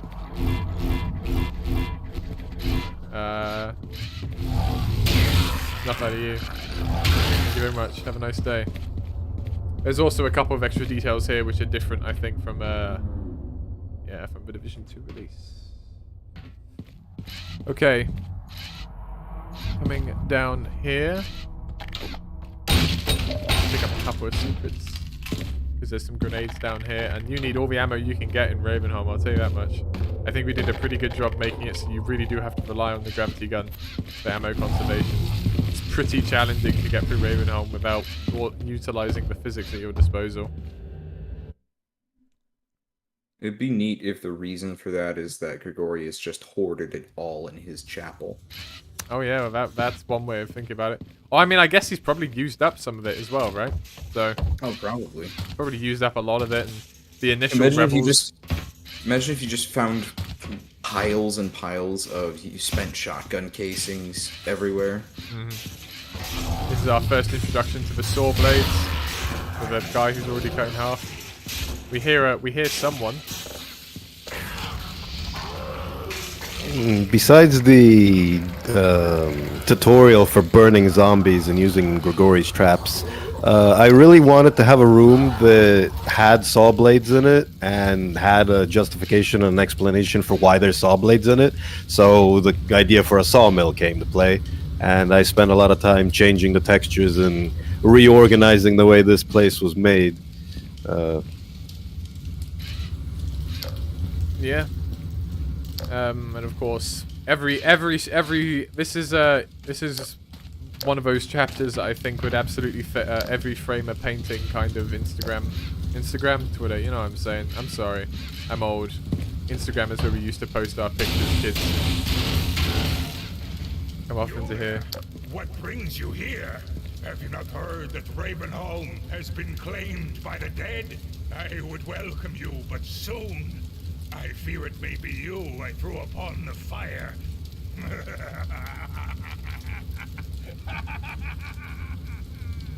So that is our the debut line of Grigori, voiced by Mr. Jack McDade, or otherwise known as Amicus. Amicus, let's hear some ideas from you on that, because that line went through quite a lot of iteration. That me. Yeah, that line specifically was a huge challenge because that obviously being the introduction of him, I wanted to get absolutely right. So I went through a lot of iterations of Grigori in general. Grigori started out with kind of a more. I was kind of going for the original like beta kind of feel to him at first, and then I flip-flopped between the beta and then going for more of a retail take. And then I decided in the end to just kind of throw that all away and just kind of go for more of like Grigori from retail, but like more fitting to his appearance that we have here. So I can do a pretty good retail kind of impression of Grigori, but I felt like the retail impression was still a little bit too different from what our appearance for him is. So I went for a more kind of a little bit more gravelly tone to him. And that wow, he cut his ponytail. So that voice for him went through almost 2 years of work. And the earliest versions are so different that I cringe at them. But yeah, it's if it's any consolation, I've never cringed at your voice acting ever. I think if we'd gone with iteration 1, I think it still would have been remarkable. Iteration 2, it still would have been remarkable. I think it has to be said that there's probably no better Grigori out there, personally. It took a lot of work. I needed to make sure that this line specifically hit well, because otherwise I feel like they just kind of would have people who played it would have just kind of hated him in general. First impressions are important here. Indeed. We have some more corpses here. These are all Lisa's models again, as from before.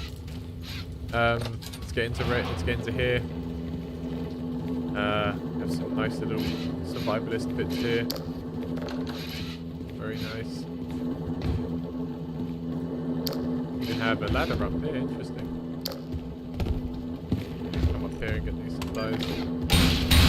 One thing that I can say about a lot of areas in Ravenholm, and this one in particular, at the beginning, the fence that you jump through is meant to show signs of it being completely squashed by the weight of an enormous creature. Same concept here, where this used to be a place where people have built shelters and survived, but something completely destroyed the doors down and massacred them. But unfortunately, due to gameplay and thematic changes, the doors had to be reinstated through some form or another. But they still show signs that they're not altogether intact and compatible with what they used to be in their original function, so they had to be boarded up. Yeah. That creature was. I wonder what that creature was as well. I We'll wonder if probably we'll be seeing find him out. in a not too distant future. Probably not. I hear a bastard. There he is. Shoot these while they're here. I believe Division 2 is the debut of our poison headcrab, but I think it should be worth noting that how bad it used to be for fizz cannon only runs. Give me a sec, Arbeb. I'm just going to say this poison headcrab actually is a really old model on the team. When Andy did the normal headcrab, he did the fast and poison headcrabs basically right after. You know, as a result, these guys have been sitting in limbo waiting for their debut for a long time, and they finally got it. Alright. Go on, Arbeb.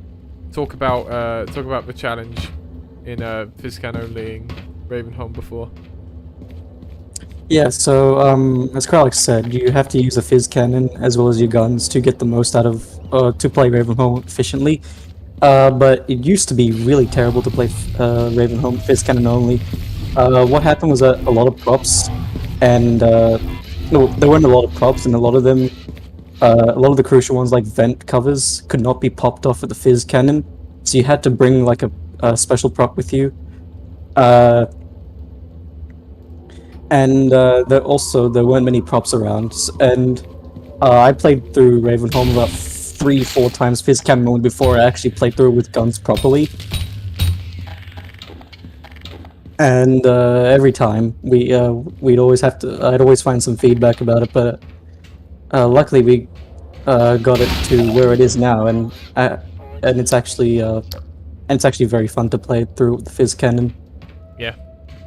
This is a teaser for the poison zombie, which of course will show up later in Ravenholm. Another really gross bit of model work by Andy. Meaty boy. Very meaty, very gross. Belongs in a hamburger. I don't know about that. Maxwell is getting senile. Maxwell, that was. Of course. Gordon, have you ever had a head crab burger? What were you saying? Hold on, let me go get my glasses. I love that line. Fucking Freeman's man. I mean, I'm sorry.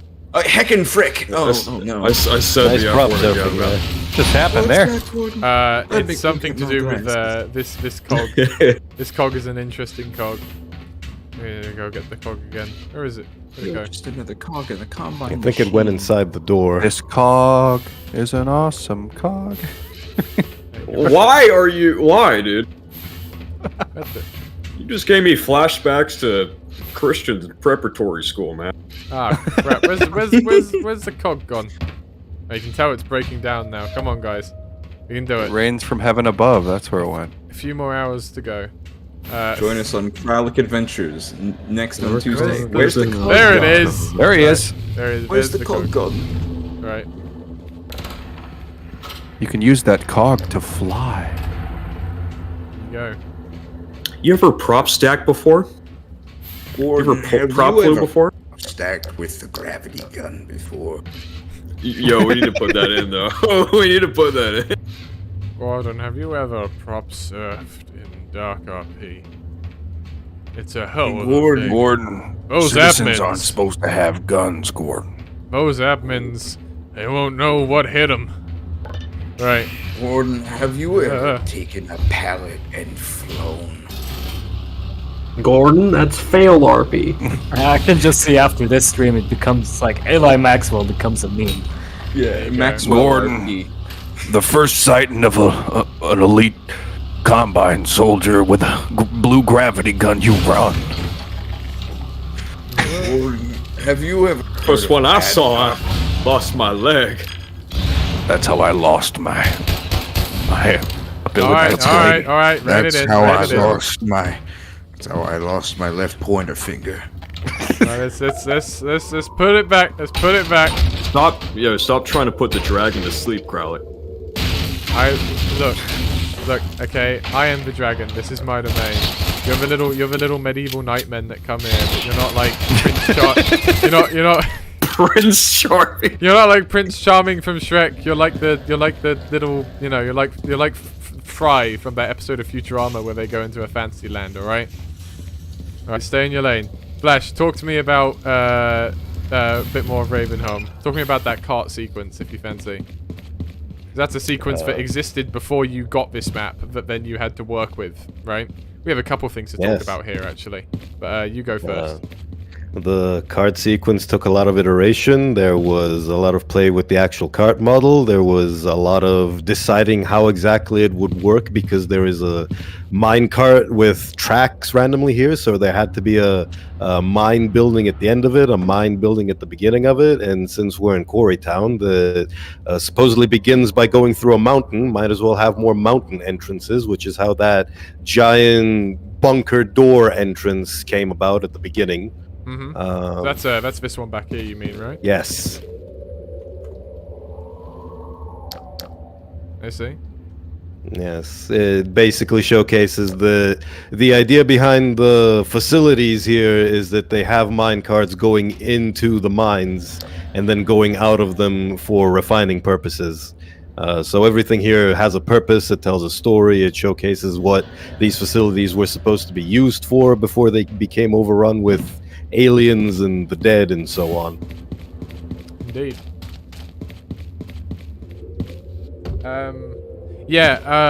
To answer a question from Teddy Saw, who draws tons of fan art of the mod, we do have a little, at the end of these long streams, we tend to do an extended Q&A bit at the end.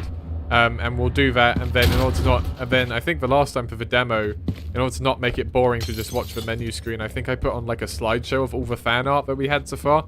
So yeah, I'll put on that slideshow again so that you guys can, you know, so that not only can you guys in the community see what other people in the community are making, I'm sure there's people on this team who maybe didn't know exactly how much fan art there is of our stuff out there. So I thought, I didn't know there was any.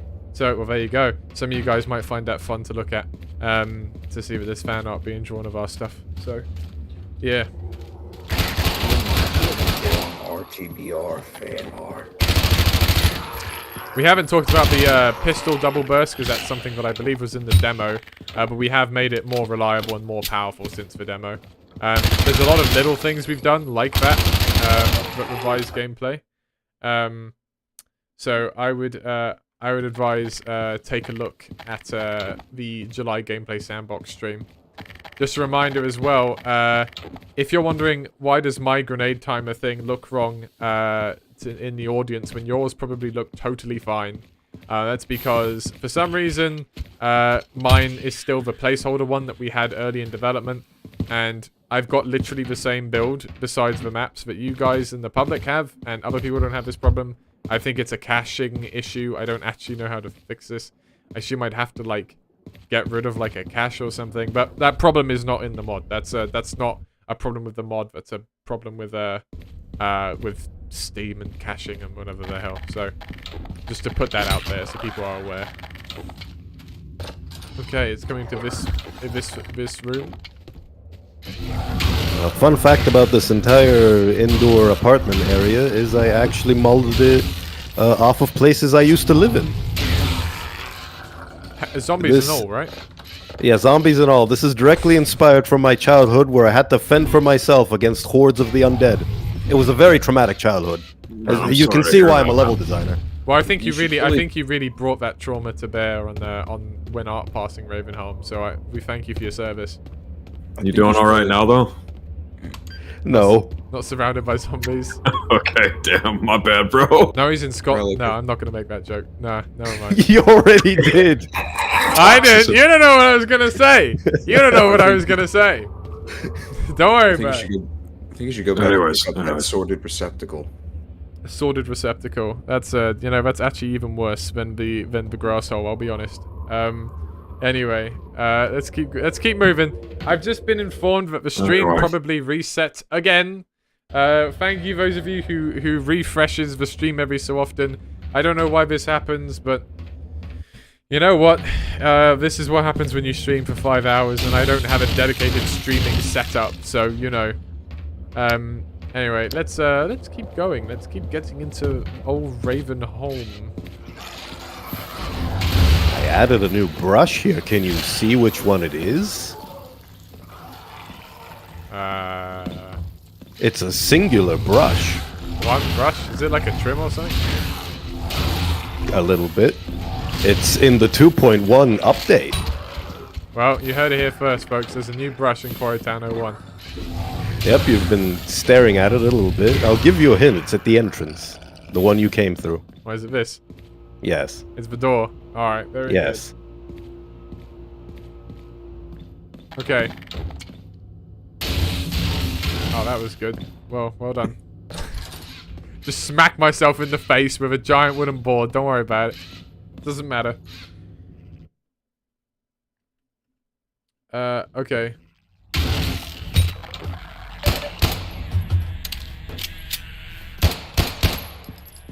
Your journey has begun in earnest, brother, but still only just. I am Father Gregory, the shepherd of this wayward flock. I shall endeavor to give you my eye, but no more can I promise. Can I add something? Yes, I was about to say you did something to this. Yeah, I made it a hole instead of an actual window because previously, when Grigori talked to you, he just looked at the window, like looked at you from the window, and it kind of looked like he was a toddler talking to you while he's standing on the chair, which is kind of funny. So, I just said, oh, well, we should make it a hole. Why not? And then I added back the broken-in window. There you go. Yeah. Team effort. Unfortunately, one thing that I didn't fix is it's a Funk LOD, so all the decals you used aren't actually visible. But 2.1 will fix it. Yeah, we will.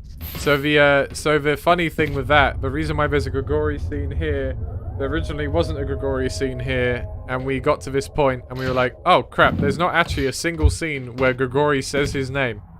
And we were like, we probably need one of those. And then it was like, okay, where can we put a Grigori scene where he can actually speak? And this was what we decided on. And I think this was a really good and perfect addition. It's a good spot for it too, like right before you go into the next map. Yep. Speaking of going into the next map, there's visible changes here this time. Yeah, I saw some of your screenshots before, but your detailing here, it's much more than what we had in this apartment building before. This apartment building was a little last minute before, but it's much more. Oh yeah, I see. Yeah, this is my first time actually seeing this straight up. That's pretty nice. Yeah. By the way, if you press that combine lock, does it make a sound? No, it does not. Okay. That specific one doesn't, but the other ones did, and I was hoping he would press them instead. Oh. Wait, can you go back to that one and see if it makes a sound? Yeah, because Entity made a new sound for this. Wait, do it again. Yeah, so yeah, I could just talk about it a little bit. Yeah, go ahead. Yeah, just really briefly. But no, I actually I'm remaking a lot of the combine sounds. It's still the same sounds, but what I'm doing is I'm editing it in a way where it's more deeper, a little bit more distorted, to kind of go in line with the more darker tone of the game. So no, I mean it's a little project of mine. We're taking a bunch of combine machine sounds and twisting up a little bit. It's kind of giving a little distortion. So yeah.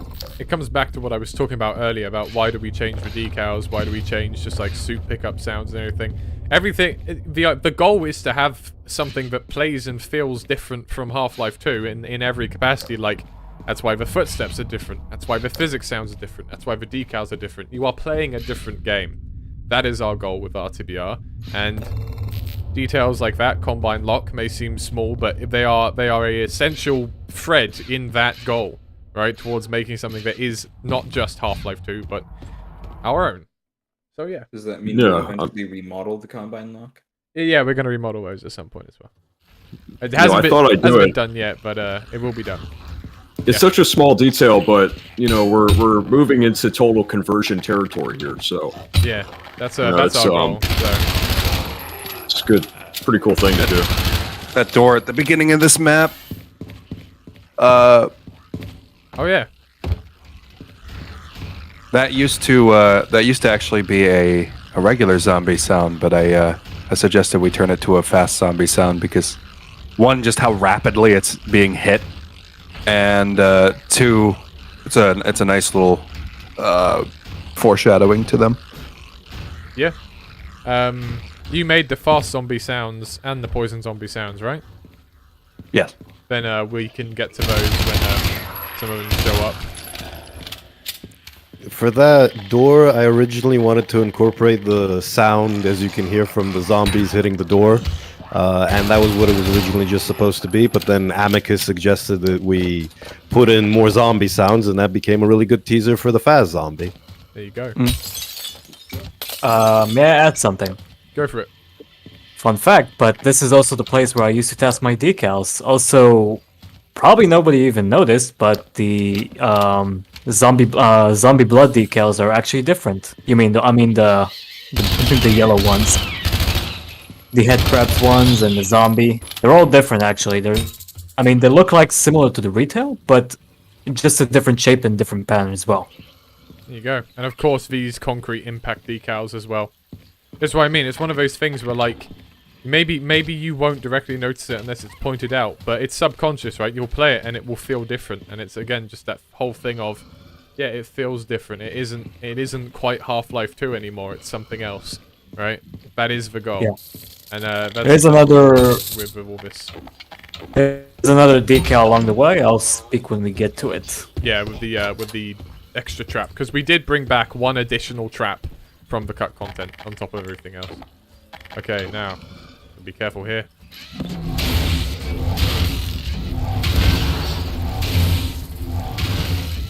Alright, well, sorry to interrupt your gameplay, but I am heading out now, so I'll see you all later, and I wish you all a happy day, you all watching, and have a great rest of your stream. Thanks for joining us, Cools. Hey, Take Cools. it easy, mate. Bye, Cools. Farewell. Cleansest cat around. So this is a notable bit that playtesters complained was basically impossible at one point, because killing a poison zombie in this close quarters was not very easy, and we didn't really have any physics props in here to actually use that were effective. So now you can just kind of do that to kill this poison zombie, and we also have poison zombie and fast zombie sounds worth noting as well. So whilst Grigori has a go at those zombies, we'll come back to that guillotine in a minute. Amicus, why don't you run us through the poison zombie a bit? So the poison zombie sounds, I kind of took the original Retail's feel a lot, and I just really wanted to kind of make it even more gross. The poison zombie sounds are almost entirely my voice. What I did a lot of it is just a lot of this is unconventional, but I stuffed my mouth with foam, with like packing foam and stuff, and I just like breathed as heavy as I could. And there's also this other method of making some really crazy monster sounds where you get a tube of any sort, so like a tube of like paper towel tube, or I have a more permanent like PVC pipe tube because I use this method a lot. And you kind of put it over your mouth and you do this like sound, and it amplifies it like crazy. It has this like big, has a good like, I can't even think of the word for it. It kind of just builds up on itself with the shape of the tube. So I did a lot of that for them specifically because of their appearance and how their mouth looks. They have this like strange tube going up into their throat. And then another thing that I really wanted to make sure that we kept is in Retail, they have this really strange chuckle that they do at the end of their death sounds, and I kept that in, redoing it myself, so that I could still keep that same like just kind of strange feel that they have. I'm not quite sure why they chuckle when they die, but it's good to keep it in. Joke's on you. Joke's on you. They wanted to die. They're probably relieved to be free from the torment. Honestly, they're like the most like even though the fast zombies have all their skin peeled off, they look like they're still in the most pain. Traps. Yeah. But take care not to fall in them yourself. Then again, yours seems well suited for laying traps of your own. I aspire not to envy, but I confess I am envious still. So he wants a gravity gun. So we actually added that line specifically because it's interesting that in Retail, Grigori's gone to all this effort to set up traps, but he never mentions that you literally have a walking trap, right? That turns basically anything into a weapon, right? And so we were like, oh, why don't we add that here, right? We already have a sequence where the player talks to the Grigori and talks quotation mark. Why don't we also have a reference to that? Why don't we have Grigori reference the fact that his life probably would have been quite a lot easier if he'd have had a gravity gun. Like Ravenholm would probably already have no zombies left in it if he'd had a gravity gun. Speaking of zombies, that might have presented a challenge for Grigori to clean out. Here's an abstract here as well. I think it's an abstract. Yes, Name did all the Gnome stuff when it comes to music. So that is, of course, a reference to that is well, not a reference. That is the Gnomes from opposing force, more or less. A reference. It's right there in front of you. Exactly. I mean, it is a reference, strictly speaking, because it's just a very clear reference. I'm starting to get tired of talking now. Sorry, but we'll get to that more later. For now, more poison zombie teasers.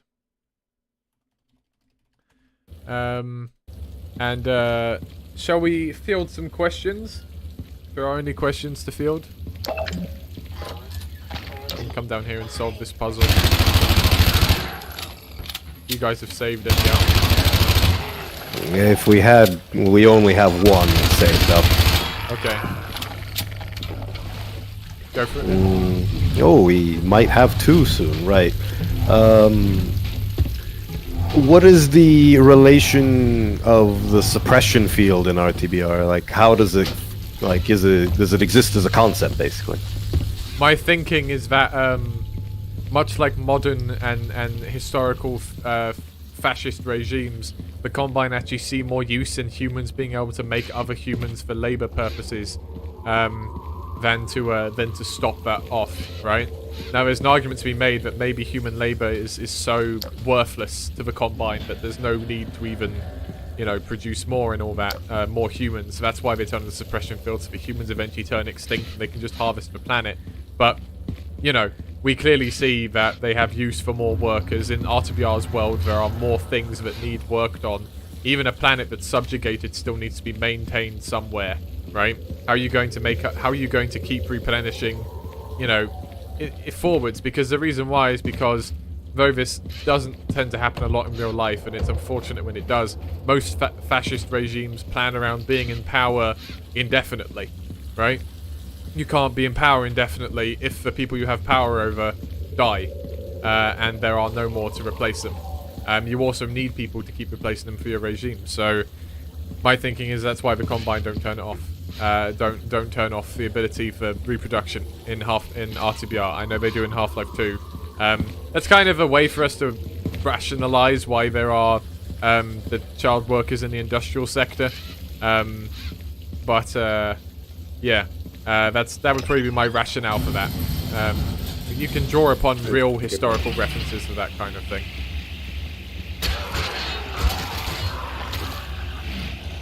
Some good old-fashioned zombie chopping action right here. Ow. We have another question coming in. Amazed I survived that. Will the mutated head crab as seen on the Gnome be fightable as a standalone enemy? Not currently, and the reason why is because it's basically designed to be like a head crab that's beginning to approach the end of its head crab life cycle and metastasize into something else. I sort of picture head crabs being male or female, and some head crabs ending up like, or not necessarily male or female, but having like roles like in an ant nest, right? And some head crabs, when they get a host, they turn into gnomes. So they're basically guards of the nest. And then some head crabs will turn into gonarchs, right? And they're the queens, for lack of a better word, of the nest, and the gnomes are the guards. So once you become a gnome, that head crab is basically fused to that host. That's the end of its head crab life cycle. That is the start of its guard life cycle. So we don't intend for them to be fightable manually. And another reason for that is just because it's just kind of a bulky head crab. So like, I don't really know if it could do anything more interesting than just be a poison head crab without the poison. It's just not something I'm particularly interested in exploring personally, more head crab variation. Here we have some zombine. We're going to see some in some more detail upstairs. CW did the sounds for the zombine. He also did the sounds for the metro cops and the normal zombies, so that's where that came from. But we'll get upstairs in a second and hear more about that. This area was originally supposed to introduce the Zombine, so I wanted to give it the appearance that it is a Combine-controlled outpost, but it is also hidden from public eye, so people don't actually know that the Combine have a presence here. But once you actually enter the structure, you see a lot of Combine influence. Yep. Of course, there's an out of ammo turret, excuse me, right here. It's really fun that they have that function in Hammer where you can just turn off their bullets pretty much. Yeah, it's really nice. Alright, well, as we progress.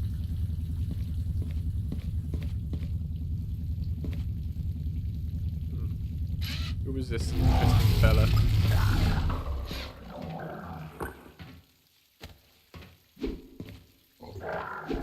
He's a combination of our zombie and our normal soldiers, of course. Because the Metrocops were done by CW, and he's familiar with Combine stuff anyway as well from his time with these E2. Can I get around this guy? No, I'm gonna no-clip around him. It's fine, I'll just no-clip around him up here so we can look at him a bit more. Ow. I'm trying to get a good look at you, mate. Give me a rest. I'm just gonna no-target for a sec, guys. Gonna make him come over here first.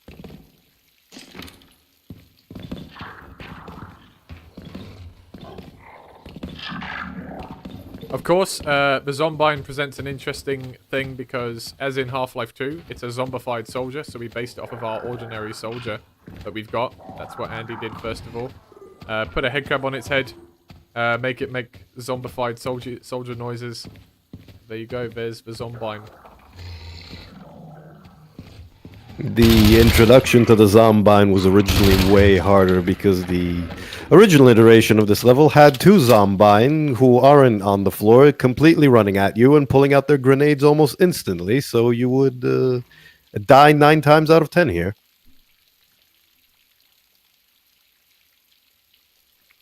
Yeah, so we removed one Zombine and added some stuff because that basically lets you have a really easy way to kill this Zombine if you need it. It kind of gives you a little opportunity to get used to it.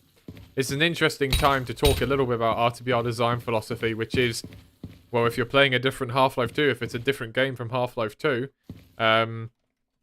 then you need to also teach the player, right? We need to introduce enemies. We need to teach the player because this is our Half-Life 2. This is how the player would be introduced to these enemies if Valve had done it in Half-Life 2. And so we need to put thought into how we introduce not only the new enemies that people haven't seen outside of a beta mod, but also the old enemies, right? But some of which we've made mechanical changes to how they work as well. So then we need to even showcase those changes. So yeah.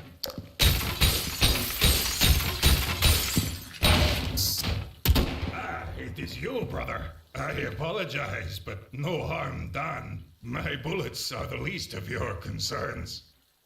Least of your concerns. So that line there is actually, that line there was actually the eureka moment when I figured out exactly what approach I wanted to do with Grigori. I re-recorded that line and I was like, this is it. Like this is the line I need. This is the voice I need to go for. There you What go. made you have that eureka moment?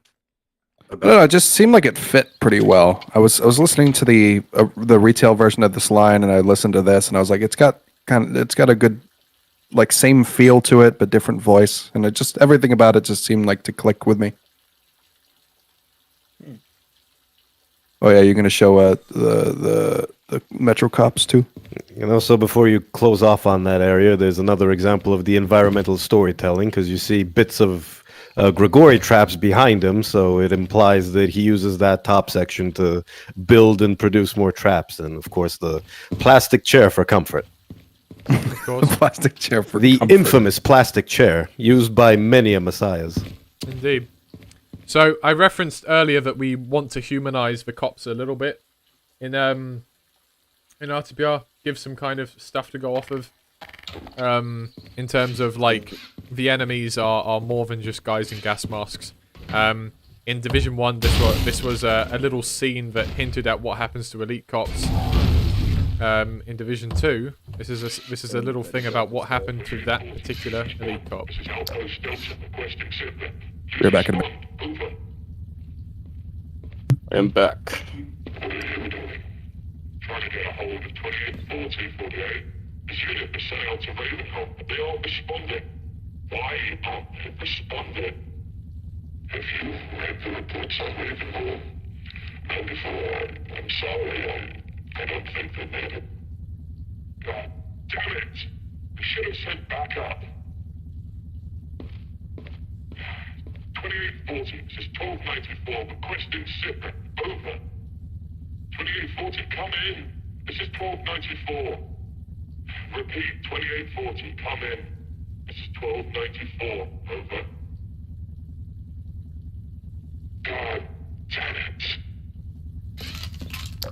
So this is the same elite cop from Division 1 that the two cops talk about. Where they say shame about his eyes when he becomes an elite cop.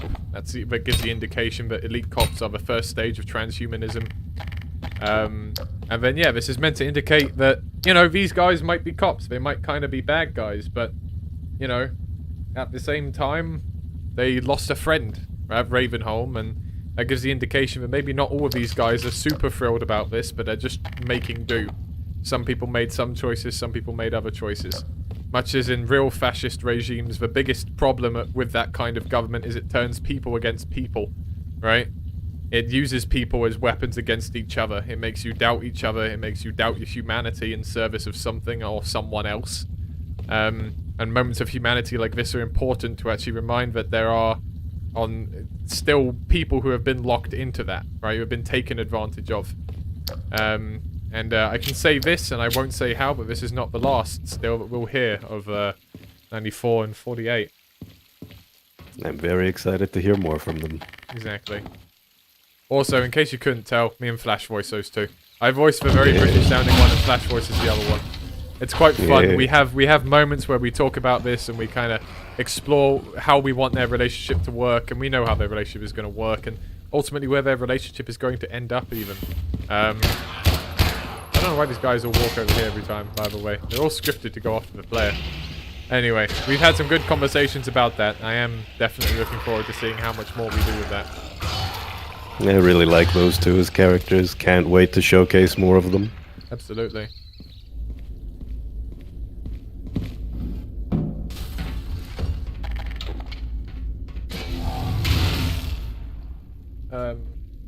Bear with me one sec. I need to put my phone on charge because it's got very low charge. I had it open with the chat. Let me...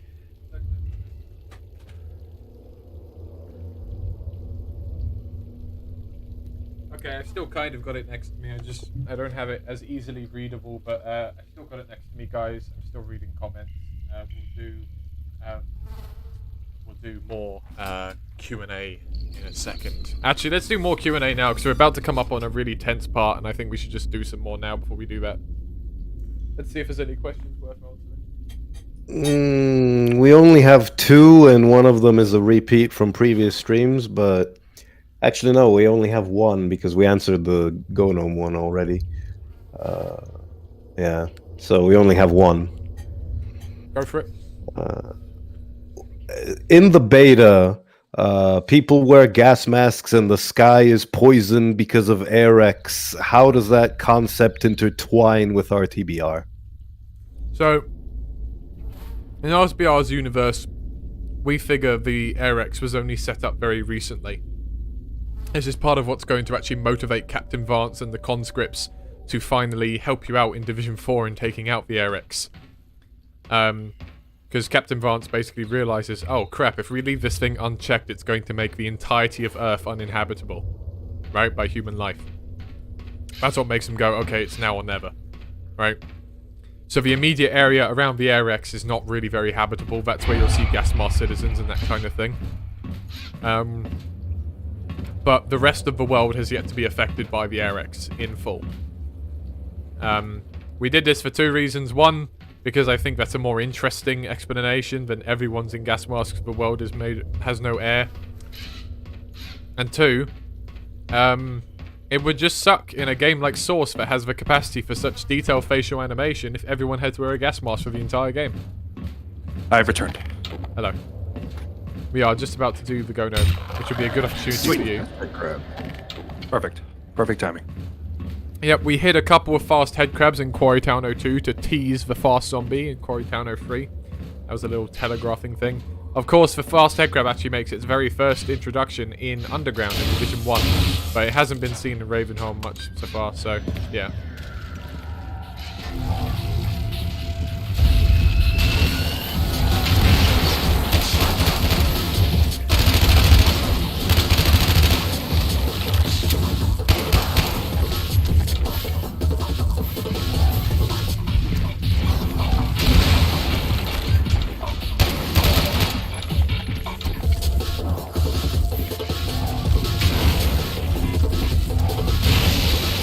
This track is wild, though. You gotta Yeah. give props to the name for this one.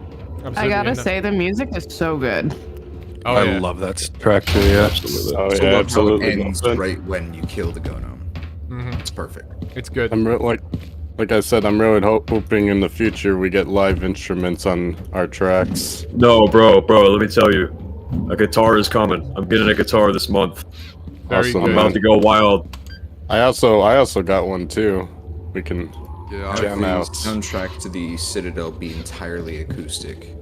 Yeah. Just Raising the banjos. Redux band coming next. Excellent. some spoons. Coming to a beta mod near you. We'll do like a live performance stream one of these days, probably in a few years. Next month. Okay, so couple things to cover here. First of all, the Gonome itself. It's quite funny. Do you know how many people have accused us of stealing NHP02's Gonome? It's a little bit of history people might not know, but a couple of years ago, before EZ2 publicly announced their Gonome, they were putting a Gonome in their mod as well, and we were also putting a Gonome in. And me and CW worked on NHP02 / work on the mod as well. So Andy, who is of course our creature modeler, made our Gonome. We already had one at that point. This was years ago, so this Gonome's been around for ages. But NHP02 was still using the cut content model, and Andy said he would be cool with it being used in NHP02, so that's why we share it. Then we actually got then Andy did a partial remodel of his Gonome using new techniques he learned to make it more efficient, and also somehow work in more detail as well as do the Gonome crab on its head. It's not an ideal place for this Gonome to be honest, but it's good enough. So yeah, that's the tale behind that. The model, of course, Andy's gone through a lot of iteration, and I've explained the Gonome crab already. So let's pass the microphone over to first Amicus, who did the sound effects for the Gonome. So the sounds for the Gonome were actually one of the most challenging ones to do when it comes to the zombies and everything, because I wanted it to sound like a zombie that you're kind of used to in like Ravenholm and Half-Life in general, but I also wanted to sound absolutely and extraordinarily angry. So I actually, in recording a lot of the sounds for the fast head crab, or not fast head crab, the fast zombie, and just other general zombie sounds I was making, I repurposed a lot of the more angry sounds that I was making for the fast zombie and everything, and I put them through some pretty crazy filters to make them sound even more breathy and just maniacal. And some of the things that I did actually came out to make it sound like they have almost like an evil laugh to them in their idle sounds. I just wanted these to sound more animalistic and just angry than the rest of the zombies, because they should be intimidating. And I think it worked out pretty well. And then I made the footsteps for them. Footstep sounds for them were actually pretty surprisingly easy to do. I was making footstep sounds for the bull squids a while back, and they ended up not getting implemented. So I repurposed them for this, and I made them even more punchier, so that they sound really, really heavy. And it's great because the first initial view you get of the Gonome. Yeah, there's a creepy mouth and face it's got.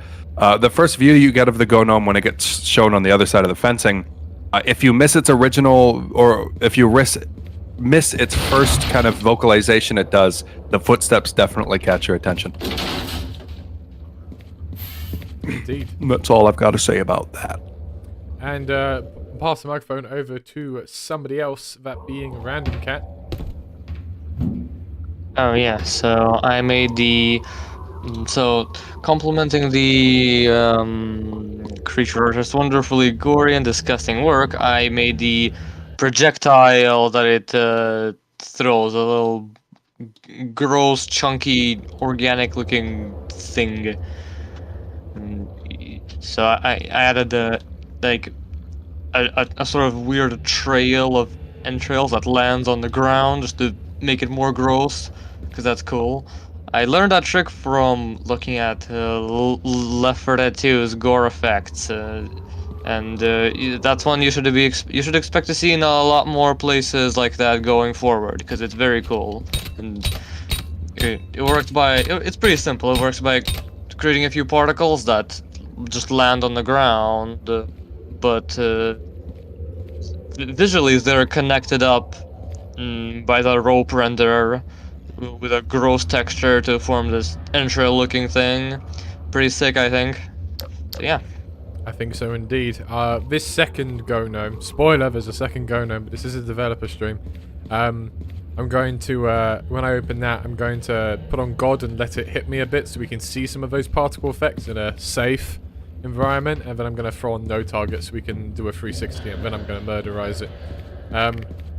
Before we do that, of course, we actually have to go and solve a puzzle. This puzzle went through a bit of iteration, quite a bit of iteration, went through a lot of different phases before we ended up at this one. This originally was kind of a plug puzzle, and the plug was really, the actual implementation was really visually interesting, except the plug prop in episode 2 is a piece of ass, and it kept getting stuck on things and kept phasing through world geometry and stuff. It's just pretty terrible. So after many complaints from testers, we made this into a car battery puzzle instead. And then the final, also this is a cargo elevator prop from episode 2, scaled down, by the way. God. That's us They're trying so to tiny. That's us trying to do some creative prop usage here for the holders of these things, the kind of cages that they're stored in. And then the final step was, I believe, employees' feedback or Scorley's. It was employee or Scorley. One of our testers or level designers, respectively, just said, why don't you already have one that's already inserted so the player knows they need a car battery? That's a very classical piece of puzzle design, and that is what we did. So yeah. Alright, let's progress. Another bit of trivia for the battery puzzle is because, like we said, it was originally a plug puzzle. The reason why you go to the roof of this building is so that you didn't have to go through one of the windows, because originally you'd have to go through one of the windows with the plug, and because the plug is ass, as it was quoted, it was really difficult to get the plug outside without it being stuck. There you go. Can I quickly add something about the Go Gnome? You may. Yeah, so as the Entropy 02, Go Gnome is pretty much our model. Our Go Gnome animations code is the Entropy 02 code. Yep, with very minimal changes, so it all comes full circle. They use our model, we use their code. They've got an open source code base anyway, and everything, and it's just, yeah, it was pretty handy. We were working on a much more rudimentary kind of Go Gnome. Oh, crap, Iridium's not here. I didn't talk about this wall. Okay, He said that he'll join back in a second. Okay, let me... When's this autosave? Oh, this is after you kill him. Alright, what about this one? Okay, we're here. Very good. Oh, okay. No worries. That's Average fine. source moment. I'll load that quick save. Let's do... Does anyone have any questions? Let's do those. Iridium says he'll be right in, so let me give him a chance to hop in so we can talk about this wall. Do you have any questions? Give me 5 minutes. Be quicker. 3 or, I don't know, depending on your perspective, 2 or 4 questions. Go for it. On the air exchange, will the concept that it moves air to a universe with lower pressure be used, or is it solely for turning the air poisonous? I guess it's probably to another universe. We haven't exactly written that, kind of detailed that in great depth right this second. But I do think there'd be some use to it. I don't think the Combine would just be doing it because screw humanity, lol, no more air for you. I think it's more like they have a purpose for it, right?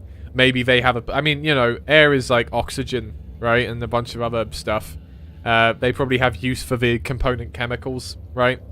Because, I mean, as I understand it, it's not just oxygen that we breathe in, right? Air is a bunch of other stuff. And I think I remember reading somewhere that if you just breathe in pure oxygen, it's not actually good for you in the long term. So, who knows? They may not even actually be taking it for the oxygen element in the air, right? They might be taking it for the nitrogen, right? Or the xenon. There are other elements in the air that the Combine might find useful. I have a small headcanon theory that they're actually trying to take the helium from our atmosphere to feed their star. That too. That's also kind of interesting. They would need that as well with the bloody Dyson spheres, right? Maybe the Dyson spheres are suffocating the stars. And I'm sure they're not only just doing this to Earth, but probably all the other planets here too, and the sun. Exactly. Okay. Next question. Are alien assassins actually alien or transhuman? Same question goes for the cremators. We've yet to come upon a actual theory for the cremators, but I think we generally assume that cremators are probably the synth equivalent, the stalker equivalent of an alien assassin. And that alien assassins are like a servitor species, right? So alien assassins are kind of like humans almost, but they're like predators from Alien if predators were subjugated and forced to work for the Combine. And maybe many of these alien assassins, you know, this is stuff we probably won't get into this much depth, but you're asking me why, and I'm saying I think the alien assassins are probably a species that was a warrior-like species beforehand and already kind of like predators from Alien, and then the Combine came along and subjugated them, but it just so happens a lot of alien assassins enjoy killing and hunting anyway, right?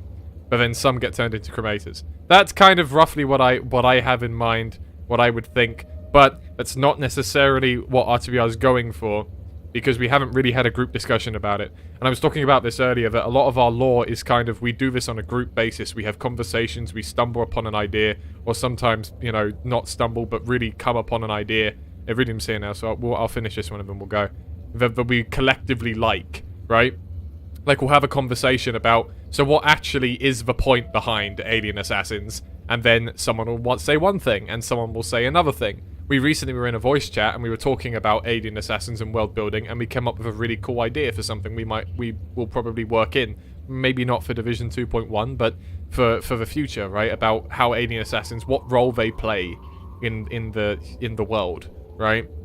You know, we come upon those conversations. So my answer to that is very rudimentary because we haven't really had a group conversation of that nature.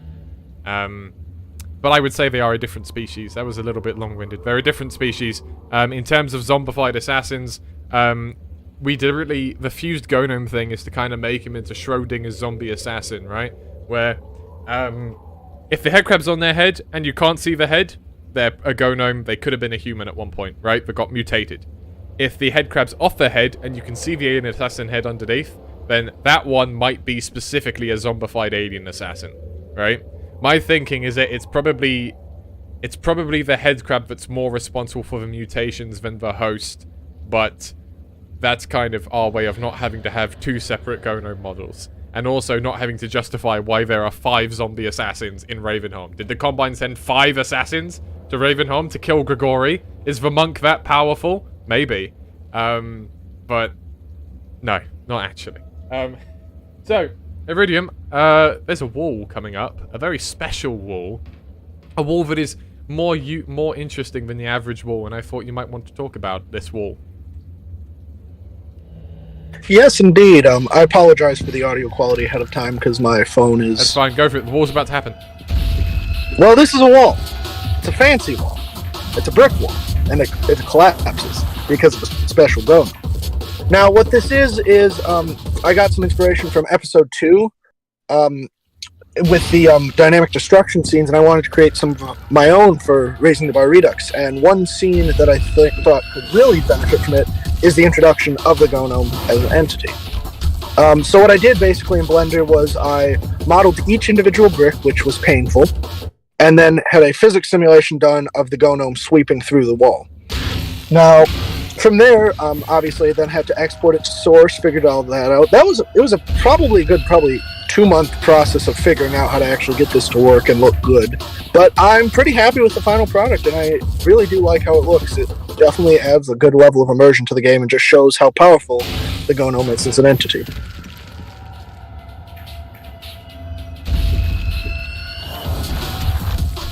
There you go. Titosaur said, try host timescaling it too. Yeah, I could do that.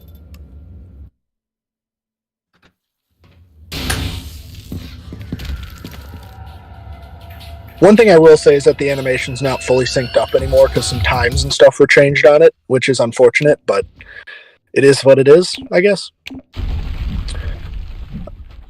Originally, it was a different animation entirely that was going to be used for it, but that was changed later in development.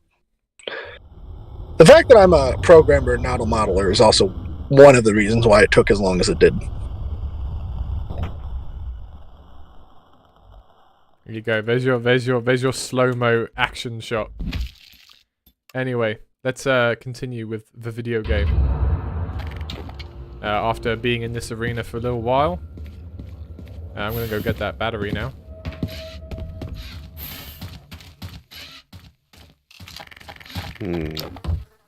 I have a thing to say about the washing machine room, but you can get back to it after you get the battery. Yep. I was going to come back into this building after I did this bit, so we can go around the details a bit more. Oh wait, you just used a grenade, damn it. Sorry. Right. Okay. Arbab, talk about grenade cooking. Go for it. I'll just give current ammo. And I'll come out into here actually for a second, then we'll do the washing machine room flash. Yeah, Right, so I don't know who had the idea for grenade cooking, but somebody suggested it, and yeah, I went to work on implementing it.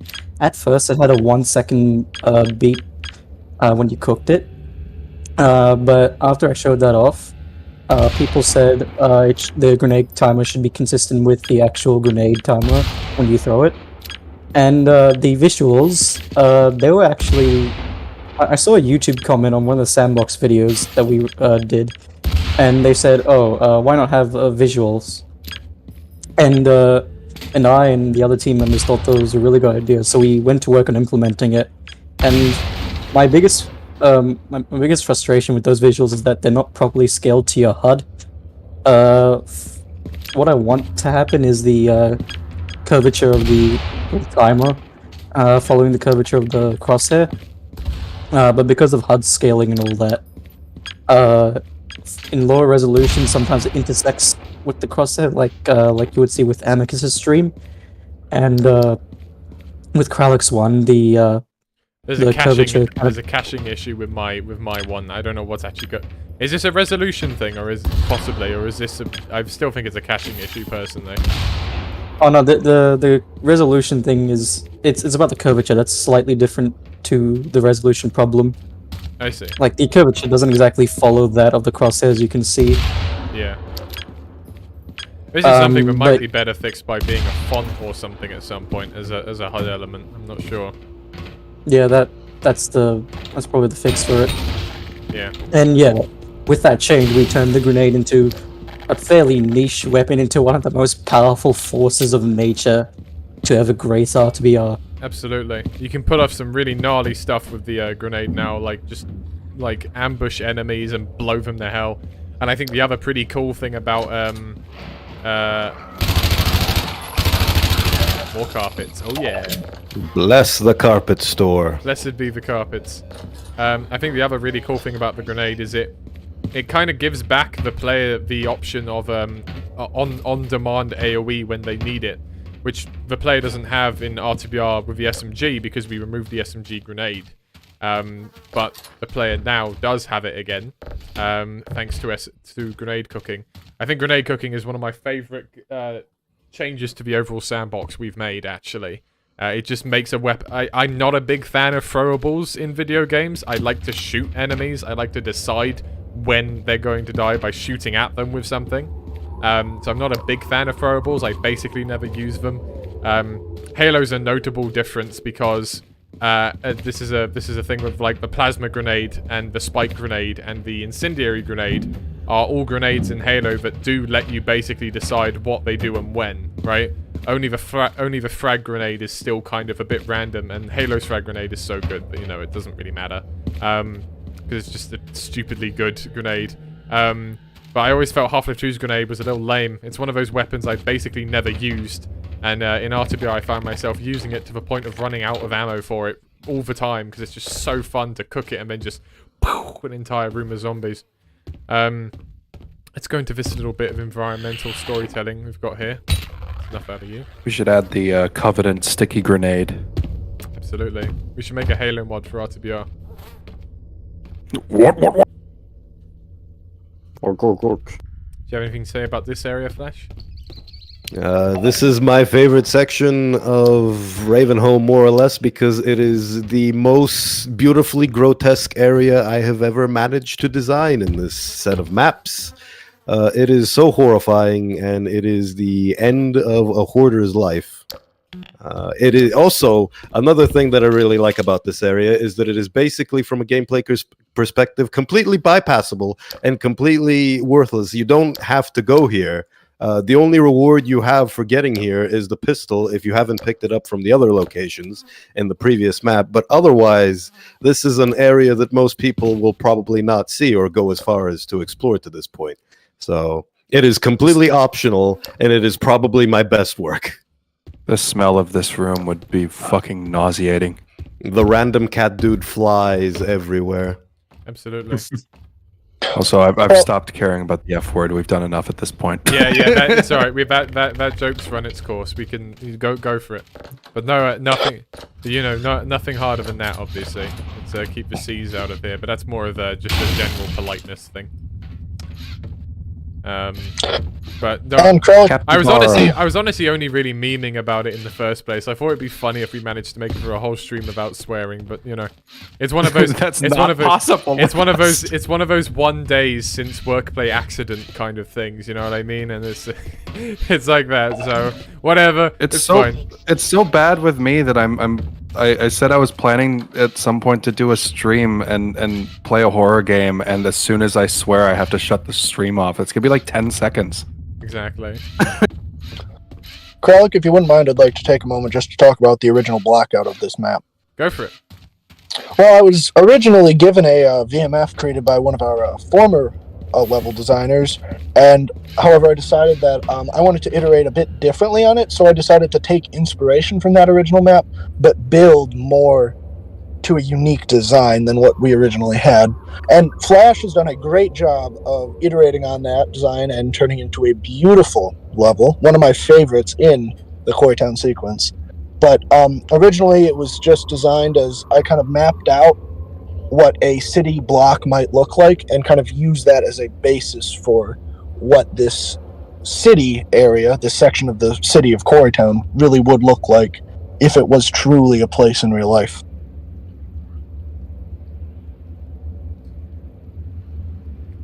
All right.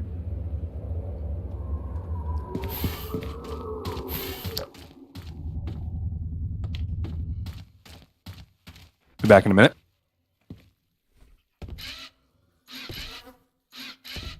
There is plenty to say about the inspirations and about the visuals of every single section and every single area. Like, for example, these apartments, I wanted them to be more posh and look like they were owned by somebody who was upper class and lived a slightly better life than the person downstairs and most other people. So you see the stag head, better furnishings and all that. But ultimately, the visuals speak for themselves. It is the core of environmental storytelling. You don't need to be told in a developer stream what this is. It shows you. You see it. There you go. Yeah, Random Cat. Let's talk about the fizz gun. I meant to ask you about it when we were in the junkyard, but I guess we had a lot of particle stuff already, and it just slipped my mind. Yeah, so pretty much the only noteworthy thing about the fizz gun is that the hold beams are very much, you know, Portal 2 inspiration, because I always liked how that game's the hold beams looked. They're very cool, so I wanted to see if I could sort of not replicate, but like do something similar to that with the wiggly beams, and turned out pretty sweet. Other than that, it's just a particle replacement of the sprites that were all over the classic gravity gun. So yeah. Alright. Someone's house isn't going to be warm anymore. Yeah. I just want to field a question that I saw. Just a conversation about the grenade timer thing. I just want to point out, the person who actually suggests we put the grenade timer as a HUD element, said it would be a nice thing, a nice accessibility feature for people who are hard of hearing. And I think it's good that we have actually done a few things in the mod that are just accessibility related. Like, Amicus has been going to great lengths to make our captions better, right? More accurate, but also just make more lines captioned. And it's one of those things where like you don't really think about the fact that like someone who is hard of hearing would just keep blowing themselves up with the grenade, right? You don't really think about it until someone says, could you put a HUD element, because I would struggle with that. And then you think about it and you go, oh, okay, well, I guess we should do that. I'm back. That's worth noting. No worries. So that's just something I wanted to add onto that one. Right. Okay, it's fine. I'll go get that. This rooftop area, I did a tiny bit here with a few things during testing and adding a few buildings and stuff, but these maps are pretty much... Most of Ravenholm is Flash. When we get into Quarry Town 03, me and RZ did do quite a lot as well, but Flash still then applied his signature moves over the entire map. Quarry Town 04 is probably the only map that Flash only did a small portion of, but even then, the portion he did was used as the template for what we did with the rest of the map. There was a time when we were... Oh crap! Did this go through the world geometry? I don't think so. No, it didn't. All right, that's good. I put some extra physics clips around here to actually stop it doing that, so I'm glad that actually worked. Yeah. I was saying we still used a lot of Flash's design philosophy for what the other stuff we did in Quarry Town 04 to try and keep it consistent. And as I understand it, he has ambitions to fit in some Quarry Town 04 and other maps to go over them for another quick pass before Division 2.1 comes out the door. So if you can't get enough, if you can't get enough of Quarry Town, there's about to be more to dig into and a little bit more detail to have a look at in these maps. But yeah, okay.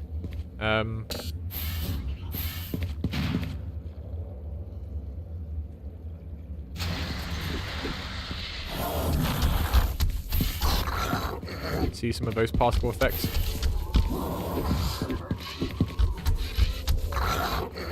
Can I get up somewhere so he'll actually just...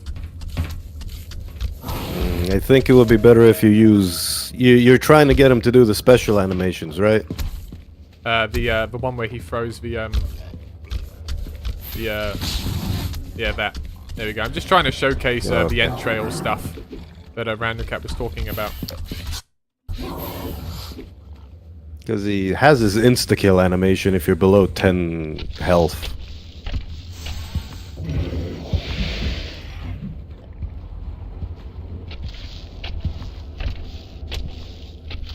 You've run out of guts. Not gonna throw any more. No guts, no glory, Mr. Go Gnome.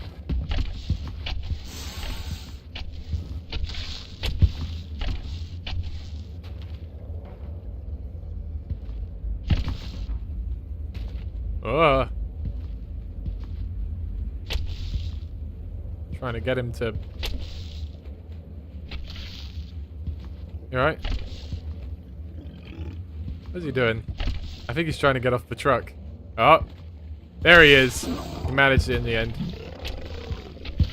Oh, I know you can see me. Come on, throw it.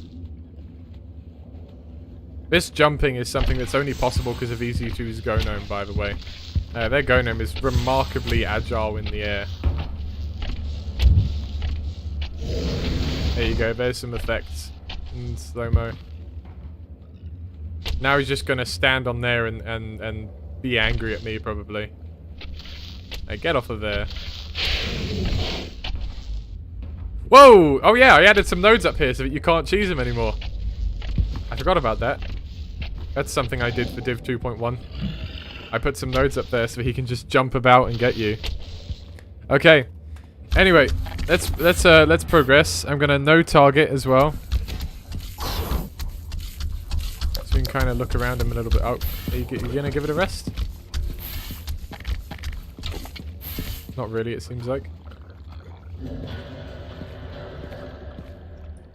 They're waiting in line for carpets.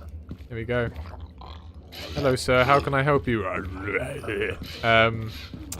Anyway. So this guy, as you can see, has some nice pustules on his back. He's a really gross guy, like all of these zombies are. Also get a good look at the kind of almost brain look of the head crab in the back here, like almost looking like a swollen brain. Oh. What the? Is he still there? I think you just put him in the ground. Did you just Mario him? Maybe. No, he's not in the ground. Oh, there he is! Oh, there he is. What the hell? I don't know what the hell that was about, but okay. Right. Special 2.1 behavior. Yeah, exactly. It's specially done.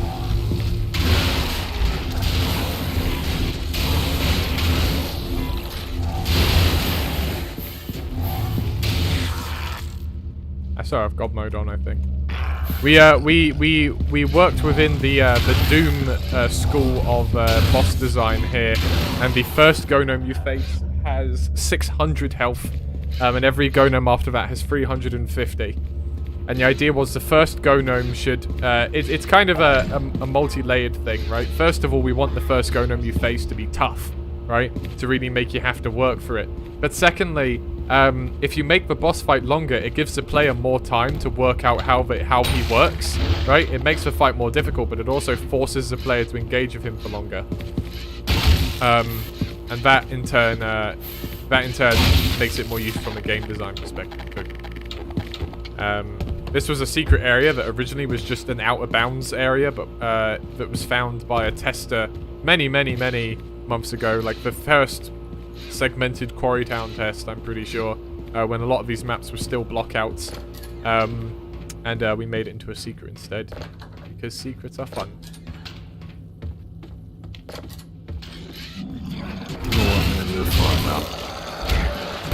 Oh, grab the mouse.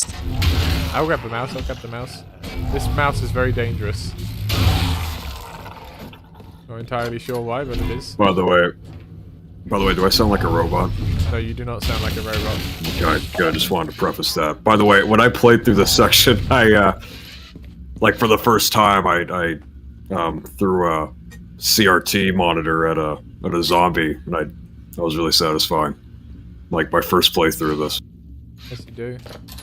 And I believe I can blame Flash for that, right? For the I really wanted an office. Yeah. Did you make that room? The computer room? Yes.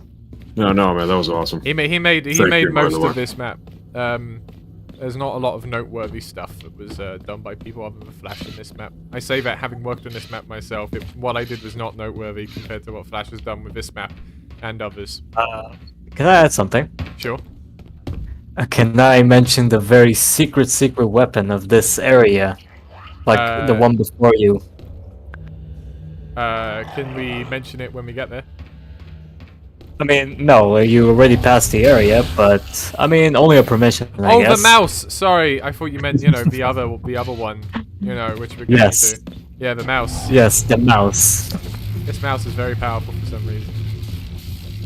Yes, it's. I think it's an object from Half-Life, from vanilla Half-Life, but it's incredibly powerful. I mean, you can throw it at a zombie and will punt him around like a pancake.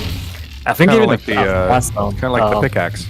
It is. I think a poison zombie dies like by 2 hits of this thing. Yeah. So there you go. You have it now. That's the secret like weapon, and in this map. It's like the pickaxe or the harpoon. That harpoon that's in sand traps you can kill the antlion guard with so fast that it doesn't even trigger any events to let you proceed. Although, as far to my knowledge, the mouse doesn't break any sequence. Yeah, no, it doesn't break any So sequences. 5.5 it's just hours. tough as. Well, we're not almost. Well, we're kind of almost done. We've done more of the mod than we haven't done now. I call this alley Death Alley, and the reason why I call it this is because this alley used to have no physics props in it, and it didn't really have anything in it at all to fight all these guys. And so I added a bunch more physics props, and also one more guillotine trap. To basically teach the player, because we do use this guillotine trap again in Quarrytown 04, so we wanted to use it more. I haven't mentioned it, by the way, but these saw blade cannons are our explanation for why there's a usable amount of saw blades in Ravenholm, because as as we said in one of the updates, he's not flinging them like frisbees. Just picture Gregory at the other end of the stall blade, just holding them with both hands, going, just having a time of his life. As you do. There was actually originally an implementation of the saw blade cannon for the player to use, however, it just didn't work well in gameplay. It was just a prototype of one of the cool little traps I designed when I started working on Ravenholm. It wasn't that useful because you have a gravity gun. Yeah, it's one of those things that we even got visually looking kind of interesting, but just from a gameplay perspective, every time we ran into a design problem, it was like, this problem is already fixed by the gravity gun. Like, the gravity gun is a saw blade cannon, it's an everything cannon. And so, we decided not to have saw blade cannons in gameplay, but we did still keep the idea because, you know, maybe Grigori built them, and that also gives us a lore reason for why there's a ready supply of saw blades around. Anyway, we're coming up on the secret weapon of Division 2, so I will say now, if you're the kind of person who doesn't like anything like this secret spoiled, because we actually have a separate channel for this on the public Discord to make sure this isn't spoiled, then feel free to mute the stream for a bit, or not, but I don't know, you've watched this long and we've spoiled plenty of stuff. I assume you're going to keep watching anyway, so go for it. Oh god.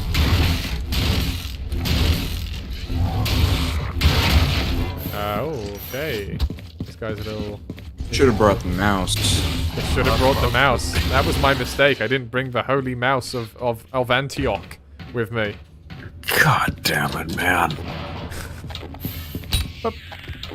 That's another fast head crab for you. Peep the suit charger, or the suit pickup sound. Yeah, exactly. As we see. It's my first time hearing it on the stream. Is it? Well, no, I wasn't playing properly, remember, before, right? Oh, right, okay. You had to clear the sound card. Oh, yeah, of course. Yeah, somebody suggested it, and yeah, I That added soldier... it back. Sorry. That soldier died for that gas. He did. He needed Pour that... one out for him. He needed that gas can. He needed that gas hole, to be honest. Dude, this game's scary, man. This game's scary. And although that soldier's sacrifice was great and mighty, people still don't get what he died for. You said pour one out for him. He already poured one out. He poured What's one your out head all the way around. So a lot of people missed the purpose of this puzzle. Yeah, a lot of people did, but I'm okay with this puzzle being obscure because this is not meant to be an easy puzzle to solve. This is not meant to be one that anyone could solve. It's meant to be oh, this is a tough one. So I actually came up with this puzzle. I had this idea. Flash made this whole area much better visually and everything, and made it all flow together much more nicely than what I did, which was a little warehouse full of boxes. But yeah, the flare gun is the secret weapon of Division 2. The way in which you get it is poetic. You see this oil spill on the ground. You light it on fire. They come back at... Oh, shit. There we go.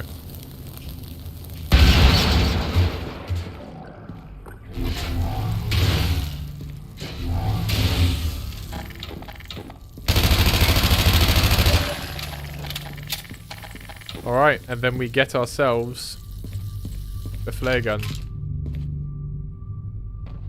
So you might be thinking, man, what a lame weapon to get in Ravenholm. Flare gun? Really? Shoot a flare? That's all it does? Oh boy. That is not all it does. I can tell you that much. I'll go down It this way. reloads too. Yeah. So, I'll wait until I have something worth shooting with it, and then I'll talk about other lines of philosophy a little bit of the flare gun. Cat, do you still want to leave the discussion of the particles for another time? I mean, I can talk about it now. If we're, I just wasn't sure if we were gonna take the flare gun, since it's a secret and all. But if we're gonna have it, then sure, I can talk about it. Yeah, we took the revolver in the Division 1.2 developer stream, so I figured we may as well take it here as well. Mm-hmm. I'll kill something. I'll speak. And then, yeah. Ow. Good shot. That is not a good one to try it on. You know, Yeah. I think I have enough rounds that I can just justify shooting it at the ground anyway, so... let me Yeah. just kill this shit. What did you save? What did I You save? could just do give her an ammo. I mean, yeah, I could. This is a developer stream, Arbor. I don't have to save. I can use console commands. This isn't a legitimate no cheats playthrough. This is we sit here for 6 hours and we talk about the mod we made. I don't know, man. I'm a little offended. You're a little offended. I'm using cheats to beat the mod, are you? Well, yeah, man, because you're cheating, man. I don't like that, man. I'm sorry I turned on no clip, man. I'm really Well, sorry. how about you stop? Yeah, we've got to ban the hackers from our game. I know, right? Dude, stop. I'm gonna do it. I'm gonna do it into. I'm gonna press the no clip button. Right. Well, Anyway. we'll talk about it later. All right. So. Oh yeah. There we go. Ah. So I'm gonna do that. That is such a beefy firing sound. It is. Yes, I guess I should talk about it now. Yeah, by all means. I'll just give current Yes. ammo. Yeah, so, of course, naturally, since it's a flare, I made the trail and explosion both really sparkly and dramatic, because that's cool. I gave it a very white and red color scheme, which sets it apart from other explosive, fiery things, and also it also matches the flares, the other flares that we see in Half-Life, which are red. Additionally, the explosion leaves behind sparkly debris, that also leaves behind smoke trails, which I thought was cool. Like the explosion itself. Shoot something near. Yeah, you can see all the sparklers bouncing around, and they leave behind a trail for a bit, which yeah, adds to the chaotic nature.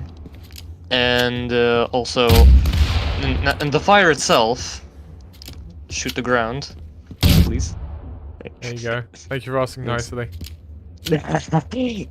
Yeah, so one thing about this fire, so besides it being very pink and, you know, fitting, is it tapers off. It actually tapers off, sort of, when the actual fire entities die. Like if you watch this for like 30 seconds. I'll go watch this one because this one's. There we go. Yeah, you can see it. It begins getting like darker, and the particles get smaller. It emits less, and yeah, it tapers off like that. And lastly, a bit of view model detail. As you can see, there's a little muzzle flash. That's like a spark explosion. There's smoke coming both out of the barrel when you fire and also out of the chamber when you eject the old flare. And also this reacts to light. So if you get near a bright light source, it will actually appear bright. Try it out. Mm-hmm. If you go near a light source, it'll appear bright. There you go, yeah, it adapts to the light. You have to be up and personal with a light source to really notice it. Sorry, Entity, I am no clipping again. I'm sorry, but... Oh yeah, that's good. Oh yeah, look at that. It's white. Incredible. This is technology powered by Source Engine. So yeah, that's about all I have to say about the flare.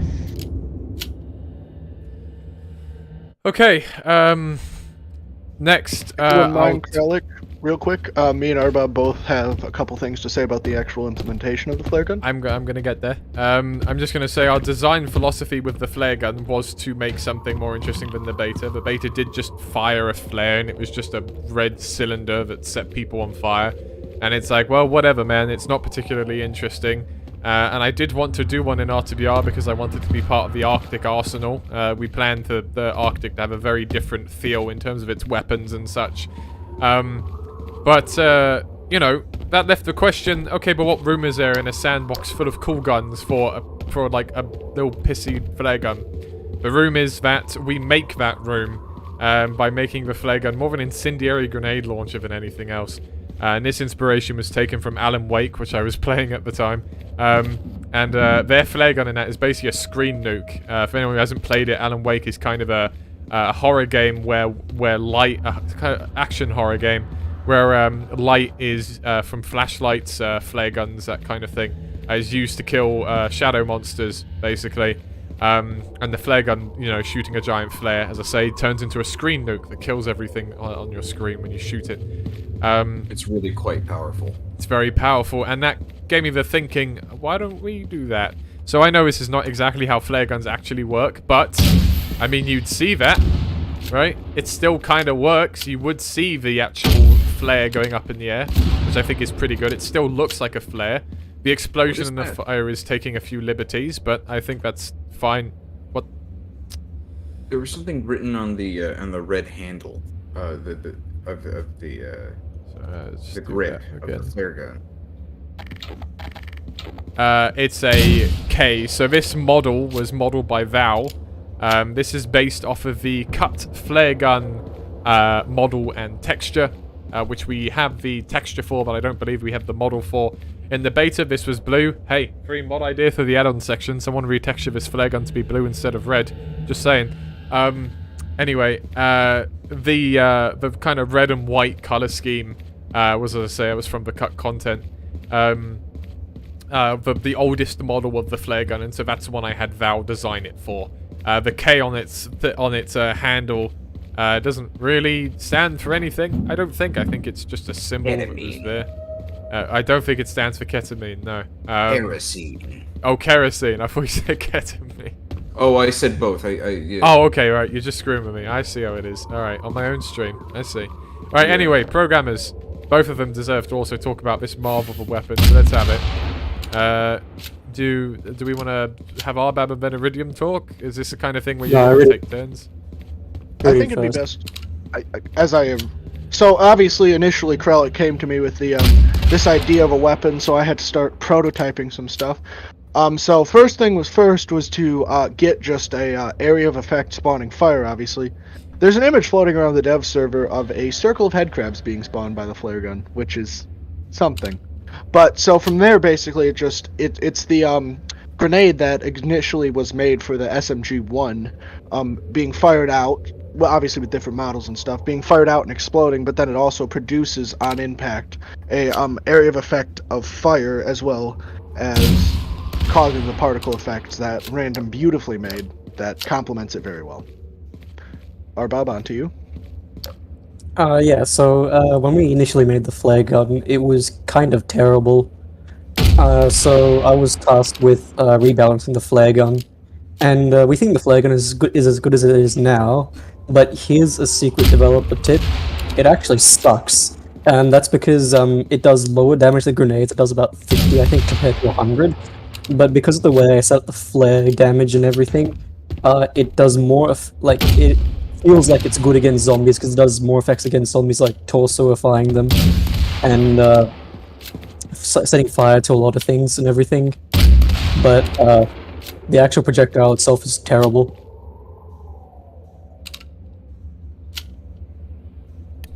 Well, there you go. So that's a breakdown of our flare gun and the design for it. Yeah, there we go. Personally, I think the flare gun is probably going to end up being one of the most interesting weapons that we have done. If only because it is definitely not, just strictly speaking, a flare gun. But we didn't just go, yeah, we'll just implement the flare gun as it is in the beta and just go with that. We intentionally were creative as a team in designing something that's not just, you know, faithful to the cut content and how it looks and serves a role within the game, but also feels fun as fuck to use. It's basically just a grenade launcher. Absolutely. So Wait! good. Okay.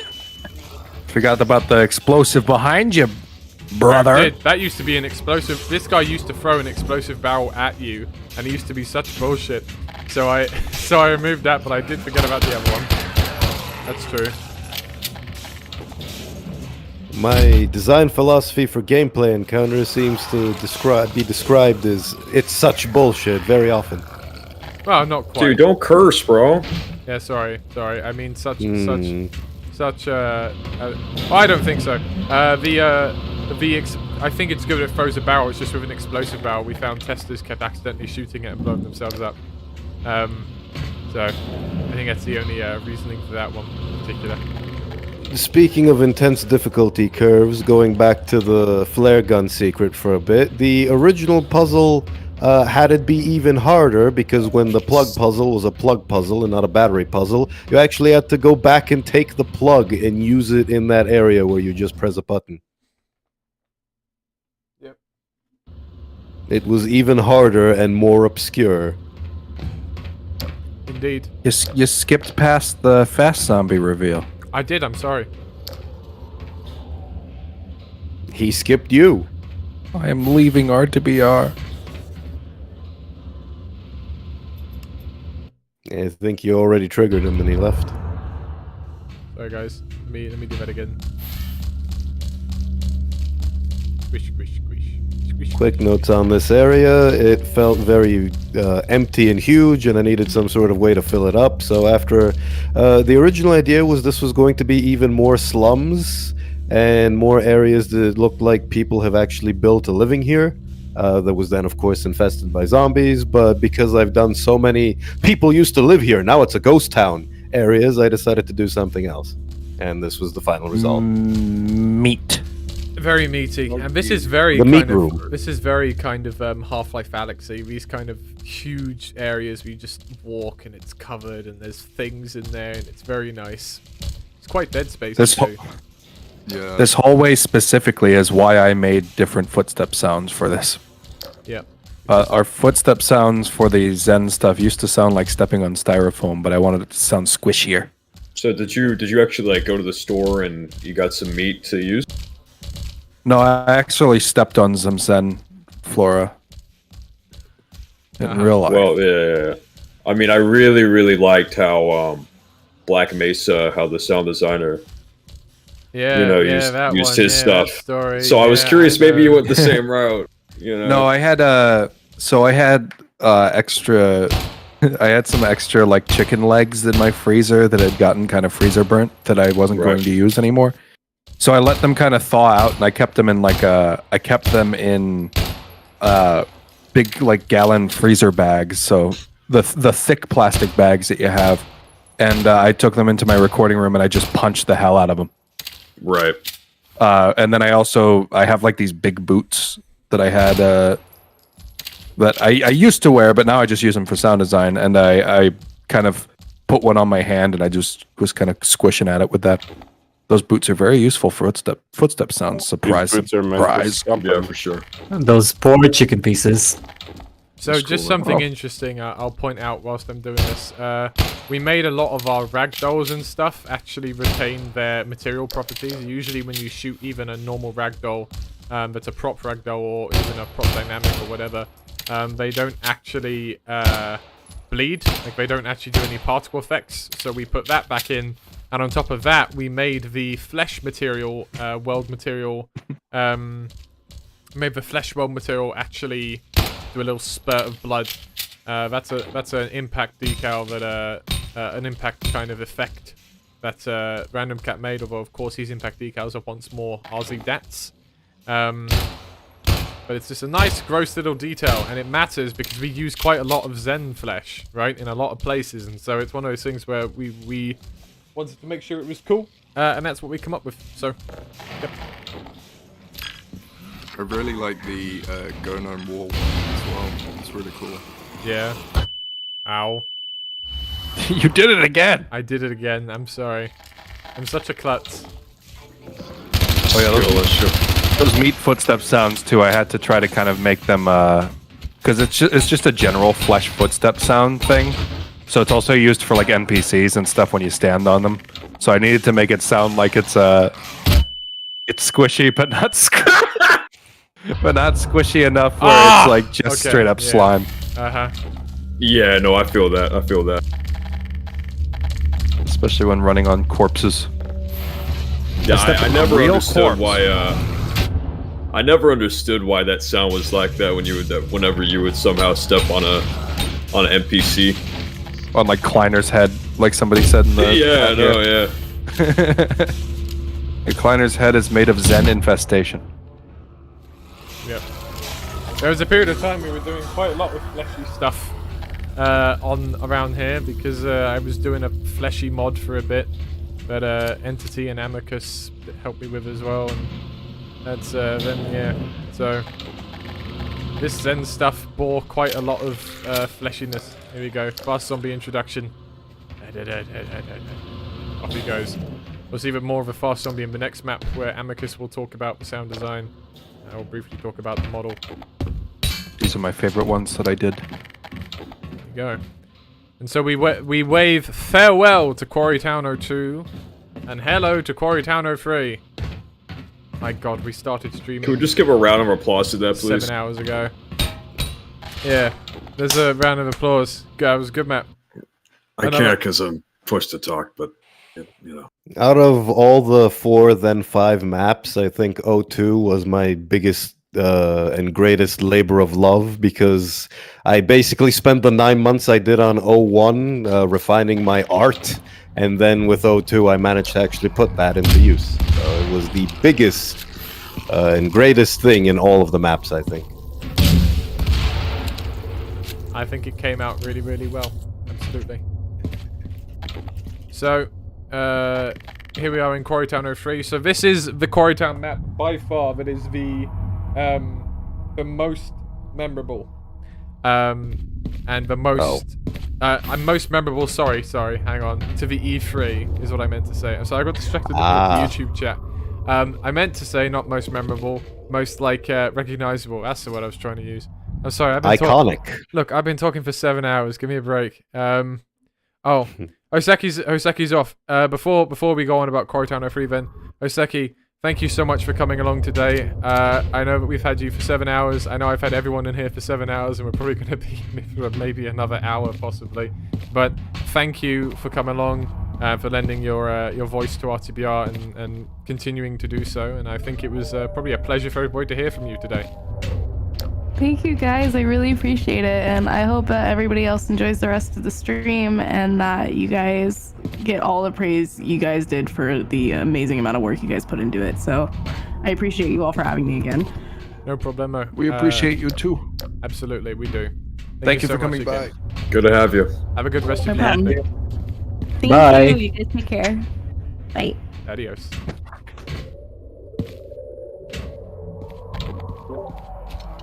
Look, I think this is the map that we juggled in, like, you know, In you, shifts, me, yeah. and Flash. Yeah, we did this map in shifts. Basically, when we wanted to do the most progress on 03 and 04, me, Kralak, and Flash, we basically juggled those in shifts. Everybody worked on a version, and whenever someone else became available, we just shifted it.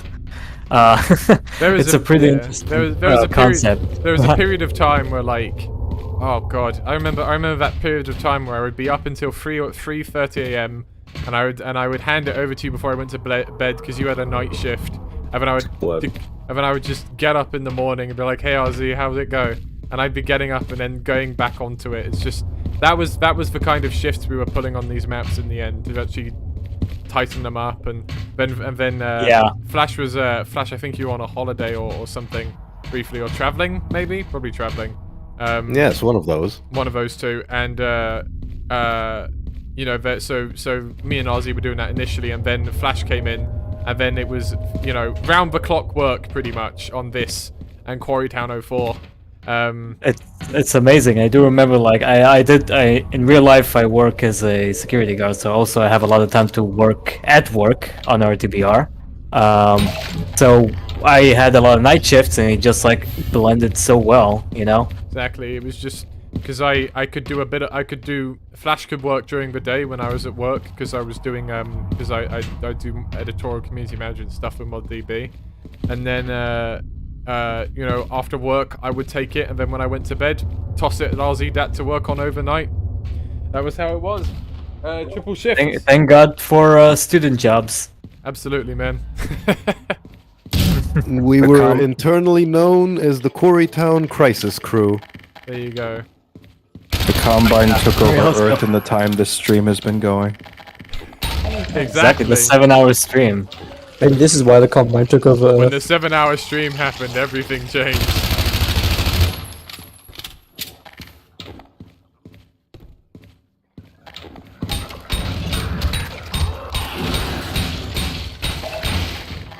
I really need these supplies. I've been shooting myself a lot close range.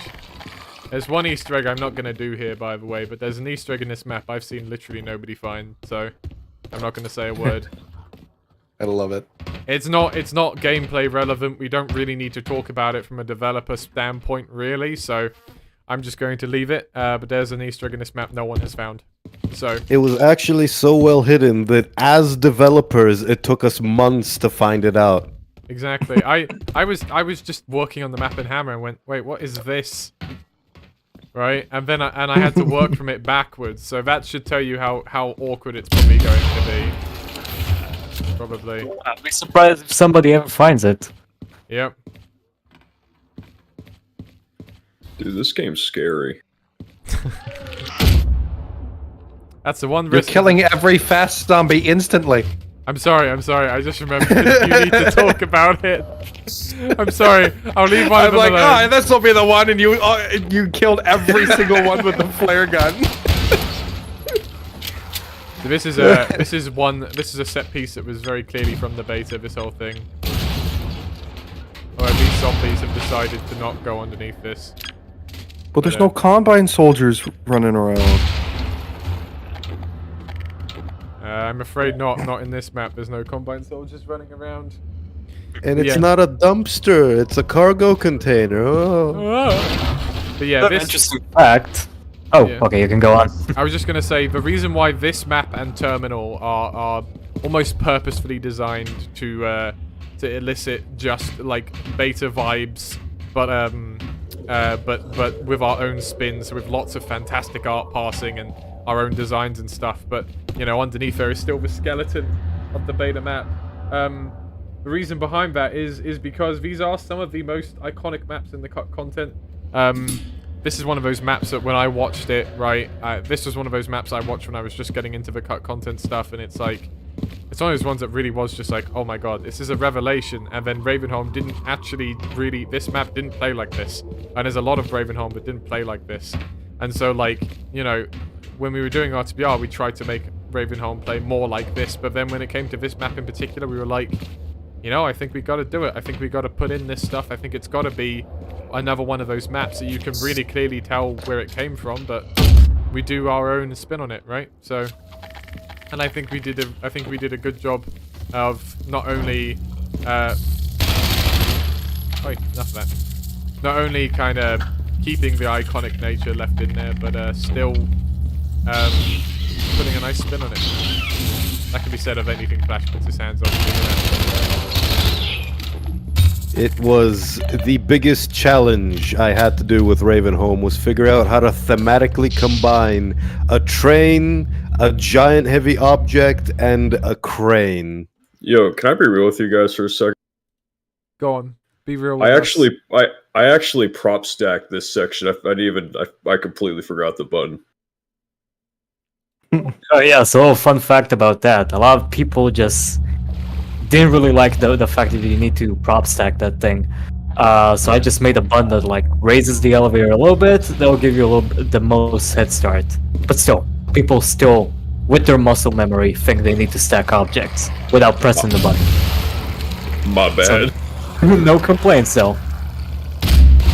raising the elevator, Redux.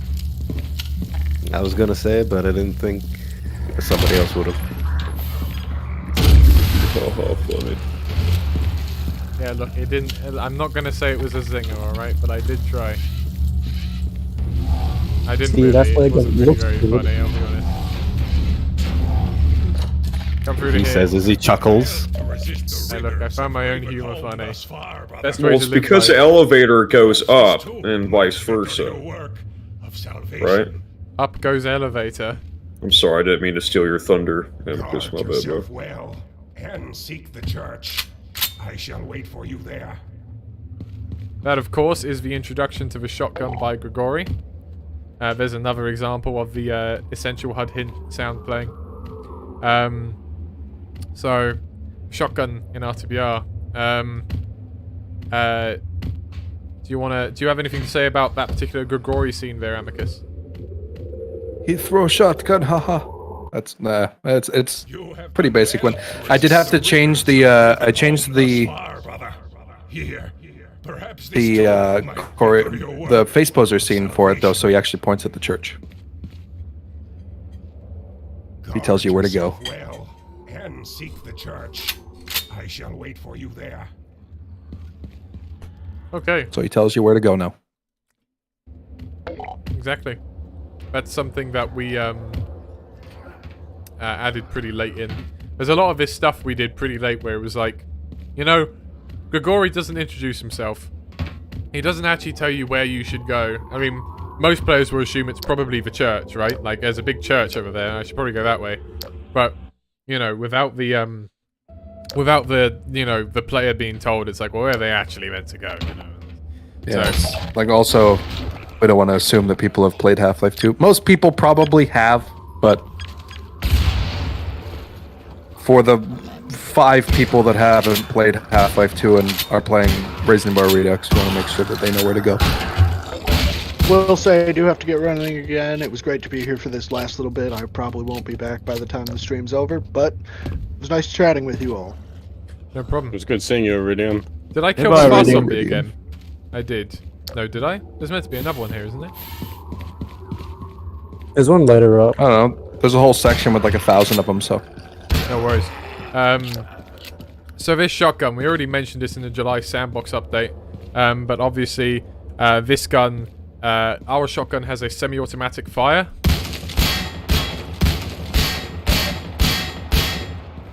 Compared to... Oh, there's gonna be one in the building there. Oh yeah, okay. Compared to Half-Life 2's double-barreled fire. Now, when it comes to these weapons, you know, we're trying to make old weapons feel new again, right? Give them new functions and stuff, make them perform slightly different roles. The shotgun is still your de facto zombie slayer, right? It mashes things at close range. It's your run and gun, right? But as with a lot of things, we wanted to kind of reward player skill a little bit, right? The double barrel is pretty cool. It melts everything, but there's not a lot of things that actually require 2 shotgun shots, and to actually kill. Normal zombies, for example, still only take 1 at point blank range, right? There's no reason to double barrel them unless you just want to make sure they're definitely dead. But we wanted to do something different with the shotgun, so we decided to go with a semi-automatic fire. So the primary fire is slightly more accurate, but requires a pump. The secondary fire is less accurate, there's more spread of the projectile, but it's semi-automatic. What this means is that if you shoot a zombie at some range with the primary fire, you might still one-shot kill them. Or you won't, like that. But... Oh, there's one. Let me just put on no target real quick so I can finish the shotgun thing. Yeah, please don't just immediately execute him again. Yeah, I'm just going to blow him up with the signal launcher again. Anyway, so the model here of the shotgun was done by Freeman again. He's the one who did our physics gun model, and also the Citadel animations by Silent as per usual. And overall, yeah, just a really solid bit of kit. The semi-auto rewards people who are careful with their ammo, and I find that a pretty nice middle ground. Right, Amicus. Go for it. Fast zombie. So I'll just let a couple sounds go for a second. Nope. God damn it! Oh, you gotta be fucking kidding me! Oh my god! I'm really sorry. I didn't mean to do that. I did not mean to do that. You can't blame me. That's not my fault. Oh, that is Clicked off as soon hilarious. as it happened. What happened? He Yeah, I walked didn't- near the saw and it killed him instantly. Almost did it again. Right. Particularly the scream that they do when they jump at you the first time. So, go ahead and spawn another one after killing that one. So, the Wilhelm scream, or not the Wilhelm scream, the Howie scream. That one for this is actually me.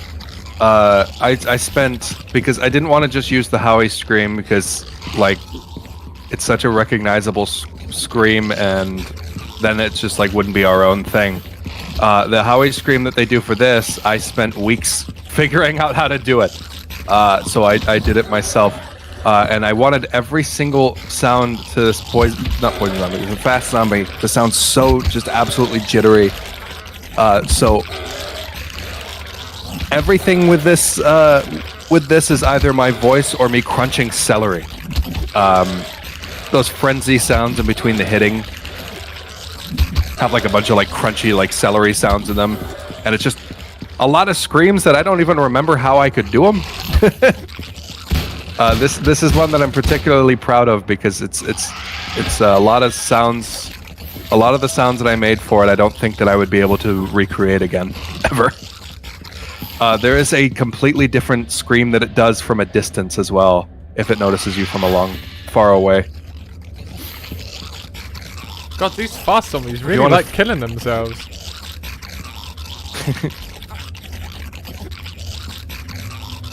Oh, that's not ideal. Huh?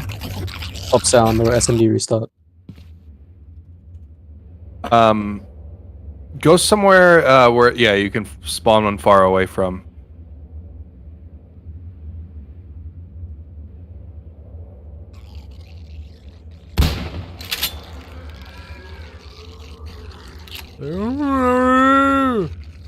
That's another scream that I did, and I have no idea how I did it.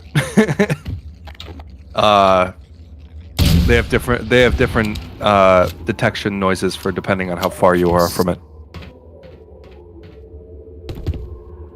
Someone needs to make a mod for Half-Life 2 that replaces the fast zombie scream with the original uncut Howie scream. That is what it is for Half-Life 2. It is the Howie scream in yeah, it's just the original one, Half-Life 2. Alright. Pitch shifted to how it is in game. Yeah, that's the fast zombie. That one I had the most fun making sounds for.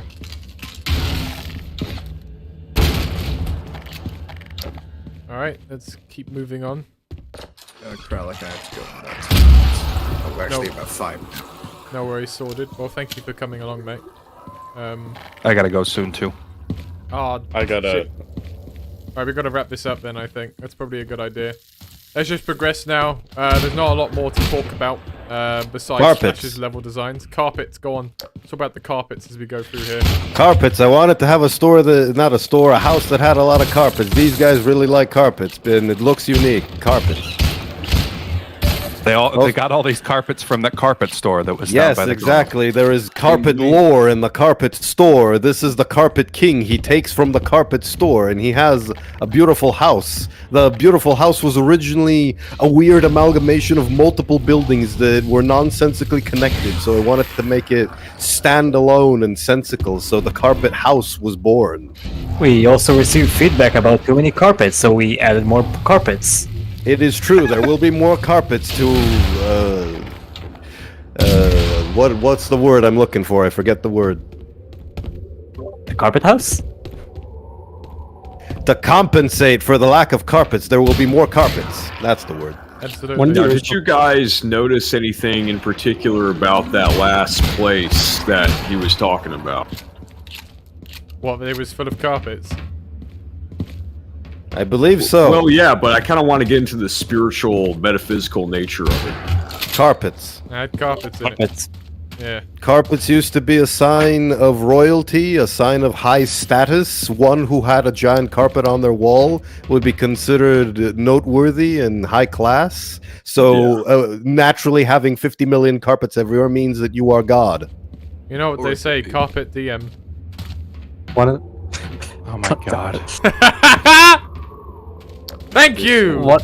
Thank you! One of the original. Carpet does.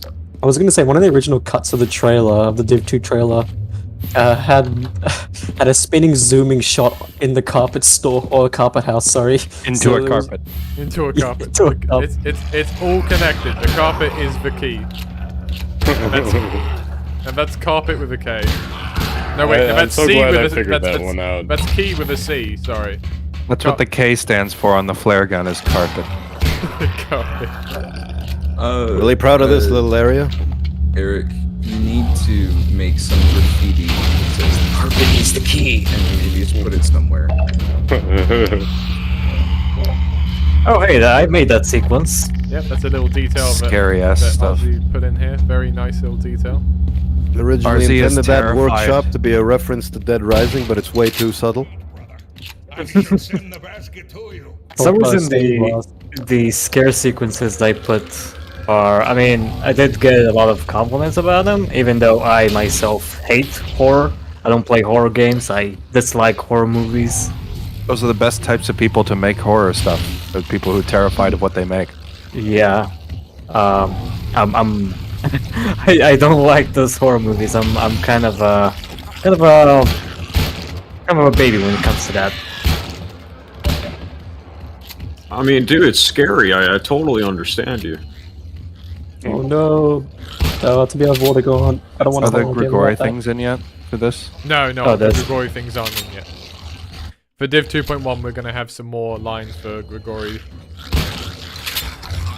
Alright, guys, if I can keep you just a little longer, we're gonna move on through Quarry Town 04, get into Mine Town, finish the mod. Well, as it stands. Yeah, I think anyway.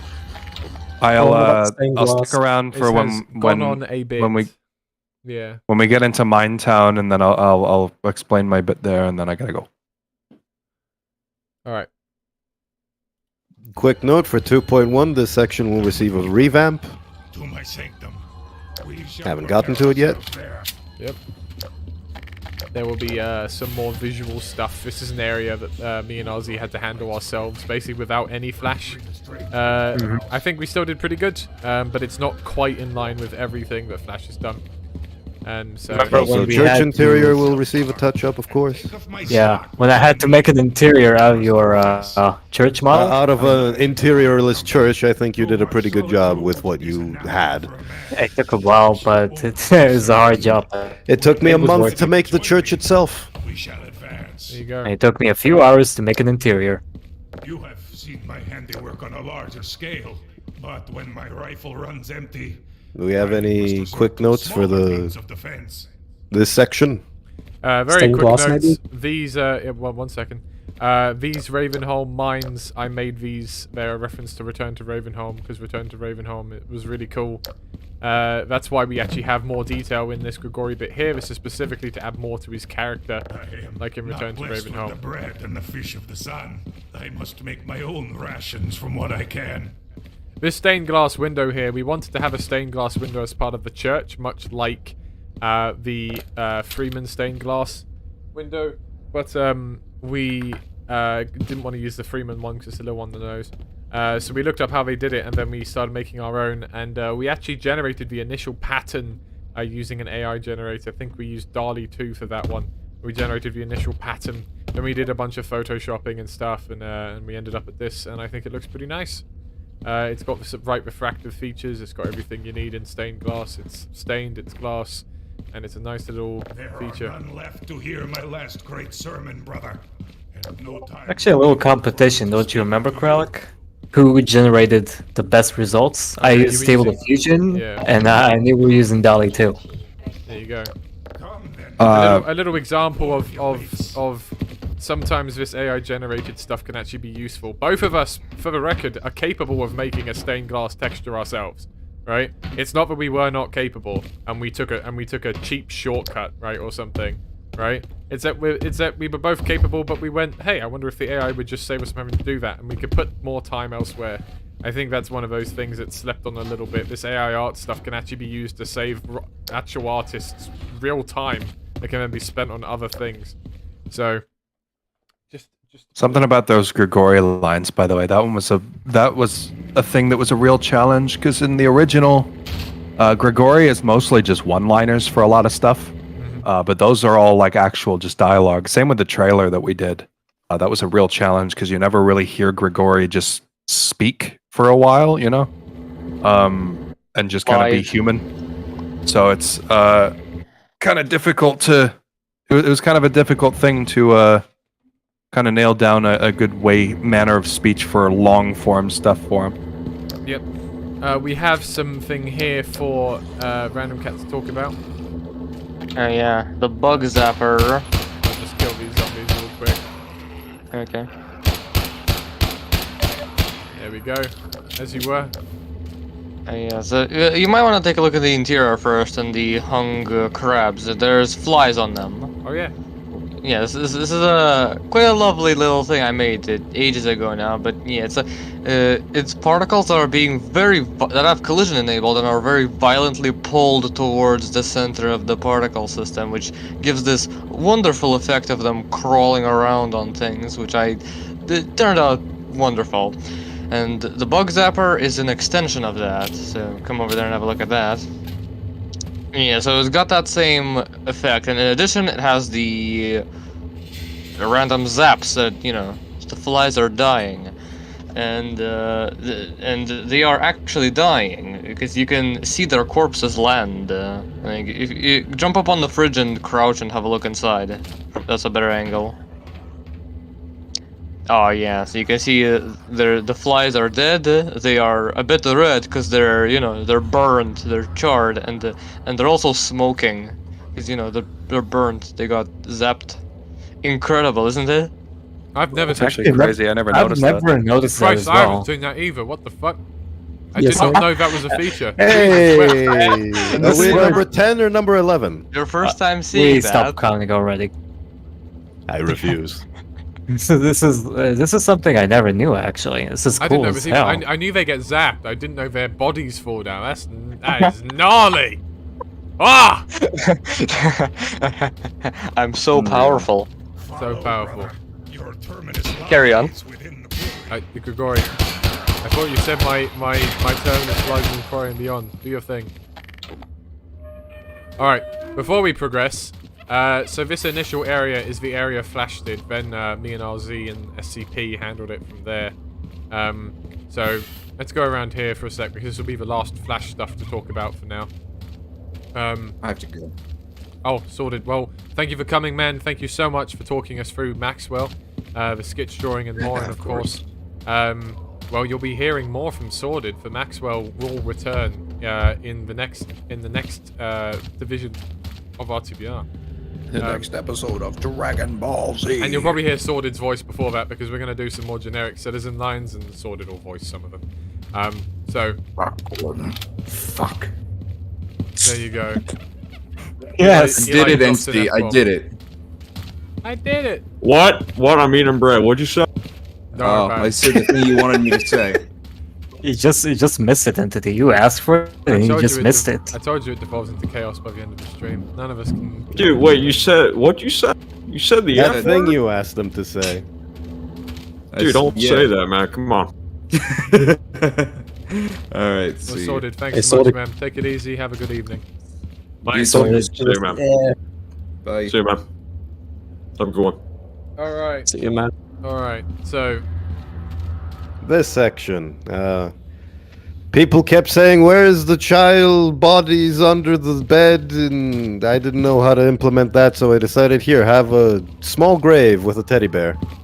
Yep. There's your child bodies, since you want them so much. Dark and gritty. Yeah, people kept... There was this scene in the original Ravenholm where there was a dead kid under a bed in Ravenholm, and it's just kind of like... It's just kind of like... like a little bit too miserable. I didn't really think it was actually. None of us wanted to do it. It's one of those stupidly miserable things. It's just dark for the sake of being dark, right?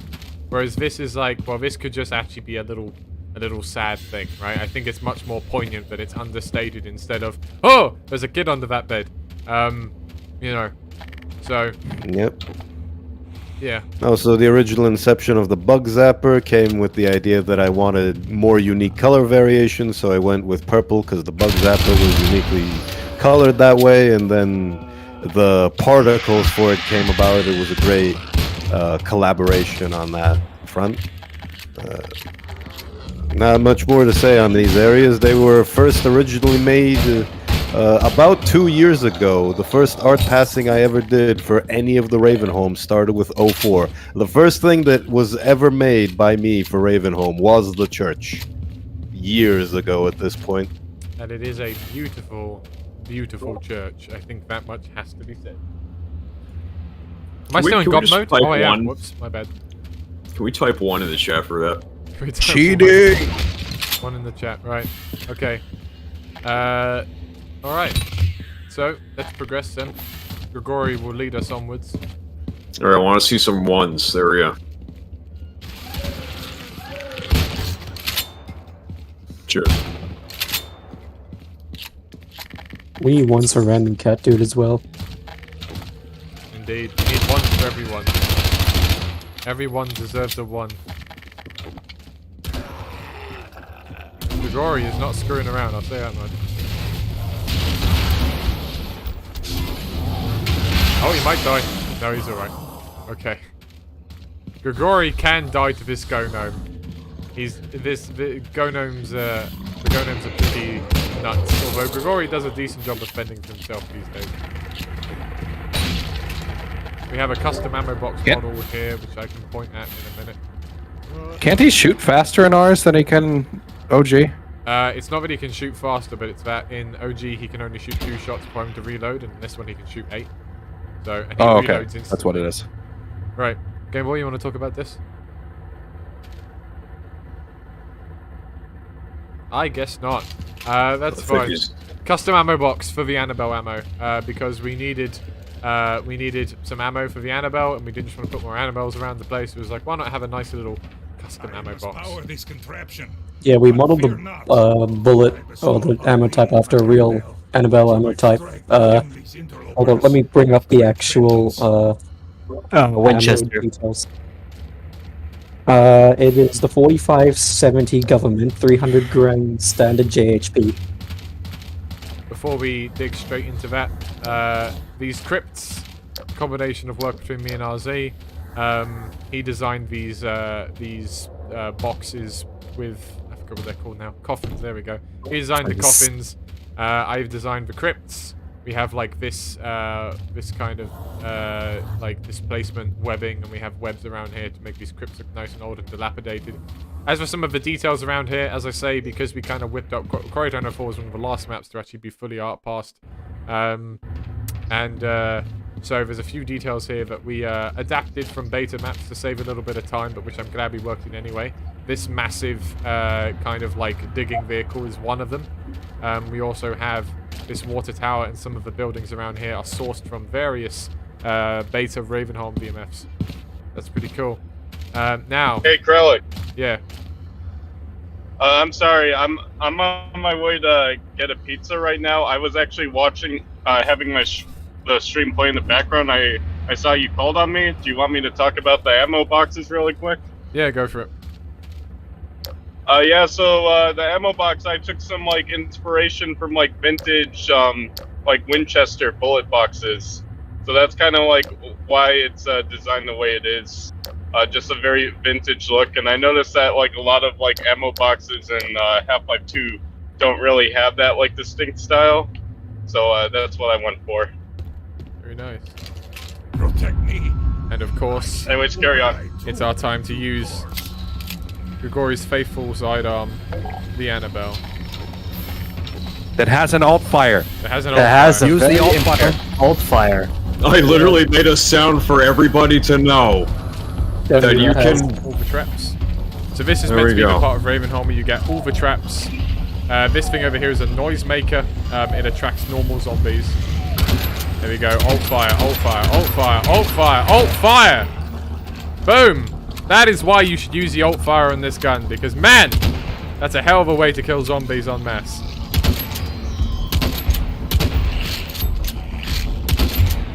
If you struggle to kill Gnomes, you have not discovered the alt... shit. The alt fire on this thing. The music in this section, I like to point this out all the time. The music in this section matches up almost perfectly with the reload of the Annabelle. It's so satisfying. Yep. So here's an interesting thing. The alt fire here of the Annabelle, the way that this works is this pump that happens in the animation is not actually a separate pump, but is in fact just one animation. Which plays. So it does the shoot and the pump in one animation, which is some brilliant animation work by Silent. That was to basically allow you to have a fanning the hammer effect. That was inspired by a particular Destiny 2 gun I think is cool. I'll own up to that one. But yeah. It was partly because the Annabelle was really cool, but it wasn't quite the utterly unstoppable power weapon that we wanted it to be. Like, we wanted it to be a weapon that could tackle Gnomes almost with ease, right? This is meant to be the gun that Grigori used to fight back the hordes of undead. And so this Annabelle, that's why it was designed to be as powerful as it is. The one-shot body shot zombies, as well as one-shot headshotting poison zombies. And it makes pretty short work of everything else as well.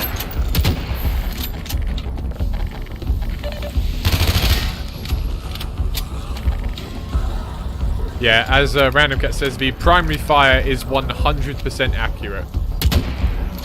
If you are aiming properly.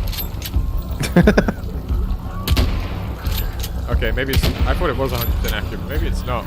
I thought that shot should have hit. Anyway, the point is it's very accurate. Oh, crap. Wow, ammo. Right. There's more ammo in here.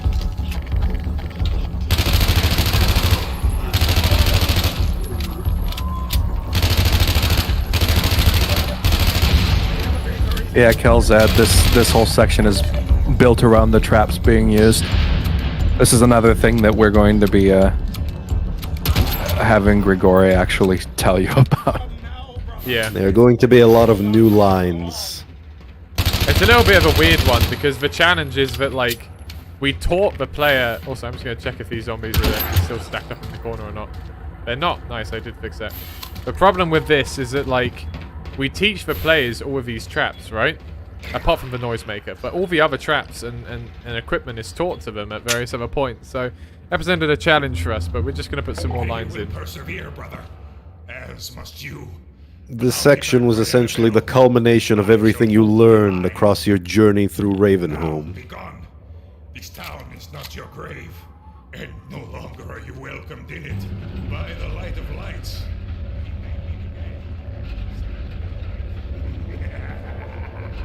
Just get a 1 for that, please. Come on. 7-1, yeah. That was good. Can we just give for Amicus? Let's give a round of applause, please. Come on. A round of applause for the Amicus. My microphone can't hear that, but I'm clapping. I put my elbow, my push to talk for that to happen. 1. Alright, we are now in the final map of Division 2. My god, this was a long time. Division 2. Final map. Right. Minetown. You might be thinking, oh man, what's next after Ravenholm? Right?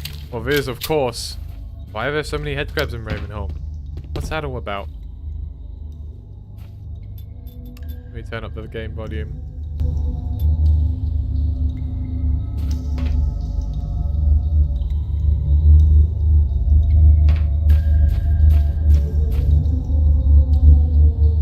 Something's not having a good time down here. So, yep, Minetown is the transitional map, sort of, between well, part of the transitional, the other half of this transitional map will probably kick off Division 3. But this is the transitional segments before Division 3 and the Wasteland. So here, come down into this mine shaft where Ravenholm once went.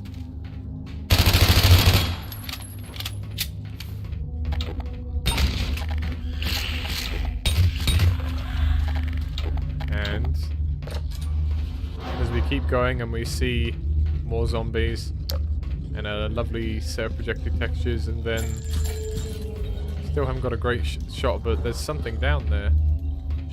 One more obstacle yet to face. And meanwhile, eggs! Amicus, eggs. So the antlion eggs are my first models I've been making for RTBR. I decided that I was going to offer to do some 3D work for RTBR, and in keeping with Andy's style, I'm trying my best to keep it in line with his. I made these antlion eggs, which are heavily based off of the original ones that are just like the watermelon texture, but more in the RTBR style. So a lot more, a lot like of a darker look to it, not darker in tone, but darker in color, dark and gritty, and has this kind of it breaks into many pieces that are glowing on the inside.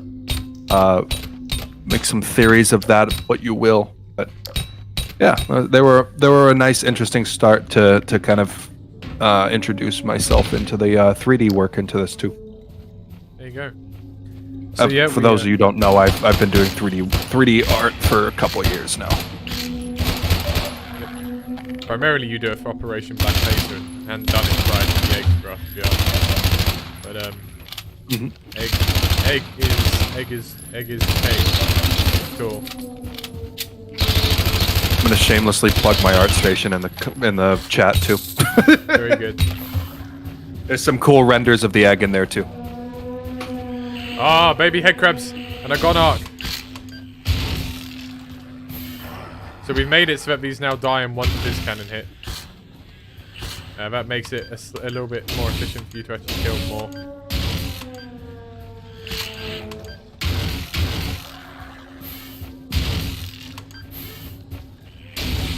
Do you want to talk about the gonarch birthing effect and random cat? We're probably not going to show the death effect very easily, but you can talk about the birth effect if you like. Yeah, sure. I mean, there's not much to it. It's just a sort of gross, goopy effect, and you know, it is what it is. The exciting part will come right at the end. Yep. So Peeps actually animated the gonarch. He was here in the stream earlier today. Yeah, I say earlier today. That's how long we've been streaming for. He was here in the stream earlier today. Throughout this map, we have some antlion stuff, and the idea was this is maybe some antlions used to be around here. Maybe they kept trying to come in, and the zombies kept being too much for them. Oh, of course, and also the effect on the ceiling. This is this glow array system is more complicated than it looks. So it started off as about 1,000 sprites on the ceiling, which is not very efficient for map optimization. And then the collective work of our programmers and Random Cat had a better idea. So Random Cat, you're the only person here of that little trifecta of people. So do you want to talk about that? Sure. So it basically the issue we had is that the amount of sprites would hit the edict limit, so it would just crash. It was bad. So the idea I came up with is so particle system supports up to 64 control points, which are just 3D vectors, so coordinates in space. So I had an idea. What if I made a particle effect that was just like 64 glows that each occupy one of these control points, and then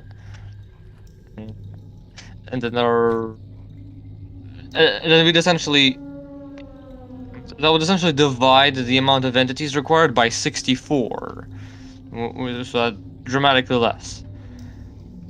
And yeah, I think the programmers did a bit of scripting to generate a list of positions, which they fit into a custom version of the info particle system entity that instead of using entities for control point positions and its key values, it instead takes in a coordinate directly.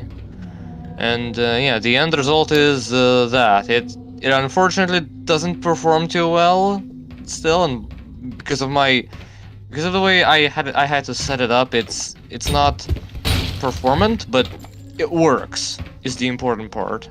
Yep. And it's a great little visual feature here. So yeah, I mean, we made a new entity just for this, and I think it's been contributed to map-based. So if you're a map-based mapper and you end up finding use from a map entity called Info Particle System Coordinate, that was a contribution of RBAB and Iridium from the work. Wow. So it is in map-based. So mods built on map-based will now have Info Particle System Coordinate, and that is based off of the work that was done here. I didn't expect that. That's cool. So that's pretty cool. So many more modders, mappers, and particle artists in the future may well be utilizing this coordinate-based system we pioneered in RTBR. That's pretty cool. I asked the like 3 other particle editors in the entire source modding community. Yeah, well, you never know. However, there might be a 4th one by the year 2300. So True. I do want to quickly go over the Gnome sound so I can. Yes. Not the Gnome, the Gonarch sound so I can leave. Sorry. So the Gonarch sounds were also a pretty big. Were also a pretty big challenge because I wanted them to. I wanted to have a big presence in this level, without being super annoying. So I kind of made it like this long sound of it kind of crying out in pain constantly, and I wanted it to kind of sound sad. So I took the original Gonarch sounds from Half-Life 1 and changed them a lot, and ran them through some filters and pitch bent it a little bit more so it sounded a little bit more on the sadder side. And then I made it so in the sound scripts for this, this sound can be heard throughout the entire level, and I created distance sounds for it as well, so it sounds very, very kind of echoey and reverbs from far away. So this sound specifically is basically the soundscape and thematic sound for this entire level. Exactly. The dying, tortured screams of not beautiful, but perhaps a creature that deserves better. Even the Gonarch. Yeah. A creature that usually demands extreme respect is in this kind of just absolutely compromised position. Yep. And also that birthing sound. We alluded to this earlier, but that birthing sound now it's like an actual thing that you would expect, but it used to be just Kralik going into his microphone. I mean, we need placeholders for we keep that in the files, by the way. Is that in the files still? It's in the files. Someone could make a mod of it if they wanted. It's up to them. It's in the files as well, so. Okay. And then the last thing that I had to talk about here is this this little idea that I had here for the introduction of the reintroduction of the. Yeah, there we go. The reintroduction of the Combine soldiers. One of the Combine soldiers. It's not me voicing it. I think it was you, Entity, right? Yeah. Yeah, Entity voices. Yeah. Basically, a little tiny foreshadowing of the Combine soldier before you see him again. One of them gets pissed off and says, "Does that thing ever shut up?" Referring to the Gonarch there. And that's kind of something that's a little Half-Life Alexy for that person who asked earlier. You know, these soldiers do have personality. Their memory is scrubbed, but they do have personality still. So you can actually... Okay, never mind, he heard me. It's also your first introduction to the shotgun soldier. But thank you for being with us, Amicus. Thank you for all your contributions today to our stream. And have a good rest of your evening. Bye, Amicus. Well. I'm gonna go eat Mexican food. See you, man. Nice. Enjoy. Bye. Yes, bye-bye. Okay. Well, I think I'm gonna head out as well. So see you guys.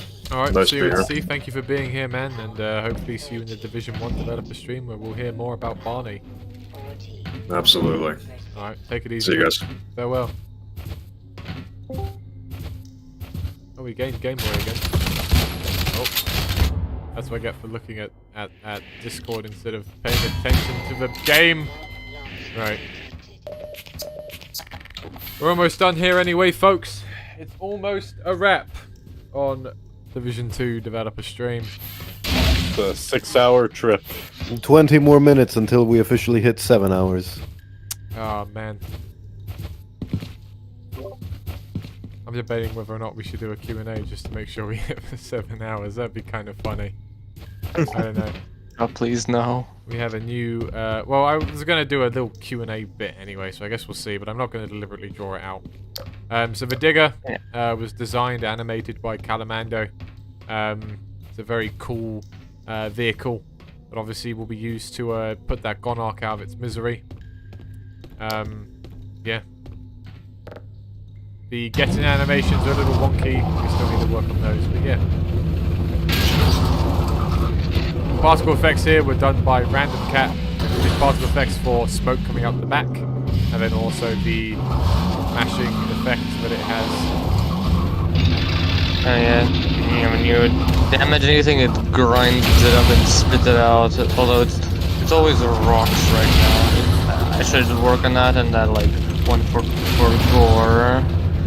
But yeah, I can't recall if I was tasked to do that or if I just wanted to do it because I felt like it. But yeah. I think I probably just had a one for like when it mashes stuff up as opposed to task for gore as well. But yeah, gore would be also pretty cool, I guess. Yeah. Oh, well, I mean, I'm not sure if I was. I guess I was tasked to create this effect, wasn't I? Oh yeah, you were tasked to create this, yeah. Right. It's just because sometimes I just feel like doing things, you know. Yeah. Yeah. Nobody really stops me. I mean, it was there. True. Alright, well, as we finish smashing everything to pieces, including this. Alright, time to cap it off.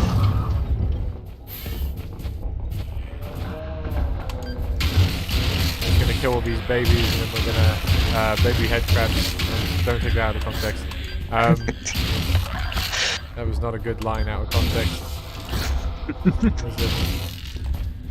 I think you just topped all the F-bombs. Yeah, honestly. Gonarch has a scared sound and scared animation. Scared animation also by Peeps. Model, by the way, by Andy, as per usual. A fantastic look. It makes me want to see what a full Gonarch would look like from Andy. In fact, I mean, it's doable. Someone could make a full Andy Gonarch by just giving it 4 legs. The legs have been amputated as it currently stands, but still. I think a great feature by Andy was actually leaving in the entire top head as well. Because in the beta, it was just the sack, right? Excuse me. And I think the problem with that is you end up missing a lot of at that point it's just a sack. Maybe there's no Gonarch intelligence left. This ends up feeling a little more no colliding. A little more poignant because there's clearly an intelligence still in there, right? It's being held afloat. Anyway. Let's end it suffering. Let's end it suffering. And end our suffering and be done with the Division 2 development. Yeah, you can back up a little bit to see it. Oh yeah, look at that. It's a little anticlimactic, but there's nothing much to this besides just they disappear quickly. Yeah, it's just a little gross, goopy explosion, and you can see the sort of entrail trick comes back here. Yep. Seemingly, they sometimes get stuck on the top, which looks cool. I like that. Yeah. Not intentional, but it looks. It fits.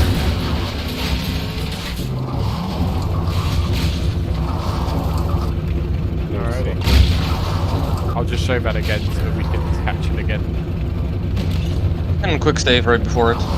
Yeah. Just to really ensure you can catch it.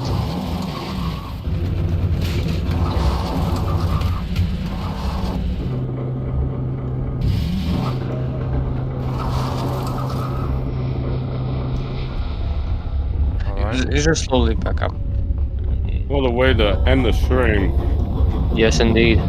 Goodbye, Gonark. Boom. Oh, that works too.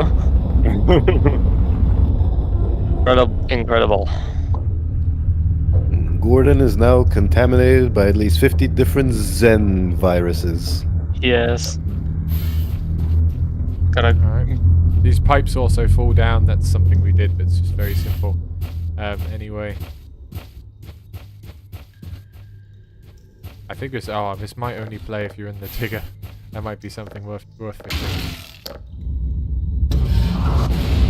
Yes. Whoa. There it goes. There it is. Yes. Yippee! We did it. There we go.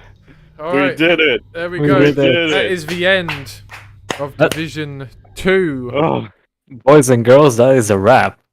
More or less. 6 hours. As the credits play, I'll give some people the chance to. How do I make a? How do you make a slideshow? In a. Oh, I don't know how to do this. Well, there's the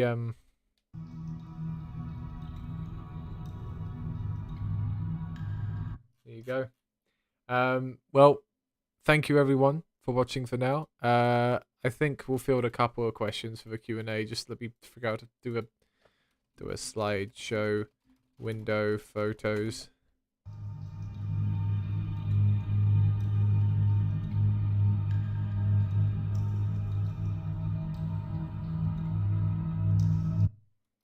Oh man.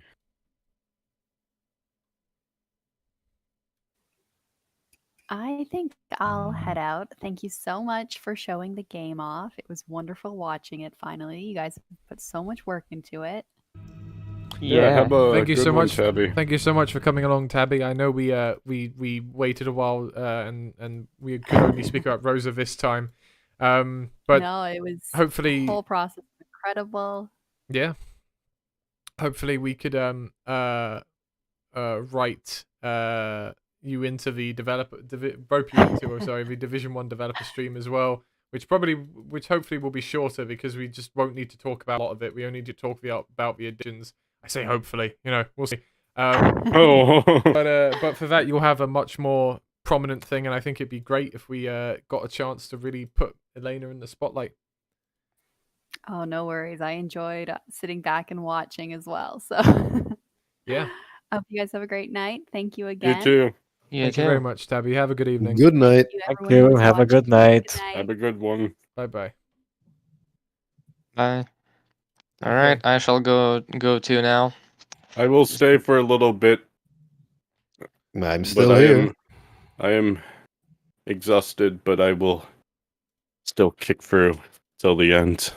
So we're staying up until 5:30 a.m. Okay. Currently trying to showcase the fan art and see if I can get that working. Right, there it is. Let me. Oh. I think it's on the stream. It's on the stream. Yeah, it's on the stream. Okay, this is fan art It's from. constantly buffering for me. Is it still buffering? What? Wait, hold on. Yeah, Let me see. I don't. It just shows the on YouTube. Just the. I think it might be a little behind. Bear with it a second. No, it's buffering for me as well. Really? Oh, that's not ideal. Yeah. Can I? Maybe can I increase like the bit rate or something? No. Stream health not working properly. Oh man. Okay, hang on. One sec, guys. Sorry, give me a sec. Oh, that's not ideal. Yeah. Oh, that's not ideal. Yeah. Can I? Maybe can I increase like the bit rate or something? Oh God, it's something. Really shouldn't be talking while I have pizza in my mouth. shouldn't be talking. Oh, there we go. I got it to reset. There we go. Hey guys, finally, I think we're actually on time again. Oh, there we go. I got it to reset. There we go. Hey guys. Wait, hold on. Finally, I think we're actually on time again. Oh, there we go. I got it Oh, to reset. oh, yeah, it's good. Okay, cool. We're good. All right, guys. Thank you for the patience there. I don't know what the hell was going on with that buffering, but we're just about wrapping up anyway. So, let's take a last couple of Q&As and call it there because this has been a long bloody stream. I have 3 questions lined up. Go for it. Will we see zombie Vortigons in RTBR? No. Next. Are headcrab babies going to be an exclusive segment of this portion, or will we see them in other places in RTBR? They're probably exclusive to here. I wouldn't want to use them outside of where we have a Gon arc, and I can't really think of a good excuse for us to use a Gon arc again. So. And the best question and the final one: how does it feel to work with Hammer? It can be great, and sometimes it can be miserable. I mean, sometimes it's great, yeah, but compared to other engines I worked with, it's heaven and hell. It's a pleasurable nightmare. The best way I can describe it. The devil you know. Exactly. Those are all my questions. I have no more. How about we ask chat a question? Did you enjoy your time here? Yeah, did you enjoy it? Your time watching our stream? Because we have been streaming for a long time. Yeah, somebody says Hammer plus plus is a thing. Yeah, it is a thing, and yeah, compared to also regular Hammer plus plus has its own issues sometimes. It's kind of funny. Sometimes we just like go back to normal Hammer just because Hammer plus plus is doing problems, and we like vice versa happens. We just go back to Hammer plus plus. At least that's my schedule most of the time. Yep. Like I tend to find if you need to do something in specific, Hammer plus plus is the one to use. If you don't need to do something specific, use Slotty Hammer. Yeah. What was your guys' favorite bit of Division 2? To the chat, I guess. Yes, chat. Go on, oh chat. no, it's buffering. Oh, stream buffering for me again. Mother. It's fine. Oh wait, no, I refreshed it and it's working fine. Okay. Hopefully they heard that. Like right now. Yeah, they heard it. Sweet. Ravenholm, Eli Den, and Eli Den crushing that big sack of the digger. Eli Den. Yep. I think Ravenholm and Eli Den are the two probably the coolest parts. I think we did a decent job of the canals as well, but it's stiff competition in Division 2. So I got a odd question for chat, but what is your speculation for the next few divisions? What do you think we're gonna do? Yeah, that's an interesting one. Can neither confirm. Kind of curious to see. Interesting to hear what the community says. Kind of curious what people are theorizing.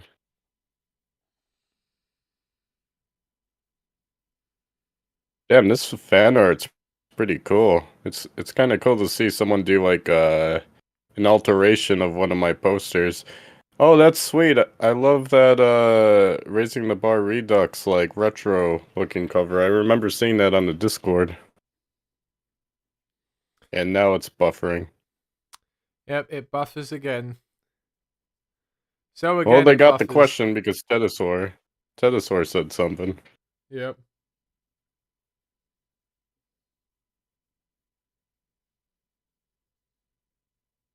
Only 14 people watching right now.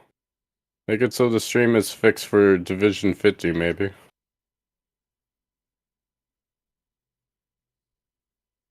What will you do after you're done with RTBR? RTBR 2. I don't know. Do something else. I don't know.